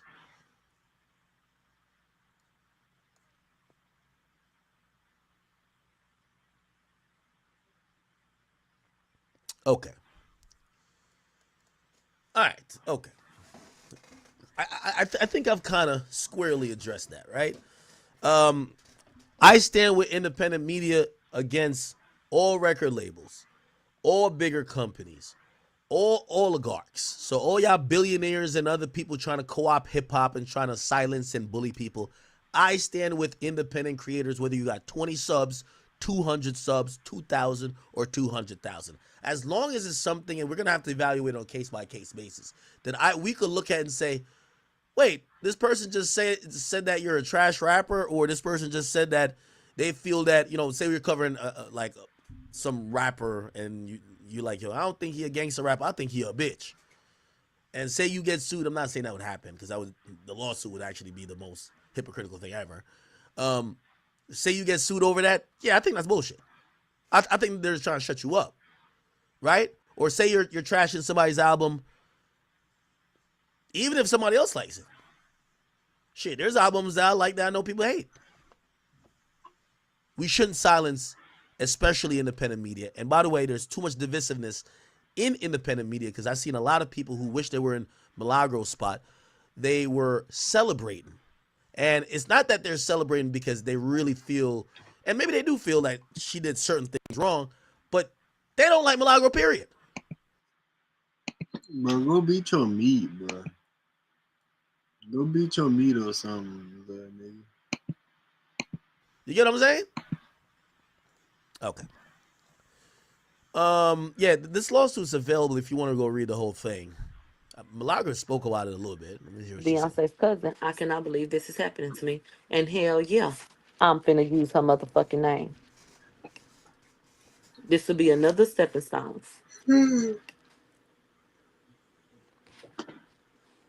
Okay, child, please.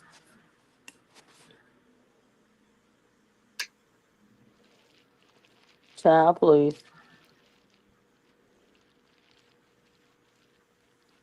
Mm-mm. Mm-mm. Beyonce should have never let this happen. God, What? when people absorb it, they'll attach it to her anyway. Goes back. So I've been stressed and trying to make sure that I'm saying the right things because I know she hates me so much. She's made that very clear on social media. She intimidated me on social media when she said I'm coming up there and I mean it.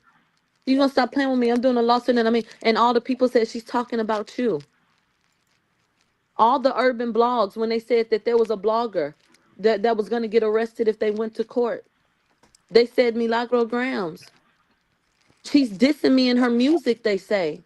2 different projects, they say she dissed me. Well, let me speak for the, and again, I'm speaking of for shit that I don't even indulge in, but I feel the need to. Again, when you're number one, we don't want to hear you when you're like number K. Nobody gives a fuck what you think. During the Tory trial, and I like this. Hey, for all y'all little traditional journalists, man, move over, nigga. Yes, when it comes to court time, we want Milagro in the court. We want these bloggers who can speak in our language in court. Okay, now we want them to be accurate, 100%. But I know there was a whole thing where some journalists they were kind of going against some of these people like Milagros being at the court for the Tory situation. Now, here's the thing. Now, with Milagro being in court or any independent media personality, we expect you to be coming back with the truth, right? We don't want you to taint it in ratchetivity and lies and other things. We want to get an accurate representation. And I seen that was like a beef. Like Megan Cuniff don't like, I think Milagro, right? I don't know. Like some of the other independent people, because all that about people getting arrested at court kind of came out because of the Tory thing, where there's some other dude named Armand. Yeah, Armand. Him and Cardi got into it recently. Oh shit. And I guess they were saying that, I don't know what the fuck their issue was, but for the regular journalists out there, man, move the fuck over. Let the newer influencers, YouTuber people get up in court, see what's popping, that they could give it to us in their own words. And for those people who are the newer media people who are getting up in court to listen to kind of come back and relay what the information is, so make sure y'all being accurate. I know, people like y'all for putting sauce on it, but don't do too much. That's what I would say. Did y'all see this other thing? I guess I'm kind of jumping off of that situation. There is one more Meg situation I'm going to jump on, but let me get to this. Armand Wiggins, Cardi B. Cardi B went crazy on this guy. Did y'all see this? She crashed out. Here we go. So Cardi B responded with this screenshot, and she said back in June. So I think I could give you a easy summation. Cardi B came out recently and is, she did a speech, number one, for Kamala, and she has endorsed Kamala as president.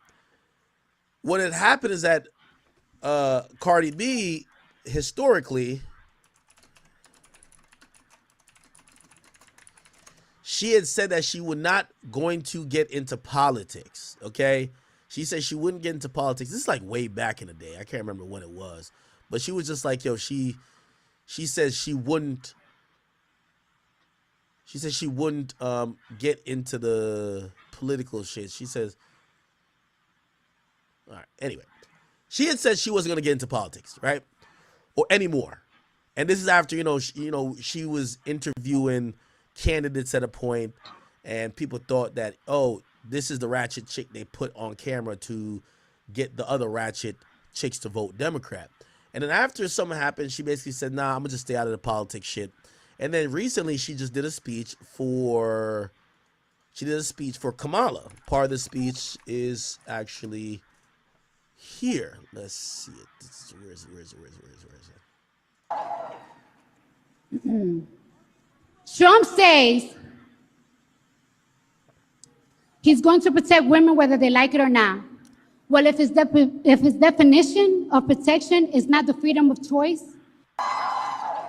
Okay, it's not long. But again, she spoke. Let me see if I can find a longer one. Cardi B. Harris speech. Oh no, this is. Well, let's find wherever we can find. Harris, Here we go. thank you for having me.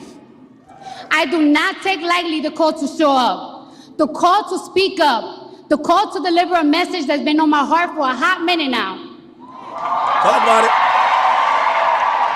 Now, I took my time writing this speech, so I'm gonna make sure I deliver it right. Because I got something I've been wanting to say for a long time. I've been saying it on Twitter, on my Instagram, and I'm ready to tell it to you now. Y'all ready to listen? All right, now. All right. Just like Kamala Harris, I too have been the underdog. I've been underestimated. My success belittled and discredited. Let me tell you something. Let me tell y'all something. Women have to work 10 times harder, perform 10 times better, and still people question us how we got to the top. They be like, how she got there? Hold on, let me warm up. Yeah. Let me tell you something. I can't stand a bully. But just like Kamala, I always stand up to one. All the time, I'm ready for him. Yeah. And I'm gonna be real with y'all. I wasn't gonna vote this year. I wasn't. Okay. But Kamala Harris joining the race, she changed my mind completely. I did not have faith on any candidates until she joined the race and said the things that I wanted to hear, that I want to see next in this country. All right? I believe in every word that comes out of her mouth. She's passionate, she's compassionate, she shows empathy, and most of all, she is not delusional. Yeah. Oh, yeah. Yeah. Kamala recognized that this country is at risk, that the economy needs to get stronger, that the cost of food and the cost of living is too high. Damn, it's even high for me. I believe her when she says, under her, buying eggs and milk won't break the bank. Because she's gonna pass a ban on price gouging on groceries. And she told me that in How many people think Cardi B know what price gouging is? Bro, Metal. This spade in my Discord think you or me. Why the fuck would I be saying this dumbass shit? Bro, your ass stupid. Like, this dumbass nigga think you is me.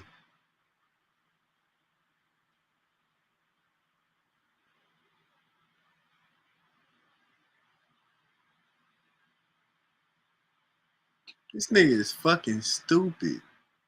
These kids really be dumb as fuck. Why the fuck would this be me? my face. So she better not lie to me in my face. Yeah.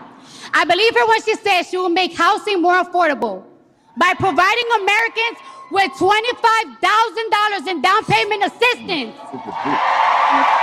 Yeah. Hold on. Bro, how the fuck could it be me when my hands been under here the whole time? Nigga, I've been sitting like this the whole time. How the fuck could it be me? Your ass is stupid as a bitch. Y'all niggas is fucking spades.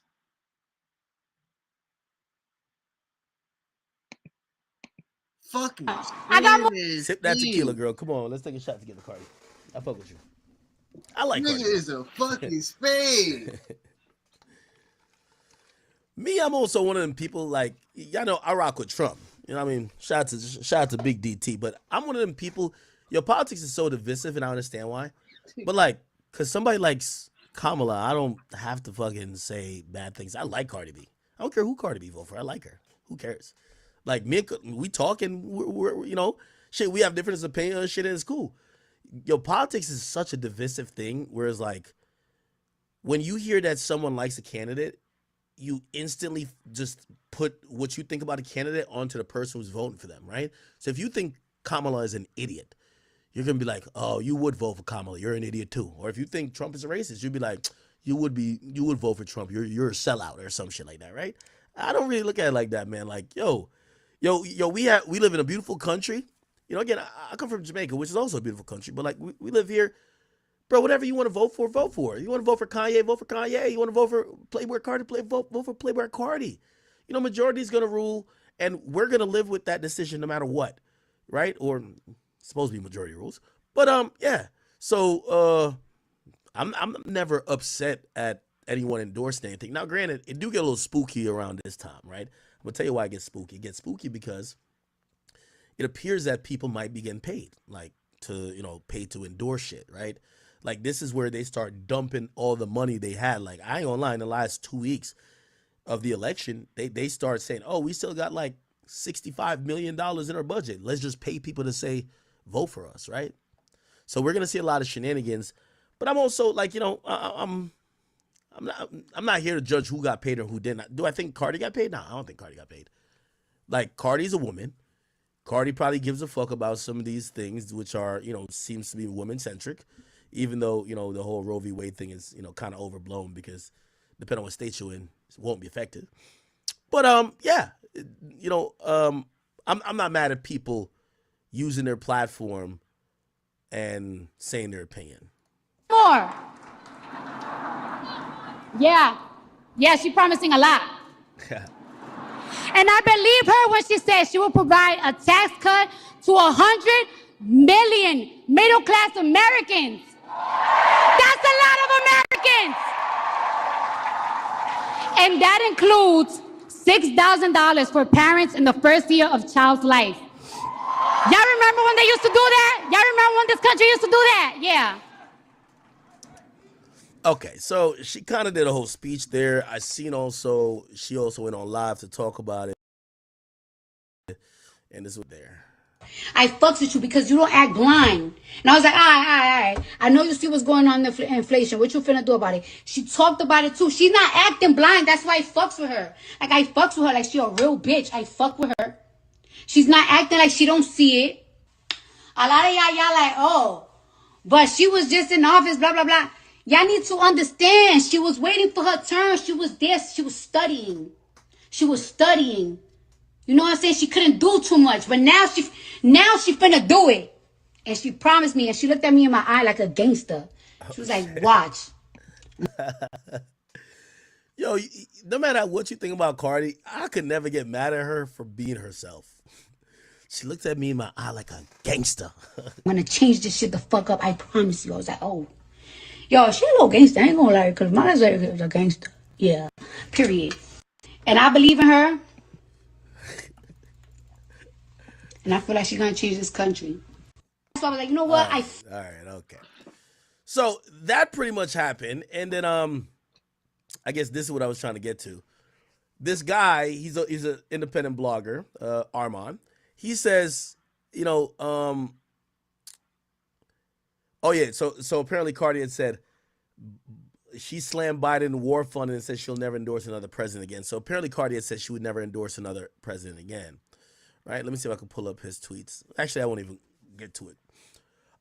So she says, you're lying. She says this was before, she said this was before she ran. I don't even got to follow shit. I stand on what I believe, and that's my biggest problem was the issues in Palestine, which she addressed for a ceasefire. So I do. Cardi's explaining why she's endorsing a candidate after saying she would never endorse a candidate. So, people are thinking who's getting paid, who's not. So they're like, yo, you say you would never endorse another candidate. Why are you doing it now? And essentially what then happened was this not back and forth. Cardi got on Spaces and started tweaking on this nigga. Listen to this. Okay. I'm not a bitch. I'm the No, apparently he called her the B word, right? Which, ironically, Cardi uses the word bitch very frequently, but we all know how women are. Like, they call each other bitch, bitch, bitch, bitch. But if you a guy call them a bitch, it's like, oh, bitch. But it's one of those colloquials, it's like nigga, right? You say nigga with your homie all the time, it come from the wrong lips, pause. You're like, what the fuck, you racist? You know, so I guess it's kind of like that. But Cardi's in here addressing the dude because apparently he called, I don't know, where did he call her a bitch? Said lie where stop playing me. She's phony. A lot of the celebrities. I don't know where he called her a bitch though. Like, I don't know, but apparently he called her a bitch somewhere. Didn't she say, well, just fake as fuck. Guess all her peers are doing it. She has to jump on the moment. Okay. Yeah. Okay. All right. Anyway, she just goes off. Here we go. I'm gonna make this very fucking clear. I'm gonna make this very motherfucking clear. Okay? I'm not a bitch. I'm the type of person you gotta take me to a fucking breaking point so you can motherfucking take me there. And that's a motherfucking fact. I'm not gonna keep letting somebody think that they could disrespect me, they could bully me, and they could keep trying me. Especially when I have conversations with them, as an adult. Because if you don't respect me being a fucking adult, that means I got a motherfucking. And by the way, this is where I'm gonna give Cardi some credit, and I'm gonna give Cardi some credit as opposed to Meg. I know y'all keep saying the Meg Milagro situations, like Cardi with Tasha K. Bro, Cardi is going to hit you up as a human. I know this as a fact. Me and Cardi cussed each other out. Like, ask Cardi. The very first time we talked, Cardi was just like, yo, I ain't gonna lie, man, you move mad corny, bro. And I forgot what the issue was. And we sat there and we argued it out. I told her my side. She listened to my side. She told me hers. And we came to a mutual agreement. But let me tell you why that conversation was important. This is why I fuck with Cardi. Because, number one, and by the way, that never made it to social media, right? That's just personal shit. That established that we're both humans. She's a grown-ass woman and I'm a grown-ass man. And you need to have some type of respect. And also, if you're doing your job, it shouldn't be that personal. Now, if it's beef, it's whatever. If it's, yo, fuck that nigga or that other nigga saying fuck you, cool. But if you're just doing your job and I hit you up personally saying, hey, yo, here's the truth with this, or hey, yo, could you not do this because you're involved with my kids or whatever, you should be able to have those conversations, especially as media. So I always respect that. That's ironically, that's how me and most artist relationships started with a beef or an argument. Because I ain't gonna lie, unfortunately, that's when the most they want to hit you up. You know what I mean? They don't know about you. They don't hit you up till it's time to cuss you out. And me and Cardi had a conversation, and ever since then, Cardi always hit me like, yo, oh shit, I like how you did this. And then she'd be like, yo, I listened to your stream, nigga. What you talking about? And we usually go back and forth like that. Back and forth for a long time. That's how, if you wonder why I have a lot of respect for her, my respect for Cardi doesn't come through music. My respect for her comes through a person. The person that I've seen Cardi B is, she's going to not do the other shit. She's going to holler at you. She's going to holler at you in private. Now, if you choose to still approach that private conversation with disrespect, I guess that's on you. But for me, what I realized with her, she knew she wasn't above, and this is a lot of rappers. They feel like they're above you having a difference of opinion. I've argued about Cardi B about some of the wording that she said about stuff in relation to Offset. Their relationship ain't none of my business. But when they make it public, we then comment on it. So when she's like, nigga, what you mean? I seen you comment on that, blah, blah. I give her my opinion. We go back and forth. Sometimes she'll agree, but she always respected it. And I always respect her difference of opinion. So I'm going to give her that grace. I'm always going to give her that grace. So when I hear her say that she kind of hollered at the dude, she probably did, bro. She probably did holler at him privately. And they could keep trying me. Meg ain't going to do that. Because I ain't going to lie to you. I'm gonna keep it a being with you, and I hope Meg is watching. Yo, Meg, keep it real. I don't know who you think you are, but I'm gonna be honest with you. You see, like some of the issues you having in media. Let me tell you this. This is the thing about also this new media. You're dealing with people, not corporations. Corporations don't have feelings. Put it like this: when me and Lil Baby issues started from when he started calling me out of my name in DMs. After that, it was like, fuck this nigga. This nigga think he really that. All right, cool. Let me show you what happens. That's how it started. Cause he treated me like I'm like dirt under his shoe. Now we've humbled him. He know what it is. Okay, he's learned. But that's the thing. Respectfully to Meg, whether it's your issues with me or anybody, well, I can speak to me. Sometimes you might think somebody is just super pro Tory or pro another artist. But we're talking about Tory here. You've never reached out to anybody to commute. Like, the thing is with artists, the media they speak to. Oh, I don't know if you've seen this, but go check out the newest court filing. An artist is going to tell a media that. Oh, okay. You have zero communication with the people you care about. That's the problem. I hate when artists have mad opinion about media, but you never talk to them. You know, if me and Meg ever talked, like, and that's why I'm down to talk to Carisha. Look how me and Carisha was getting at each other. Why am I down to talk to her? Because honestly, and by the way, we finally DM'd. We got in the DMs. All right, cool. Yo, I'm down to do your show. Let's do it. The artists who think they bigger than the program, you only get slander. Because now, let me tell you this. Every artist, learn this. If you don't deal with the media platforms you supposedly are affected by, you're always going to be out in the wind. People always ask about the 6ix9ine situation. Even if 6ix9ine got punched in the face, he'd call me before TMZ posted. Yo, I ain't gonna lie, you about to see a video that I was fighting. But yo, I just want to let you know, this is what happened before. Like, he's going to give the context that when it's now reported, it don't look that bad. He beat people to the punch. He knows how to work it. He knows how to play, not necessarily play media, but he knows how to interact with media. As I said, Cardi gonna holler at you directly. Meg, I don't think, yo, for all this happening, like, me and Meg could have had a off the grid conversation, and I would be like, yo, listen, you know I know Tory, and this is stuff this is my understanding that people don't know of what went down. Like this. What you gotta say? This ain't no media shit, but I'm trying to get to understand you. Because everything that we all think about Meg is based on what we see on the media. Bro, you seem like a fucking liar. Because everything we're seeing is just these things that don't paint you in the proper light. I think Meg should start reaching out to some of these, but I think it's too late. I ain't gonna lie. Because now, the way I look at her is like she's trying to intimidate media. So I'm like, I'm good. I don't know. Who is the guy that I thought was you? I don't know. But at any point, I don't know if y'all know, me and Meg don't got no fucking beef. I ain't Tory. You know what I mean? Like, I know Tory was probably thinking some other shit now. But for me, at any point, she could have been like, yo, where'd you get that from?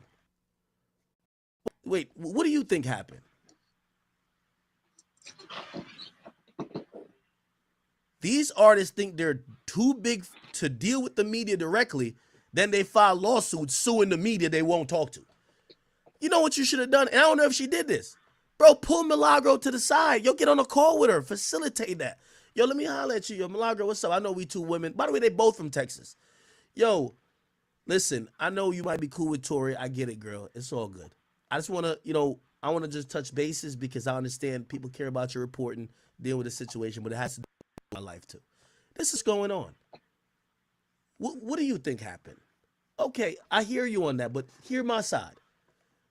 Now, if you do that and a nigga still just disregards you when you're hollering at them like a human, it's up, I guess. And I guess that's what Cardi's saying. Here we go. I'm not a bitch. I'm the type of person you gotta take me to a fucking breaking point so you can motherfucking take me there. And that's a motherfucking fact. I'm not gonna keep letting somebody think that they could disrespect me, they could bully me, and they could keep trying me. Especially when I have conversations with them, as an adult. Because if you don't respect me being a fucking adult, that means I gotta motherfucking treat you how I motherfucking treat people in the motherfucking streets.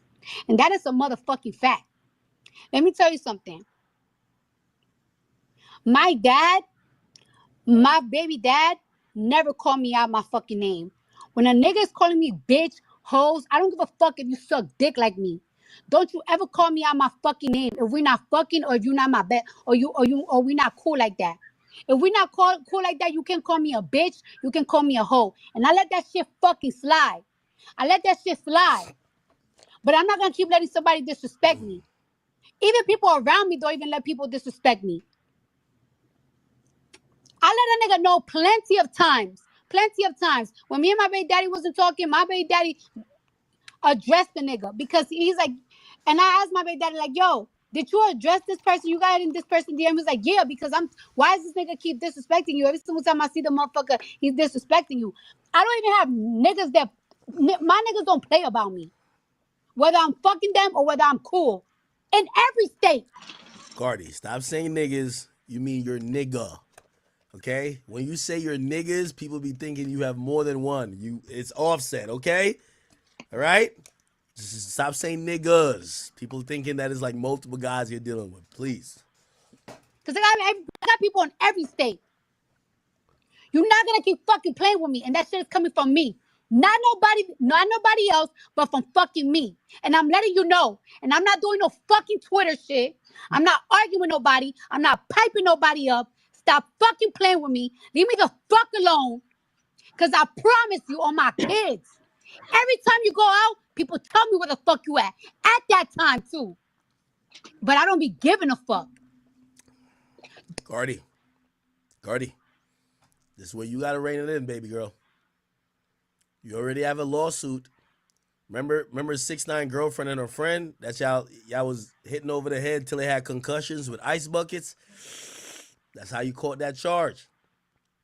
You can't be saying things on Spaces saying niggas is telling me they know where you at when you outside, because it almost gives the assumption that if you wanted them to get hurt, someone would have hurt those people on behalf of you. And we've already seen Dirt got a murder for hire charge. Not saying you would get nobody murdered, but you don't wanna say shit like that. Don't let me get there. Because you keep fucking playing with me. And the shit's coming from my mouth. Ooh. My mouth. Stop fucking playing with me. Because I be sparing niggas. Not sparing niggas on the argument shit. Sparing niggas in real life. Not good, but okay. You don't think people be telling me?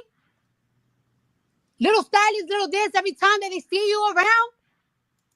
Because you'll be around. Cardi got goons like that? And I spare niggas. Ooh. You're not gonna keep picking on me. You're not gonna keep bullying me. I'm not nobody that nobody's gonna bully, especially a man. No man can fucking pick on me. I don't give a fuck if you suck dick like me. Who the fuck you think you are? Try me and try me and try me like I'm a hoe. Now if somebody that live in West Bubblefuck, I can't do shit. But I be sparing you in real fucking life. Leave me the fuck alone. Shit is getting pathetic, and I'm getting tired of it. Okay. There's boundaries, and you've been crossing them. Stop playing with me. Stop playing with the brim. What? Stop playing with the brim. Boundaries, and you've been crossing them. Stop playing with me. Stop playing with the brim.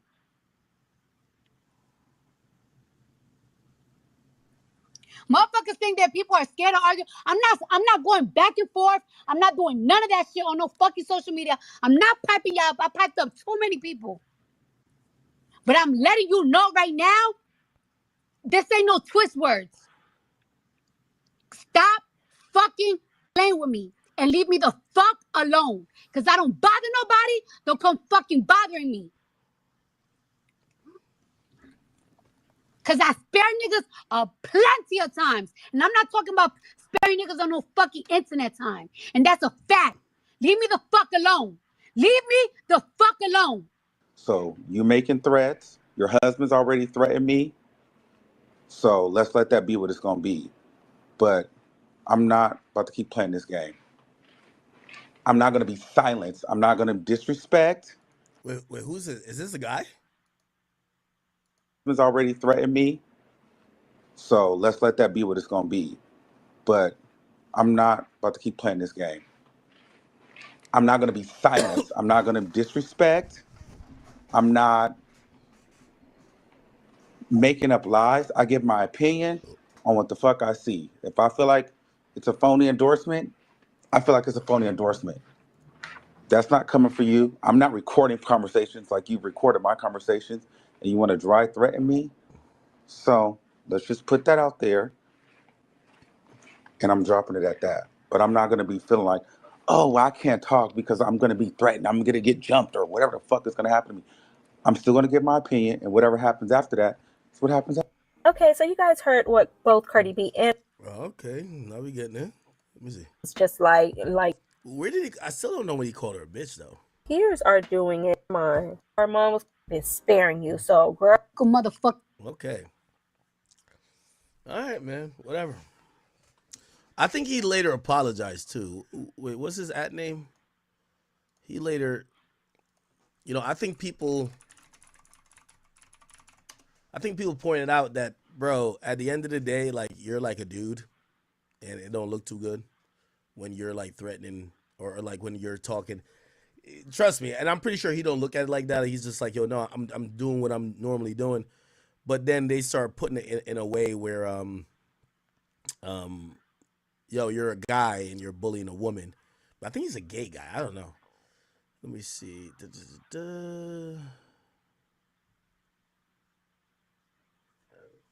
Sorry, let me see. Yeah, he had apologized too.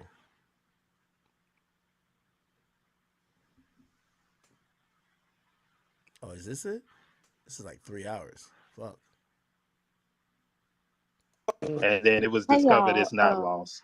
All right. Anyway, he had apologized. He says, I'm gonna apologize to her." Let me see. He basically said he was gonna apologize if he ever called out her name, and that was that. Anyway, let's get to this Meg shit, man. Meg, I ain't gonna lie to you. I offered the same olive branch to what's her name? Who was Diddy's like side? Was oh my god, Young Miami. Hey, yeah, me and Young Miami. I think we're fine. I hope I'm still waiting on her to give me a date. I'll do the show. I now want to offer Meg. Send this to Meg, everybody. Meg. I got you, bro.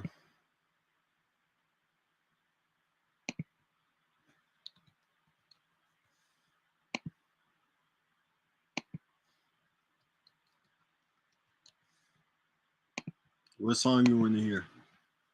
What song? I don't necessarily care to do interviews, and we don't gotta do interviews. Fine. Because you know my motto. I make more money talking about you than I would make talking to you. But listen here, Meg. The fact that you're filing lawsuits, the fact that you have documentaries and everything, and I could see what the public outcry is for you, I do want to get to understand you. And I want to be able to talk to you. I want to talk to you like a human. All right? So I'm offering this olive branch that I want to have a conversation with you. Beyond that, even if you don't have a conversation with me, because you might have hatred and vitriol, I don't know what you feel about me. You should have a conversation with some male in the sphere. Joe Budden might suffice. Go sit down with Joe. I'm giving you free game here because this is the way how you try to, Man, have hold people on. understand your perspective. Bro. What the fuck is going on, bro?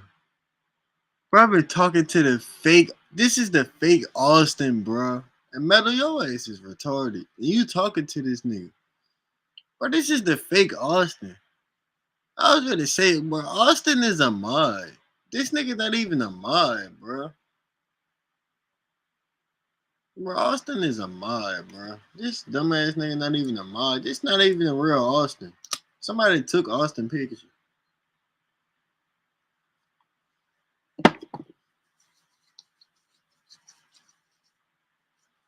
This is some.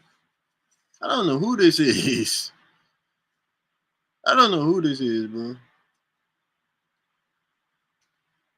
Yes, Austin is a mod.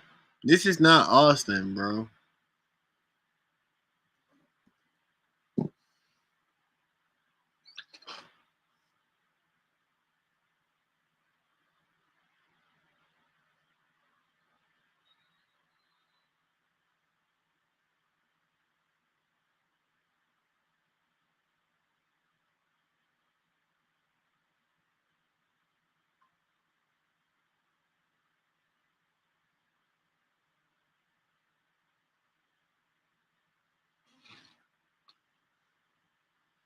This nigga talking about some play some little Mabu. And bro, I knew this one Austin by the way he was talking. This nigga talking about some on my mama. I'm rich on my mama. I'm like, when he said that, I'm like, alright. Then he said motherfucking.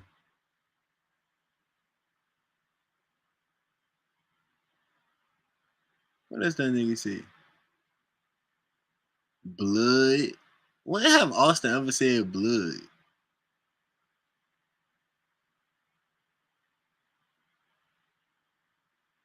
This is crazy. Imagine impersonating a little boy. That nigga like, hold on, bro. Austin was in chat earlier. Hold on. Matter of fact, Austin was here earlier, I think. Austin was in my kick chat earlier, bro.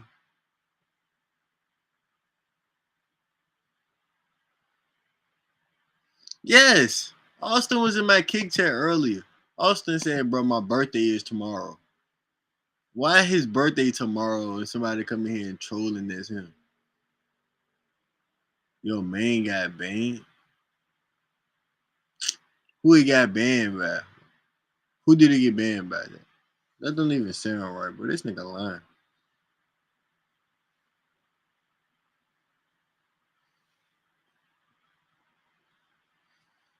Austin, if this is the real you, text me in Discord. That's how I know it's not the real him, because he's not gonna be able to text me in Discord. His ass, my mod is in my Discord. This nigga, why is you impersonating the little boy? You need to go get a life, bro. You got me ready listening to fucking Mabu. Like, bro, Austin probably don't even listen to Mabu.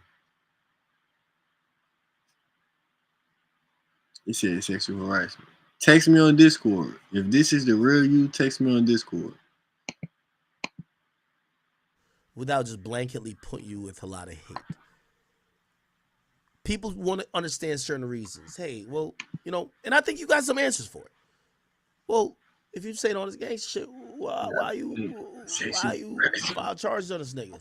Not saying domestic violence should not be reported. It should be. And I think you got a response for that. Now, I was sparing that nigga. He started doing too much. That's when I did it. Bro, who would admit to getting banned for sexual harassment? Nobody would admit to that. And then, bro, you won't get banned one day for sexual harassment. And I never seen YouTube ban nobody for sexual harassment. These niggas be lying. Bro, this shit crazy as a bitch. This nigga on this bitch. Why is you acting like a 10-year-old boy? Something is wrong with you. Well, why'd you lie about the fact that he piped you out? I didn't think it was relevant. I thought it would make me look like whatever it is. I think you could speak to these issues. And I think it might have people understand. I think this was his documentary was for. But I don't know if this documentary hit like I was supposed to hit. So that's why I'm extending this. I'm extending an olive branch. Meg, I am down to speak to you privately or on the record. I want to put that out there. You see, Big Ack? Ain't nobody calling me. Once I've realized, I get to a point of diminishing returns. it's not fun no more for me to just come here and just laugh at you for, you know, your inability to spin this PR thing around. Now, I empathize with you on your hurt and your pain that you may have suffered that night, whether it was from the hands of Tori or anybody else.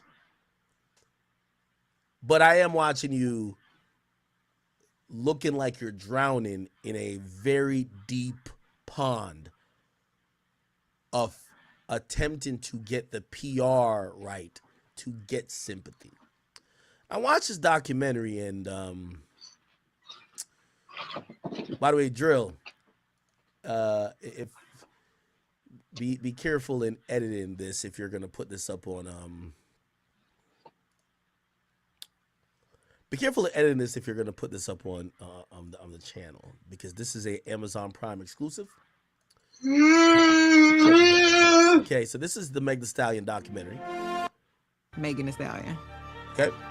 Now, I'm not going to play it in full. Again, you guys can go watch it. And by the way, this is free press. She has dropped a documentary. I could Google it for you. It's called, is it In Her Words? Meg Thee Stallion, Amazon Prime documentary. It's called In Her Words, actually, right? And let's get to the Tory part. You know, that's going to be the most important part that a lot of y'all care about, right? It's an hour and 52 minutes, and it does cover Tory in a good amount. Here we go. I felt so sorry for myself because I was like, this is the end. Okay, let's go a little bit. What you gotta do to bail me out this shit? Okay. By the way, chat, if this begins getting flagged on YouTube, so I gotta watch to make sure it's not flagged on YouTube as we're watching this a little bit. Okay? Again, this is available on Amazon Prime. I'm not trying to steal the IP or anything. I'm trying to, react to this through fair use. Here we go. So apparently these are like photos and shit like that from the actual thing. Let me go back a bit. I'm trying to get to the Tory thing. Now, we obviously are here. Is this Kelsey? Fucking year. Whoa. Okay. Here we go. I'm going back a bit. Beyonce. By the way, I got to warn y'all. I have to pause this a lot. I don't know if it's copyright. It's definitely going to be copyright because this is the Amazon Prime property. But, we're doing some fair use shit by reacting to it. But obviously, if I just play it in full without talking or interjecting, it's just going to flag it to say you're stealing their content. Okay? So beware that I'm pausing it for a reason. Okay. Megan Thee Stallion has a remix to say. Here we go. Okay. Like on her business, and she always been like that. That's Kelsey. Damn. Kelsey got them things. Confito. Yo, ain't it ironic how much time changes shit? She's like, yo, we're best friends. But let me tell you this, chat. Every great girl friendship breaks up over a singular thing like this called a fucking penis. Tori fucked her, and that cock made them not friends no more. Let's keep it a bean. With each other every day, you're like... They crying, all them tears ain't for nothing. Oh, I love you, girl, you the best. Oh my God, you came from so far, until a dick get between them. No, it's more to it when people see y'all. It really is. I super appreciate. Oh shit! All right, Meg. I ain't gonna lie. Yo, Meg do look hella tall in this, but okay. And the WWE female champ. No, I'm playing. I just feel like I want it. No, I ain't gonna hold you. Ain't no way, Meg. Nigga, Meg looked like Brock Lesnar in her prime, nigga. Ain't no way Meg was fighting with this chick and it was a problem. Yo, Meg was probably giving her the beats. Nigga, Meg look. Yo, you ever seen China? China WWE, nigga. Meg look like China, nigga. This is how. Nah, she a little more thick in her hair. Bruv. Yeah. This how Meg look. Yo, ain't no way. This was no goddamn fight. You tell me Meg built like this and this other girl built like that. Hey, I want to give a warning to a lot of y'all young women out there. Listen, be very careful with alcohol. I want y'all to really be very careful with alcohol. This warning goes to more women than men. What song? Because yes, it does happen to both genders where you drink or you become addicted to drinking. Let me tell you this, and this is a personal story a bit. I've been drinking literally for, I want to say 12 years, about every day. I want to be very honest, okay? You can call me addict, is whatever. At this point, and you know how much output I do in terms of content, this is a control situation. I'm not saying it's great, but it's a control situation. Alcohol is something that it really does put you in a different state of mind. Really, any drugs does. I'm 45. And these days, even hearing all these shot o'clock, this and third, yo, I've never seen more young women now who are alcoholics. What I mean by alcoholics, this is what I mean. You go have a good time, you go out with your girls, you black out drunk, and you don't know what happened. You don't know if you indulged in sex. You don't know if you fought someone. You don't know if you got behind the wheel of a car. You don't know why you're in jail, or you don't know where your shit is because you lost everything. This is really, really a thing. And again, obviously, the best thing I could probably promote is say, don't drink at all. But I understand everybody has vices. So if y'all don't drink, y'all gonna smoke. If y'all don't smoke, y'all gonna pop pills. So I want to be realistic here. But I am definitely very worried about women, young women who are attractive, who don't really understand how alcohol affects them. And if you're the type, or if you have a girlfriend or someone who gets blacked out often, I'm 45. gets drunk out in public, wonders how they get home. I'm 45. If you're the type to text a bunch of dudes the next day saying, damn, how did we meet? How'd you look? And you gotta get their Instagram because you have no fucking idea. I'm never gonna blame anyone for any bad things happening to them, but you are putting yourself in a position with your behavior, with your consumption of alcohol, that could have you feeling or doing things or resulting in situations that are completely regrettable. Okay? I'm saying this as somebody that consumes alcohol myself. I'm saying this as someone who, when I say 10 years, is not really to brag. It's to say, these days, I use it as a tool. I get a little bit lit for the stream. I get a little bit whatever.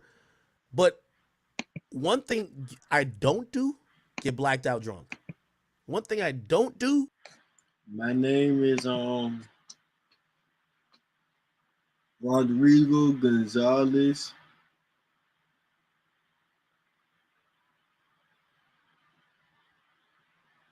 Ramiro Diego Luis the third.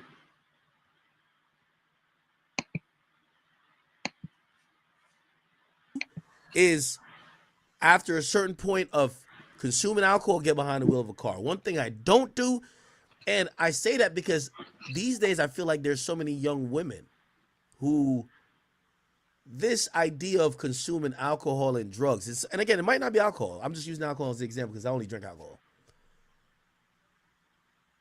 They don't remember what the fuck happened. They're always their fun is being blacked out. That I just want to put that into the air.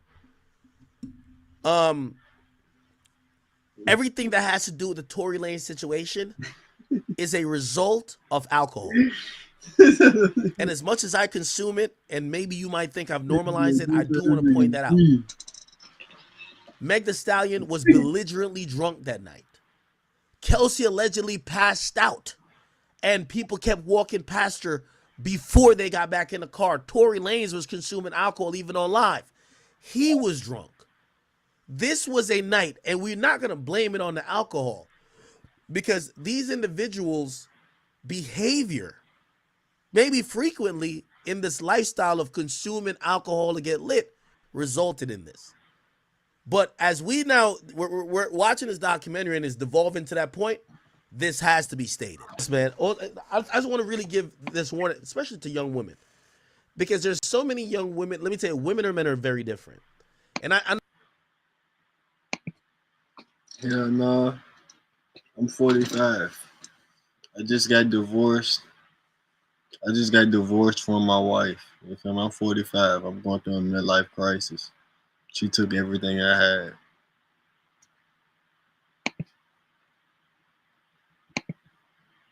I know a lot of women who are in the shot o'clock mode. Men are going to challenge you to drink more because just I don't know if this is exact science. It might be just body weight, but women get drunker quicker than dudes. You got to be. If you don't know what your tolerance level is, find out, please, quickly. Know that after 3 of these, or you could maybe only do 1 shot every hour or 1 shot every 30 minutes, and stick to it.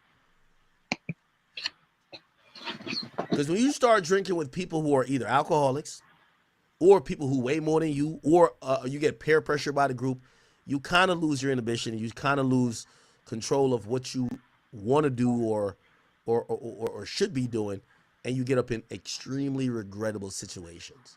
Okay? And I also say that because those same people sometimes come back and say they got drugged. I'm like, no, nigga, you just drank too much. Megatron, bitch. Megatron. He had look at the Diddy case. There, I'm definitely not defending Diddy, but everybody's claiming Diddy drugged everybody, which is like, yo, so you're telling me there was a secret drug only given to one person. Everybody drinking from the same bottle, but one person only feels the effects. It's either you're drugging everybody, or you're drugging one. But I think some of those situations are, yo, nigga, you drank too much. And I give that warning specifically to women who are in social situations. But I give it to also men who, if you carry a firearm, right? If you the type of nigga that tote a gun, be mindful of how much you drink. Because you might get a little bit too lit, a nigga challenge your ego.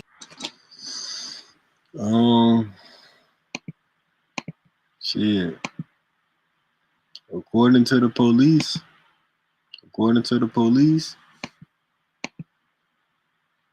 I'm 6'4", nigga. 6'5" with shoes on though. I'm 6'5" with shoes on. Shoes on, 6'5". I put some Timbs on, I'm like 6'6". I'm like 6'6" with shoes on. According to the police. According to the police. Ego, you don't know how to turn it down. You don't know how to realize that you got a gun on you and you might do some regrettable things. I'm saying this in all facets. Yo, what's up? What's up, Maddie? You know, the graveyard, the cemetery, and the jail is packed with people that made really regrettable decisions off impulsive moves sporadically after clubs. The club parking lot after a club lets out is the most dangerous place. People fueled off liquor, emotions, and high off dopamine. Again, maybe that's just God just told me to give that little warning. But just even watching, even in her documentary, she's talking about, oh yeah, I'm getting lit, whatever. The first thing she shows with Tori, they're taking a shot. I just wanted to remind y'all. Let me just keep playing. Sorry. Now, this is at Kylie's party. This is Kylie's party. This is Kylie's party. We left to go home. Now, there's some other details. I'm gonna let this speak for itself here. We've heard it a million times. We heard it in court. Apparently, they all get kicked out of the spot because they were causing a ruckus. The girls are leaving because Jaquan is bringing them away. Tori stays there. Meg goes in the car. Meg says, yo, I left my shoe. We got to go back. They go back. She goes in. Look like Kelsey stays in the car. All they know is when Meg is coming back, she got Tori with her. I was in the car with Tori and his driver and Kelsey. We are all arguing. Now, this documentary skipped past all of that. It skipped. Hey, bro, that's a W picture. Bro, that's a W picture, bro. This nigga, bro, you made me your freaking profile pic fast as hell.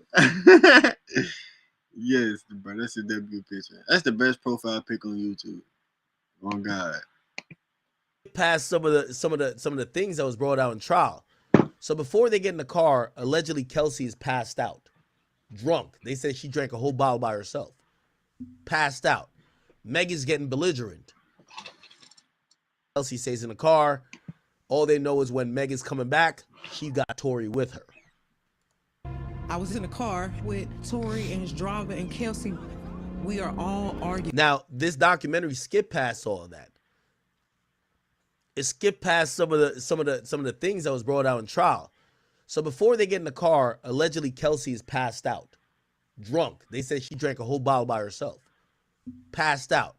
Megan's getting belligerent. They asked Meg to leave, or Meg and Tori. I don't know. They told me I gotta go. Meg ends up going with Kelsey. Tori stays. They come back because Meg says, I left my shoe.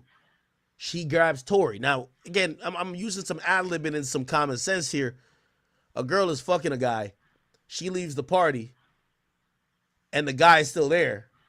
You think she's like, man, I ain't gonna let this nigga stay there and fuck them other hoes? I'm about to go get that nigga too. Fuck that. If my night room, your night room, pussy. I don't know. I could be wrong with that assumption. I'm just going whatever. But when she came back to the car the second time, she get Tori.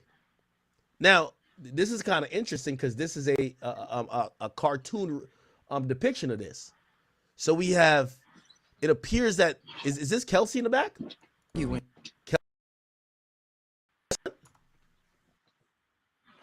Okay. Oh, so Megan's in the front. Kelsey's in the back. Jaquan's is right. Tori's to the right of her. You see Tori right here? Yo, Amazon Prime, y'all did Tori dirty if y'all put the ball patch in the middle of his head. I'm done with that. If y'all did that, y'all did him dirty. I don't remember exactly what I was saying, but I knew I was talking shit, and he probably was a little offended. Now, this is where in the and this is very important. This is very, very important. She said, I don't know what she said, I don't know what I was saying, but I was probably talking shit, and he was probably offended. This is my biggest problem with the case. A woman who is damn near at the point of being blacked out cannot recount, cannot actually give an accurate representation of how things got from A to Z. You know that. You ever seen a chick who been blacked out and you tell her certain things she did, she said, I ain't do that? Or that she just brings some us, nah, it's because of that. Like, no, that happened 2 hours before. No, that had nothing to do with it. What are you talking about? That's one of my biggest issues with this case. Everybody is drunk. Listen, I'm a drunk nigga, so I know. Sunday Bay.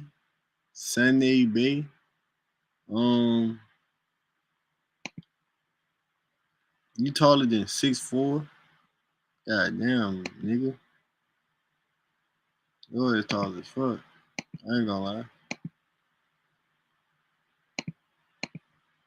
Know how to analyze drunk people. And I've talked to people that's mad drunk.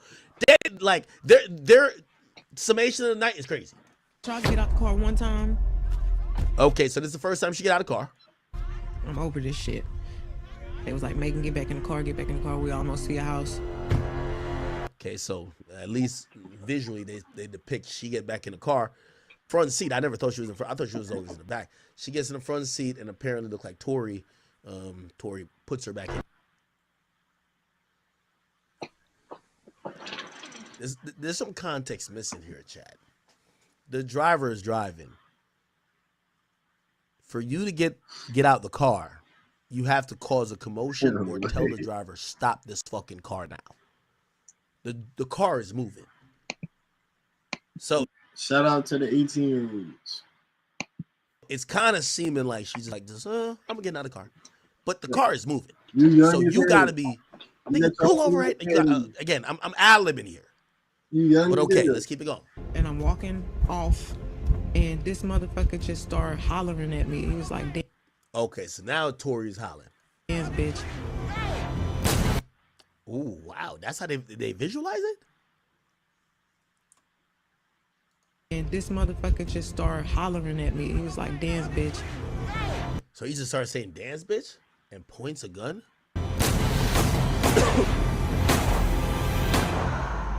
Oh my God. Wow. This is crazy. This is nasty work, chat. You're right. Crazy. This looked like a solid object, which looks like metallic. You know, again. Bruh, I will fuck your bitch on the bed day. Nigga, for real. I will fuck your bitch on the bed day, nigga. Yo ass tripping. You know, I actually do believe, you know, there were Yo bullet ass fragments. tripping, nigga. You know, despite, I do think there were bullet On fragments. the bed day, nigga. In my opinion, right? Who shot the gun? I don't know. Do I think she was hit directly? No. Do I think someone tried to shoot her? I kind of think not. They were trying to scare her. But did she get shot technically because there's bullet fragments in her feet? Yes. 100%. I wanted to quietly move on from the situation. Yo, chat, whoever said big feet, man, you going to hell, man. These ain't no size 22. What are you talking about? This kind of look like a size... I don't know. I wanted to quietly move on from the situation. Okay, so it looked like there was bullet fragments in both feet.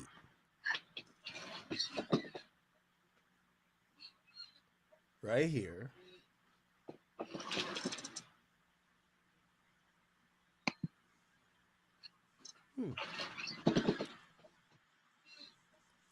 There is an angle where you look at this and let's try to put both of their stories together. She says she remembers Dance Bitch Dance. That does sound wild. Shout out to y'all. Say someone was trying to scare her, shoot around her feet. The bullet hits the ground, but because it's asphalt, because they're on the road, the bullet fragments, and then some splinters or some fragments get into her foot, or both, because they're in both foot. This says right leg. This is the right leg. And in the left leg, they're in there too. So clearly, it feels like for bullet fragments to be in both feet, it looks like there had to be a gunshot fire near her foot. Because why is it not in her thigh? Why is it not nowhere else? Why is it only by her feet? Right? Yeah, so maybe somebody did shoot near her feet. And maybe that's why she came up with this dance bitch. I don't know, my nigga. Okay, anyway. Out of my... Let me try to address this. Meg, with all due respect, there's been several rumors, ones that have been told to me privately that I've never spoken about. There's artist friends of yours that have all told me, oh, Meg, she's on my notch list. Who the fuck is Jay? A lot of that. Who the fuck is Jay? Who the fuck is Jay? That is not even known. There is a conversation and a rumor that you're just a little promiscuous. Here's the thing. That's not why you're getting all this shit. The narrative of your promiscuity comes into play in this situation because people are wondering, what is the motive? I know you, and even how you said in this documentary, you said on the stand, you think Tory shot you because you insulted his music career. I'm sorry to tell you, Meg, it's hard to believe. You think Tory hasn't heard someone tell him, nigga was beefing against Drake. Every Drake fan was saying, you suck. Drake's the best. Did he shoot every one of them? That sounds highly like, okay. I'm not saying that couldn't be one of the factors, but if you're thinking that you tell him he's trash, or that the only reason why he was popping right now was because he was on, ironically, the song called What's Poppin' with Jack Harlow. No. The reason that's believed seems to be your best friend was having sex with Tory before you were. You then have sex with Tory while she has COVID. When both of y'all find out y'all having sex with the same man. Y'all fucking with the same man. Same man. Come on. When y'all find that out at a pool party, shit goes left. Y'all start arguing. Tory starts talking shit because he fucking both of y'all, and shit goes off the rails, which that's the reason why we care about your promiscuity. Were you having sex with this man when your friend, because that is the nature of the argument, because also a part of this that's also forgotten is that there were allegations that you were fighting your best friend. Why would you fight your best friend if you were only insulting him? you would be fighting her if she was offended by the fact that, or by the revelation that you were having sex with Tori. Why? Like again, bro, a lot of these chicks in the game is whores, or like based on their sexual content that they put out via their music, we assume they hoes. So we're not judging you for that. I pay for this. Hold on, I'm in this bitch. Amazon Prime. Nah, they don't owe me no money. They gonna be like fair use. Okay, well, good. Now when I'm watching your shit on stream, don't claim my shit now. You put me in your documentary and you use my stream, so now I'm watching your shit. It's all good. I'll call it squits. I'll call it even though y'all got a big ass platform making a lot of money. Amazon, Jeff Bezos just bought like a 500 feet yacht. Okay? So don't try to claim my video just like I ain't trying to sue y'all.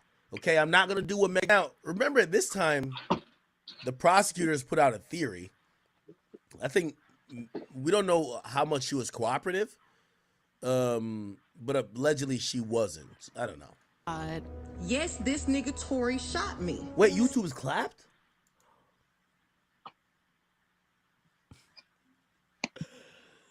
They packed up YouTube.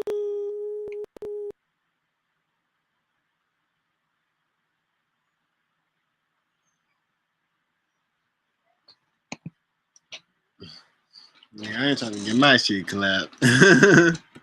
I ain't trying to get my shit clapped, so we done with it. What the fuck? That's all I needed to hear. He said his shit got clapped. Nigga, y'all ain't gonna see me for another month. My shit get clapped. They been waxing my shit. I ain't gonna lie. Hey, bro, I'm not gonna lie, gang. I've been on for 13 hours. Can I get off? Like, god damn. I ain't even gonna lie, bro. I've been on 13 hours.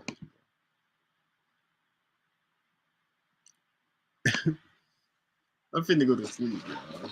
No bullshit. What's up, Maddie? I'm finna hop off this bitch. I'm not gonna lie. I'm not Kai. I'm not Kai. No bullshit. Unless y'all, yeah, no bullshit.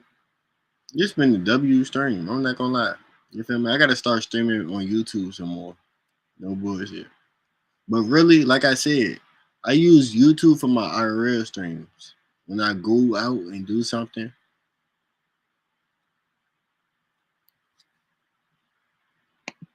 Huh? What the fuck?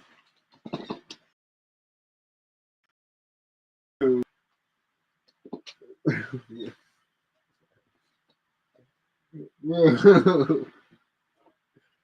What? Bro, what? Bro, what? Bro, what are you saying, bro? Bro, what are you saying, Manny? What are you saying? What are you saying? Bro, what the fuck? No, bro. You is tripping. Y'all is tripping.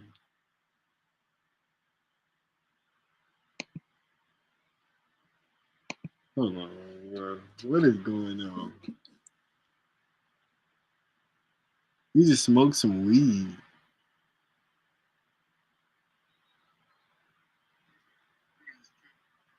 Bro, that's a fake Maddie too, y'all. Bro, that's a fake Maddie.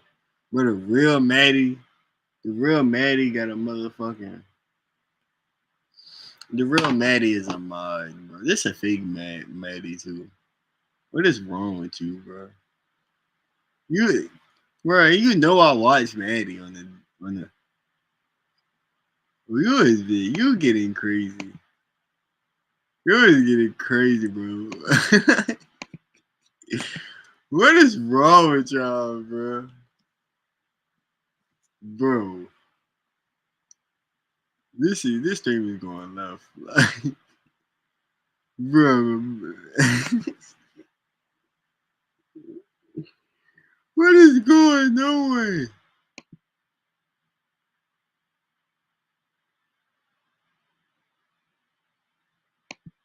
Bro, what is going on, Jay?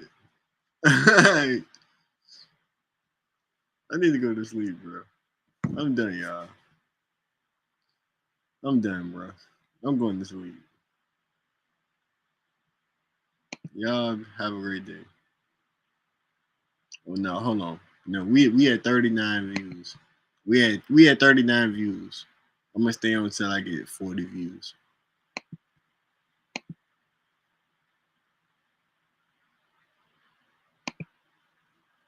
Nigga, I need 40 views. I need 40 views. When I get 40 views, I'm gonna hop off. Y'all like the video, man. Y'all go like my YouTube video. Oh, all right, damn. All right, man. We gone, bro.